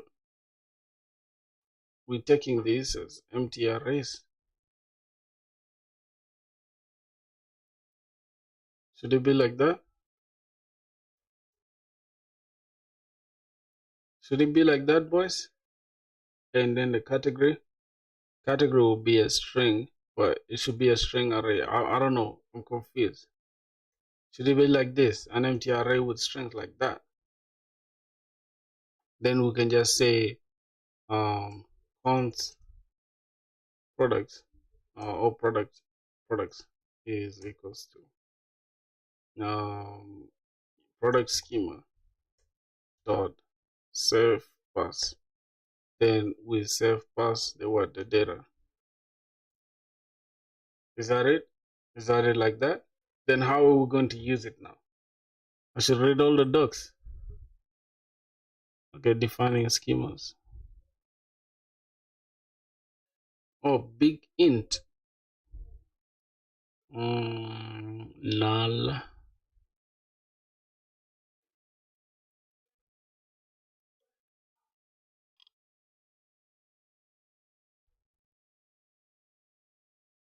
Bro, but why are we doing too much when we have everything there though? I feel like we have the schema thing already. Then why are we doing all this? This is like, bro, it's just creating some extra overhead for me, bro. Just gonna say here we're gonna have try catch thing, right? I'm not gonna read all the docs. I can't lie to you now because we have like a.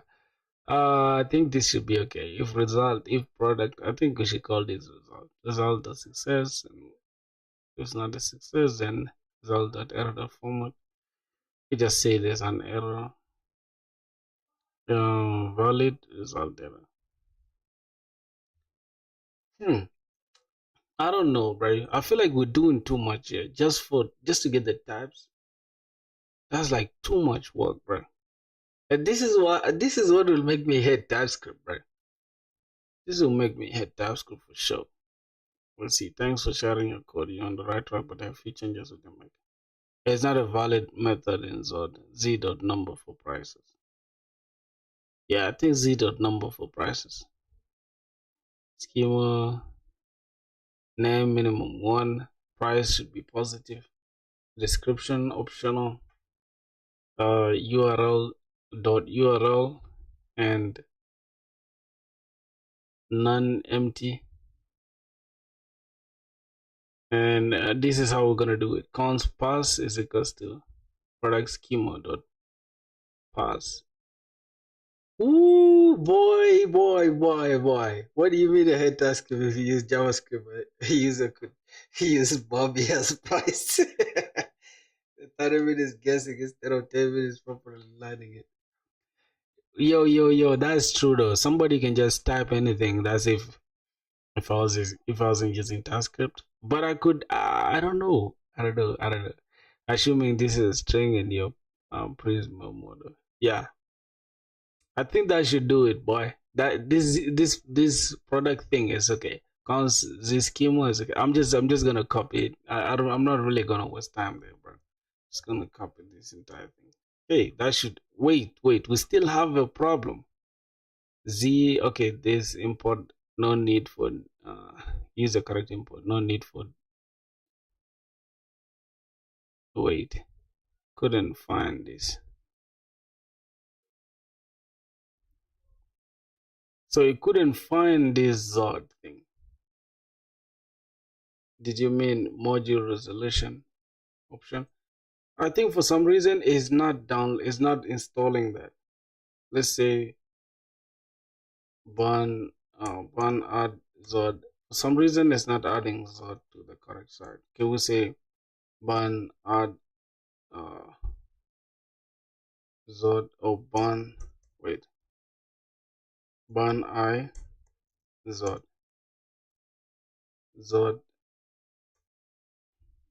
is installed already. Damn.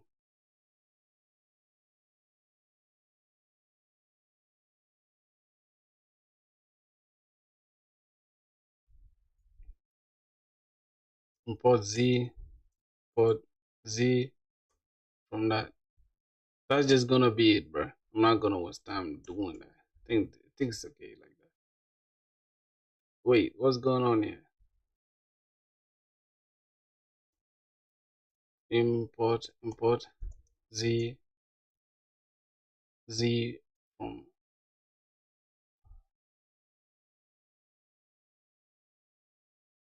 Is not assignable to type string.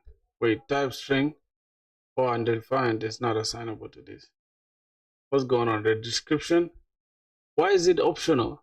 I don't have the description as optional. I changed it. Shouldn't be optional. Jeez. Name string, number, string, description string is not assignable to type without product create input. Without product create input, product unchecked create input, and boys, what the hell is this? Wait, what's going on here? We have type, name, string, all that stuff is not assignable to type without create input.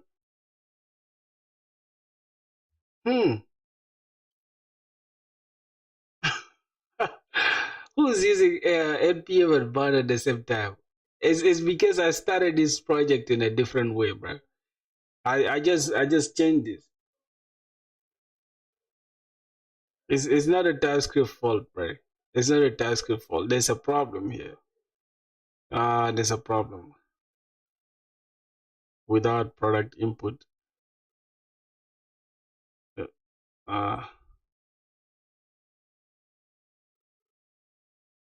So this is without Prisma product. Prisma create a product. Bro, man, let's try to fix this. Let's try to fix this. This is not a type. What? It is not assignable to type without product create input.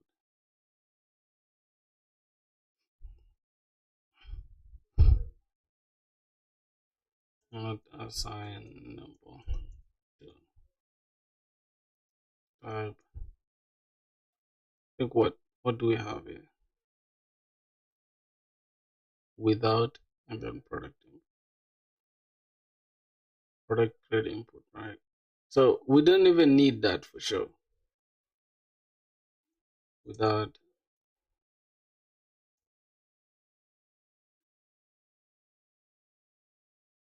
Yeah, I'm not, man. Without product create input. What could be the problem, bro?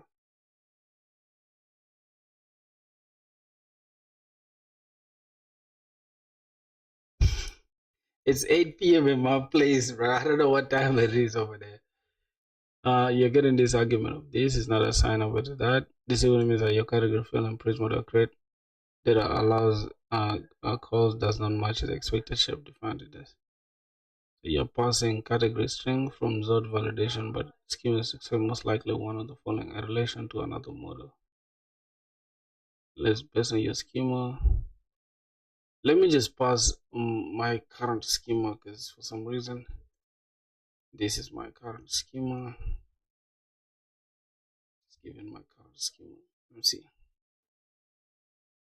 Yes, your Scala list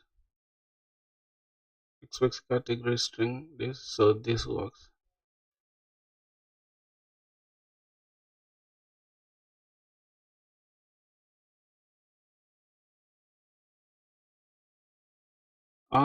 Seller ID is required. Request body dot seller ID. So should we get the seller ID from the request body as well?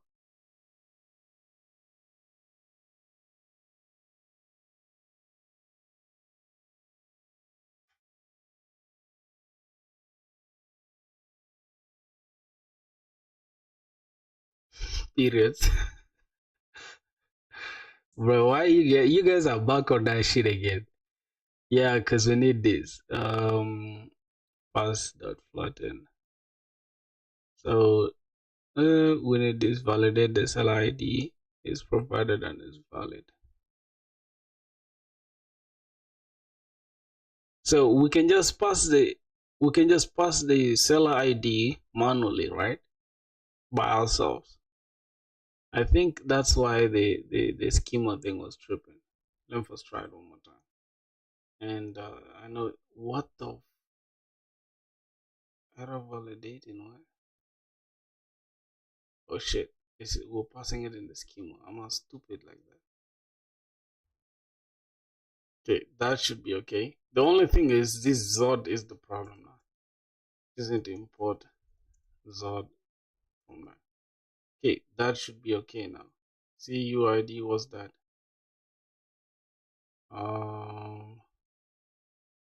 Okay, Zod string is, wait.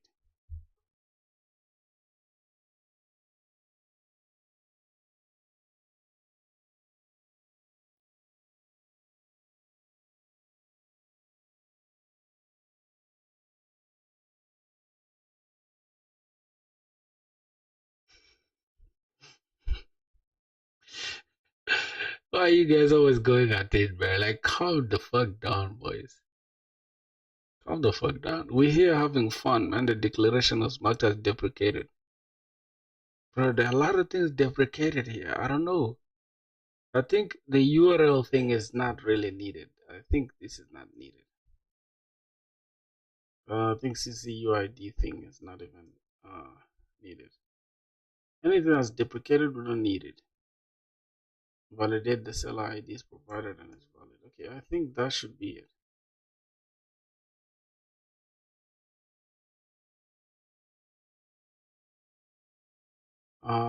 It's not optional. We really need it. It's not optional. Okay, cool. Damn, bro, we're having type issues since. Flatten is deprecated. So, let's put in an error. Should be okay. Right, that should be okay, dog. Can we now go ahead and cry? How does age matter? 19. Okay, can we run the application now? Can we check? Can we check if we have everything? So for some reason our schema is now matching what we have. Okay, so can we test now? Can we test this route? Can we test if everything is working? Creating a product. Let's say we want to create a product. Let's go here. Say first of all, we are hitting the wrong thing. Here /products right? And if we hit /products, then we should be able to hit this. Then if we hit the get request of /product, post request /is, and that means it will be products, right? Cool. That means it will be products. So let's go ahead and just do that. Let's go here, API /v1 it's a post request actually, since we're creating a product. So we can go to the body, we go to the form data, and not form data. This time we need it as raw data, so that we can get the name. So we can get what are we passing? So we're passing the name, price. Let's just keep this here. The name, price. Boys, can you guys stop fighting, bro? Yo, thanks, man. Suraj was good, bro. Welcome to the stream. Charlie, literally, I was asking him, but he's trying to be acting over smart. Can we just relax, boys? Like, why you guys? Y'all know, like, this shit makes me sad, bro. It's okay. It's cool. Yeah, you guys are brothers, man. We're here for each other. You gotta stop. Y'all should stop fighting in the comments. Stop. Say the name is Emma. Say with Emma. Oh, it's a product we're creating though, not the. Oh my god, the product we're creating. Let's say we need a product. We can call this what? We can call this smartwatch. Smartwatch 01. Let's just call it like that. And then we're gonna need a price. Since price is a number, we can just give it 24. I think price is a number, if I'm not mistaken. Price number should be positive. Okay. This is a float though. Since it's float, but I don't know. I don't know about that. Let's just keep it like that.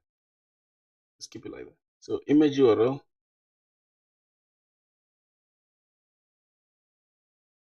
Let's sell ammo. Don't need to be over smart. I'm over smart by nature. Don't take the personal. We have been having fun. Yeah, you guys stop taking things personal, man. Especially my brother. Like, don't crash out. Let me tell you, you gotta lose an argument against against Crutch, man. Crutch is gonna try to prove you wrong. Even when you log off, even when you like leave the stream, come back tomorrow, he's going to bring the same thing back. It's crazy. Um, since it's a URL, it's a string actually. We're just gonna, I don't know. We can just give it anything. Let's say ABC. We can just say smartwatch.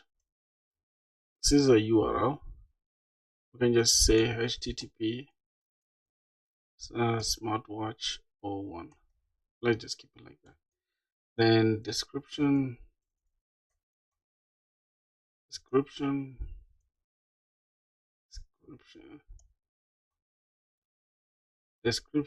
We're just gonna say the only watch that will never fail you. Okay, then the category, I think we can say category. I think the category belongs to it. I'm just gonna say, since it's an array, right? Since we need it as an array, category is an array, and it should not be empty. So we're just gonna have an array like that. Then we can just call it anything. I'm just gonna say cars.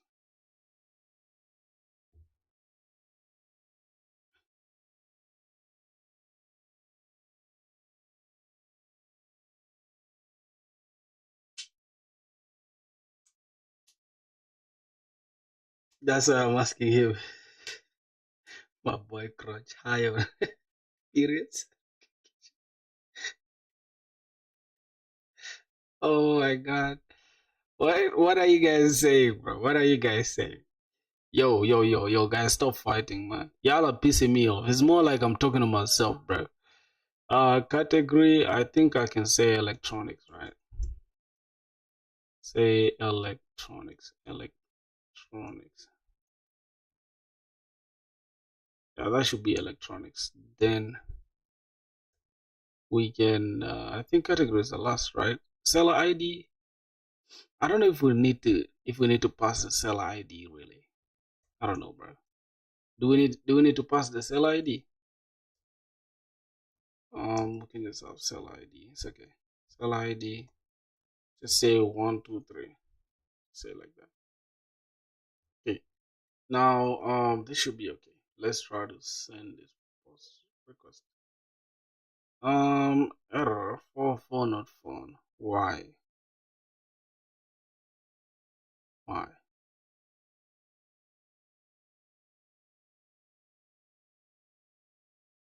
So you see, boys, now I've encountered some error that you guys are not even aware of because I'm just doing everything by myself here, bro.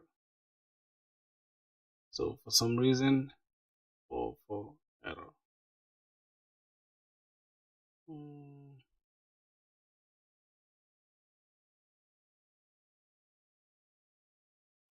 All right. So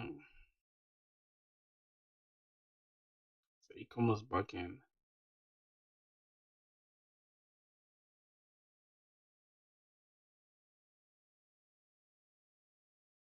Create product in my route.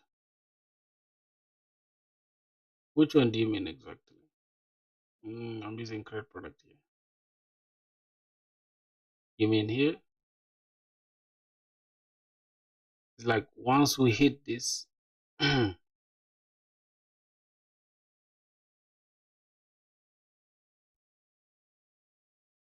Wait. Here dot post. Okay, we're supposed to use products. Sorry, bro. Supposed to use products. As you can see, products. So let's send it one more time.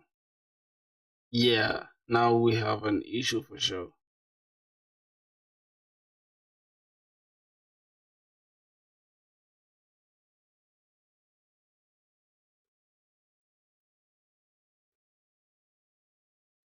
Check the headers in Postman. What headers do we need? What headers do we need? Really? We don't need anything here in the headers. I feel like we are sending a post request. If you see, we are trying to create this product, right?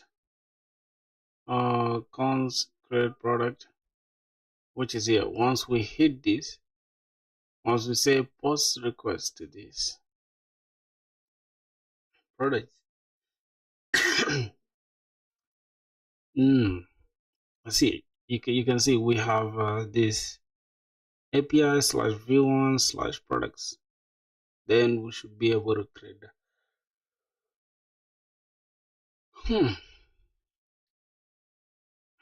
For some reason,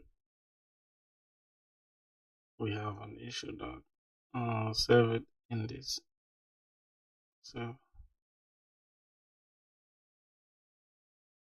okay, let's get all others. I think I can just create a new one. Right? I can just create a new request. I'm gonna say test API. Then the URL can be the same one. And I think test health is already here. But we can just delete this.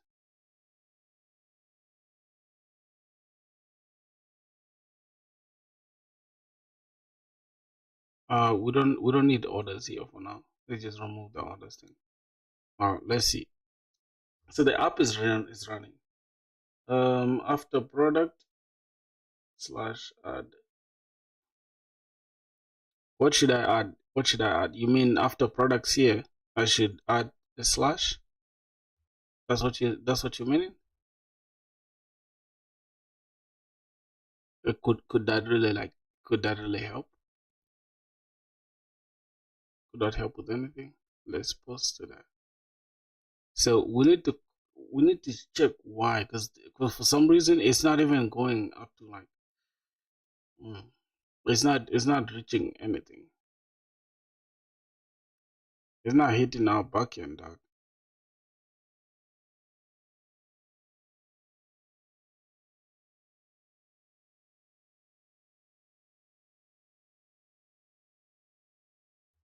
Okay. Vandev. Okay. Let's see. Let's test the API here. It's running. Now we go post. Some reason it's just giving us 404 not found. Cannot post API slash v1 slash products.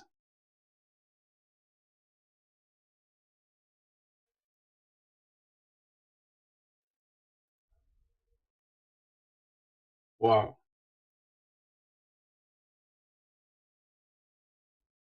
And start the server. I think it should be here, create products. I think we need to have create products here. Create product. Do we need that? Slash create product? Hmm.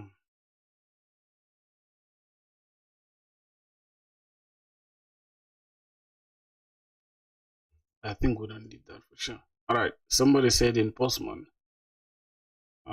slash, and then we don't have that. It's just saying not found, bro. I don't get it. Why? So let's say slash API slash v1 slash products.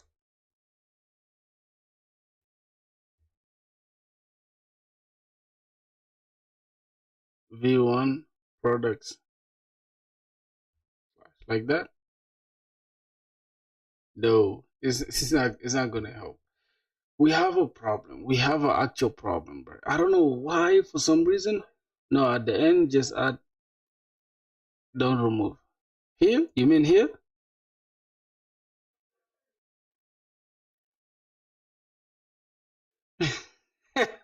Express moment. Cannot post this even if we do have it. So how are we going to test everything? Okay.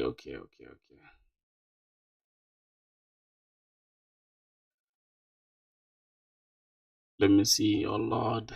Let's see. Do we have an error? Seriously. We do not have any error, bro. Let routes be here.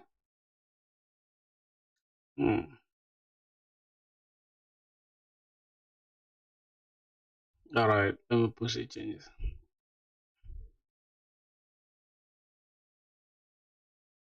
Created the product. I mean, added, create product. Right.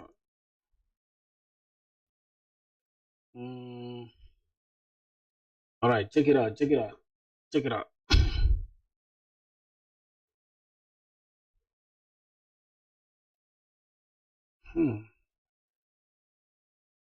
I genuinely think there's some problem, bro. I don't know why,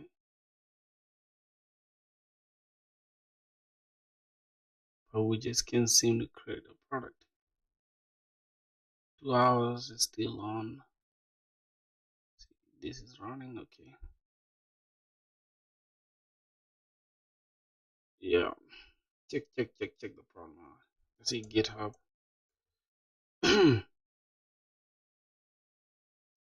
Damn.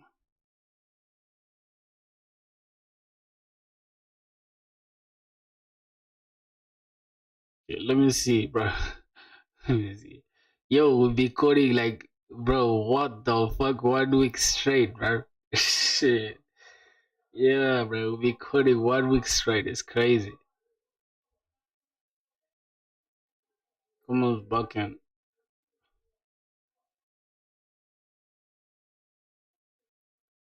Oh, you just fucked the stuff now, right? Did you just fuck? Did you just fuck that? Mm,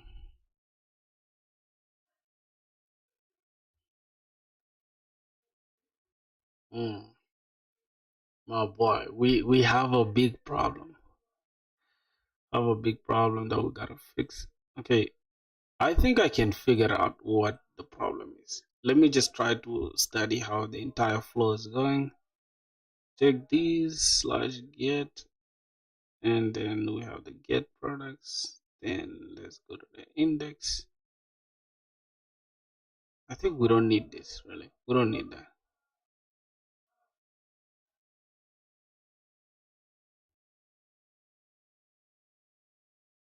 Okay, I'm not using AI. I will not use AI. I promise you. I'll not. You also just try to figure out why. I'll not use AI. I'm also going to try to figure out why here. Product is equals to router. We got product router dot post.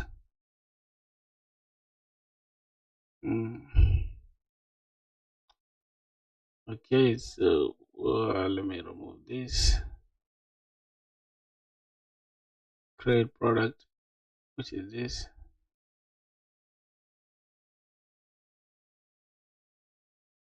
So we got that. If pass the success. Okay, so pass dot data, and then we need comes pass equals to, so that's pass.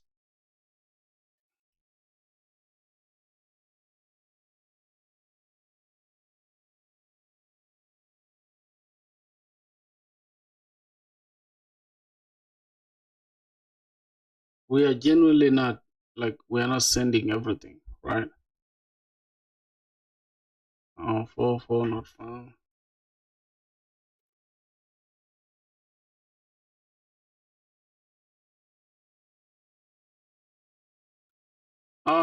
You see for my .env, you will not be able to like because here's the thing, I'm using how do I call it, I'm using Docker. So I don't know if that's gonna be easy like for you to do that stuff. So I'm literally using Docker.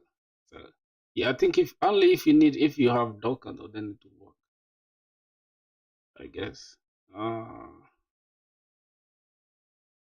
DMs. Okay, there you go. You need the .env. Okay, the .env is there. There you go. So to check now, first we need to test the API. The API testing the API gives us 200. Then posting, for some reason, creating a product is taking us forever. Hmm.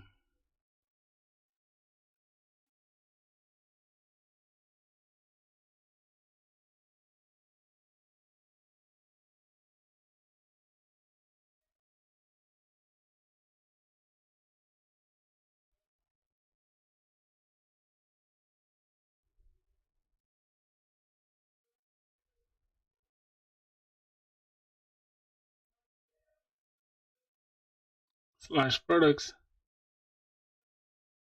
Let's check this. Slash products. Oh God. Hmm. What could be the problem, bro? I'm right now going through it, bro. Dot get. Wait, can I check for the orders? Let's see. Can we post to this order thing?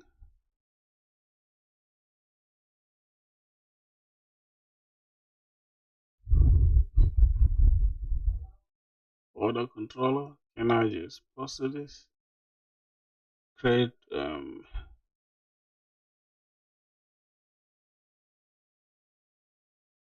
can we say get this? Can it work? This is a get. Let me see. Getting all orders. This is the get orders route. Alright, let's try the get orders route. I'm just gonna try the next option. There's no point of having this next thing here, but it's okay. Response to this. So if we get a response from here, then the problem is not what we are thinking. Let me go here. Let me just try to say dot get. Let's say get orders. Get products.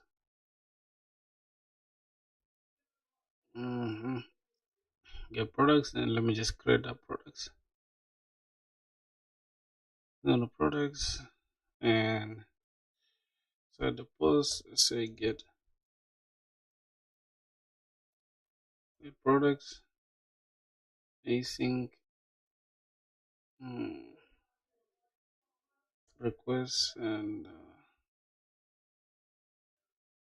requests.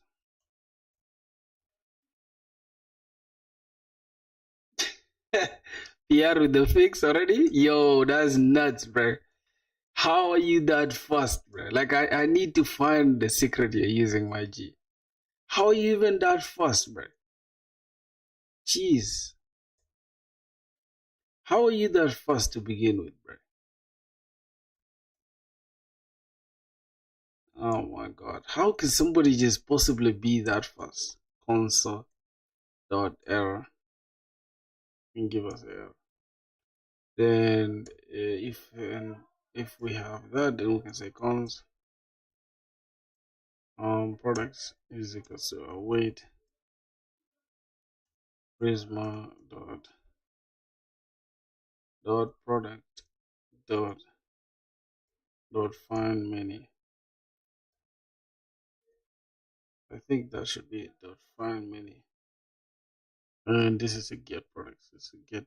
I think we can say get all products. Get all products. RAM memory in your brain. Dot get all products.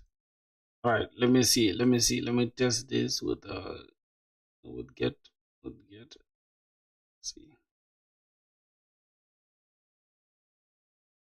Oh yeah. Oh yeah. Won't work. Wait, why? Wait, don't help me, don't help me. Let me try to figure out. Since you already have the PR, I don't mind. I'll use your PR. It's okay. But I want to first try to figure out. Just give me a sec. API slash. I think the problem is somewhere in the index. Let me see. Let me just use it. Let me say API. I think it's like this slash API slash v1 slash products. I think it's the one. I think it's like this, if I'm not mistaken. I think it's like this. If I try and it works, oh my god. Should restart the server manually.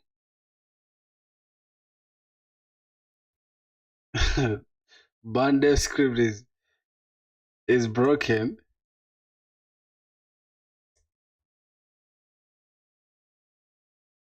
Okay, I think Bandev script is broken like you say. Then can we just use Nodemon though?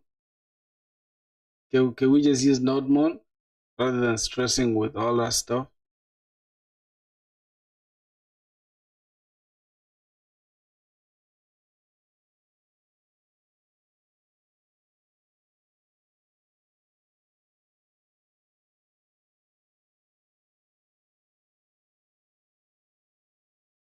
So answer me. Did I fix the problem or not? I'm going to read your PR. I'm going to review it. I'm going to see it. But did I get the question or not? I think I found where the issue was. Yes. So it is what it is, my G. Okay, let me go and just get the PR that you need. Okay. Thanks though. Thanks for real. At least, bro. I like the teamwork, man. Let me get that. Okay, my boy. I think it's here. Wait. I don't see any pull requests here. Wait, did you? Where is it?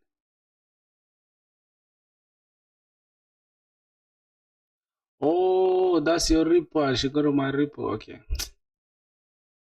Okay, I think it's here. I think it's here. Okay. Oh shit. What is it? Fix the error. Why, bro? You should learn to change this thing though. What do you mean fix the error? Like fix the error thing just sounds so generic. You say fix the error in this. You can say like in the API call failing. So that's the best way to say it. Add, for example, better contribution. Add integration. Init migration. Fix ban dev script.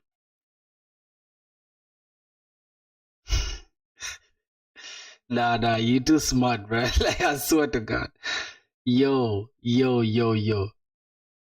I should merge it, right? I should merge the pull request. I should just fix the error in in the route from products. Wait, products.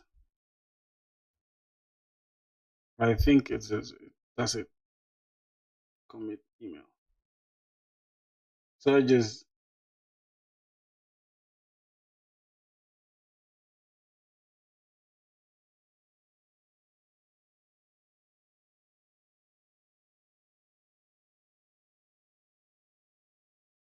What does squash mean? What does it do?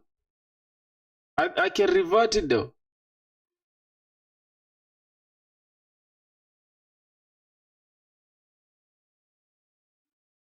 All right.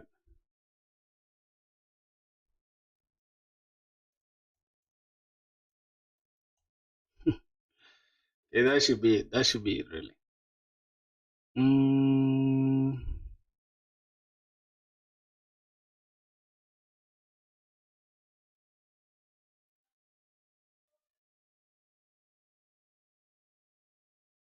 so it's your mistake. It's not. It's not anybody's mistake, right?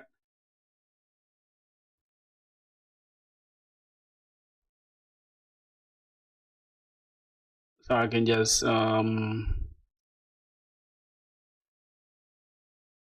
yeah, for sure. I can see it now. I said yeah. We can just say git pull all the changes.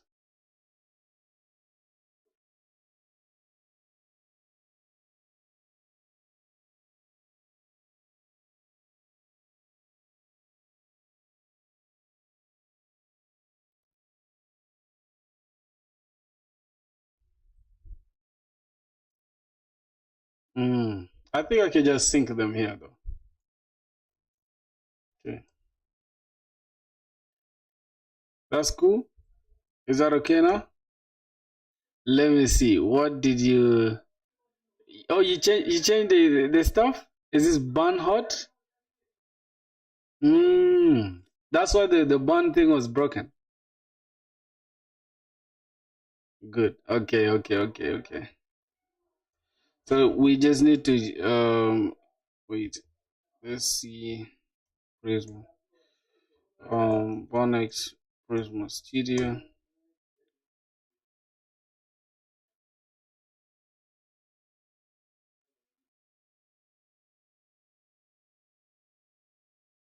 See, you put me onto something and you made errors again with it.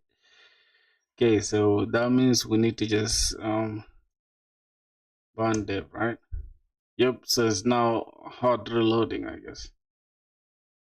Okay, that should be okay. So that was the issue. The issue was here. Okay, let's see it one more time. Products, get all the products. Wait, for some reason it's still, bruh.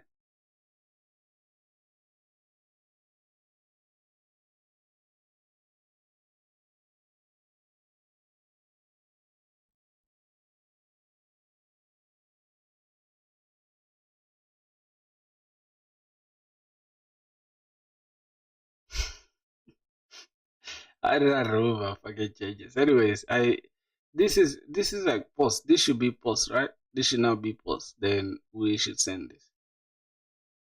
Wait, internal error while creating product.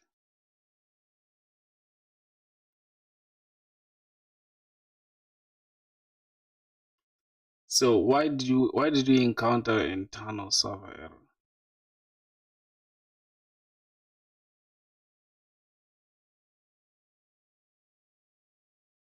Mm,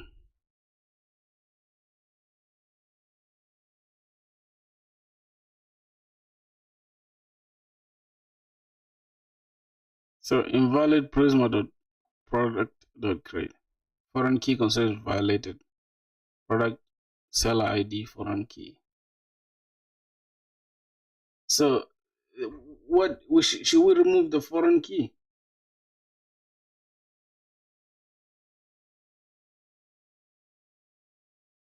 Wait, should we remove the foreign key? Because the foreign key for the seller ID should be can we just remove it?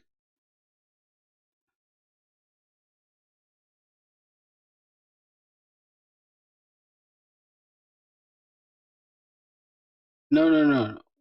Wait, you applied migration. Why did you apply migrations, bro?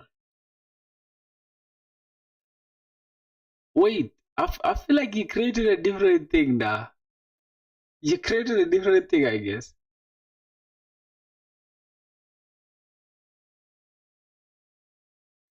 I didn't read the fucking PR, dog. Wait, you changed the migration thing?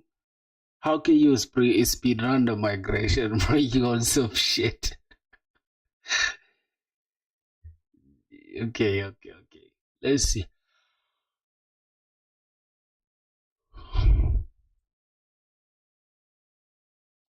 Let me see. What did he change? What did he change in the schema? Did he change anything in the schema?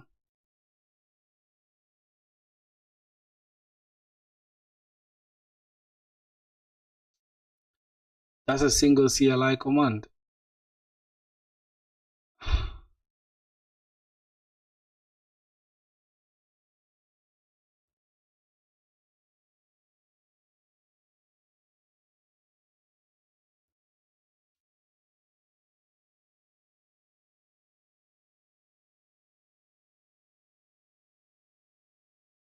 Yeah, the seller ID, the seller ID is mandatory, right?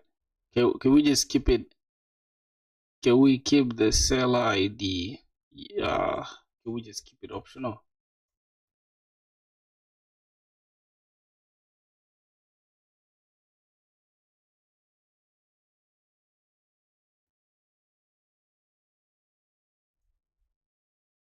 Okay, keep it optional for now, right?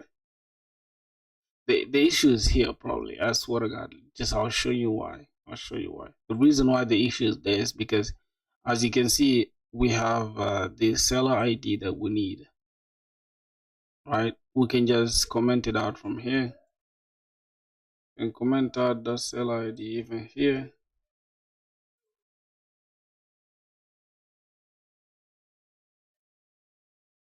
Seller ID. Gotta remove it from here.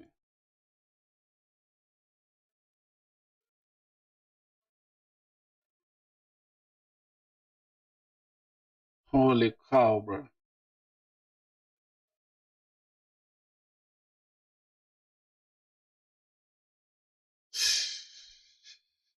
I think I just need to implement auth.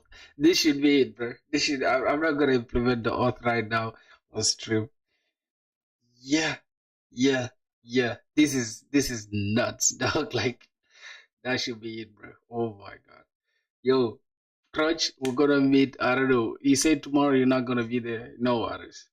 This should be it for tonight, bro. Like, God, I'm tired as hell. Let me just remove this. I'll just implement the auth. No, not today. I don't know. I might do it later when I'm done, like chilling. But for now, no. I'm tired now. I'm tired as hell.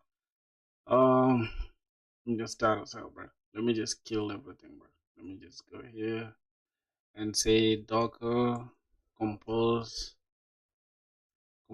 down, not V. It's gonna say Docker compose V. That's gonna remove it. Just start it tomorrow, bro. Jesus Christ, I'm tired, bro. Okay, that's it. Tomorrow we set up the rest. I think the good thing is we're done with most of the part though. Okay, so Monday probably. Yeah, for sure. Monday, my brother. I'm done setting up everything anyways. So the next thing is we it's just gonna be easy now. So that's gonna be it for today's stream, my boys. I'm just gonna say thank you guys for being there, man. Daily PR for Filthy Done. Oh, okay. That's cool then. You have that going on. I didn't know. No problem, man. I'll be there to accept it. It was a success for sure, man. Thank you. Okay, man. I'm just gonna go off now. See you on Monday, bro. But I'm gonna stream tomorrow, regardless. So once he catches us on Monday, we shall be here. Peace, man. Stop the stream, man.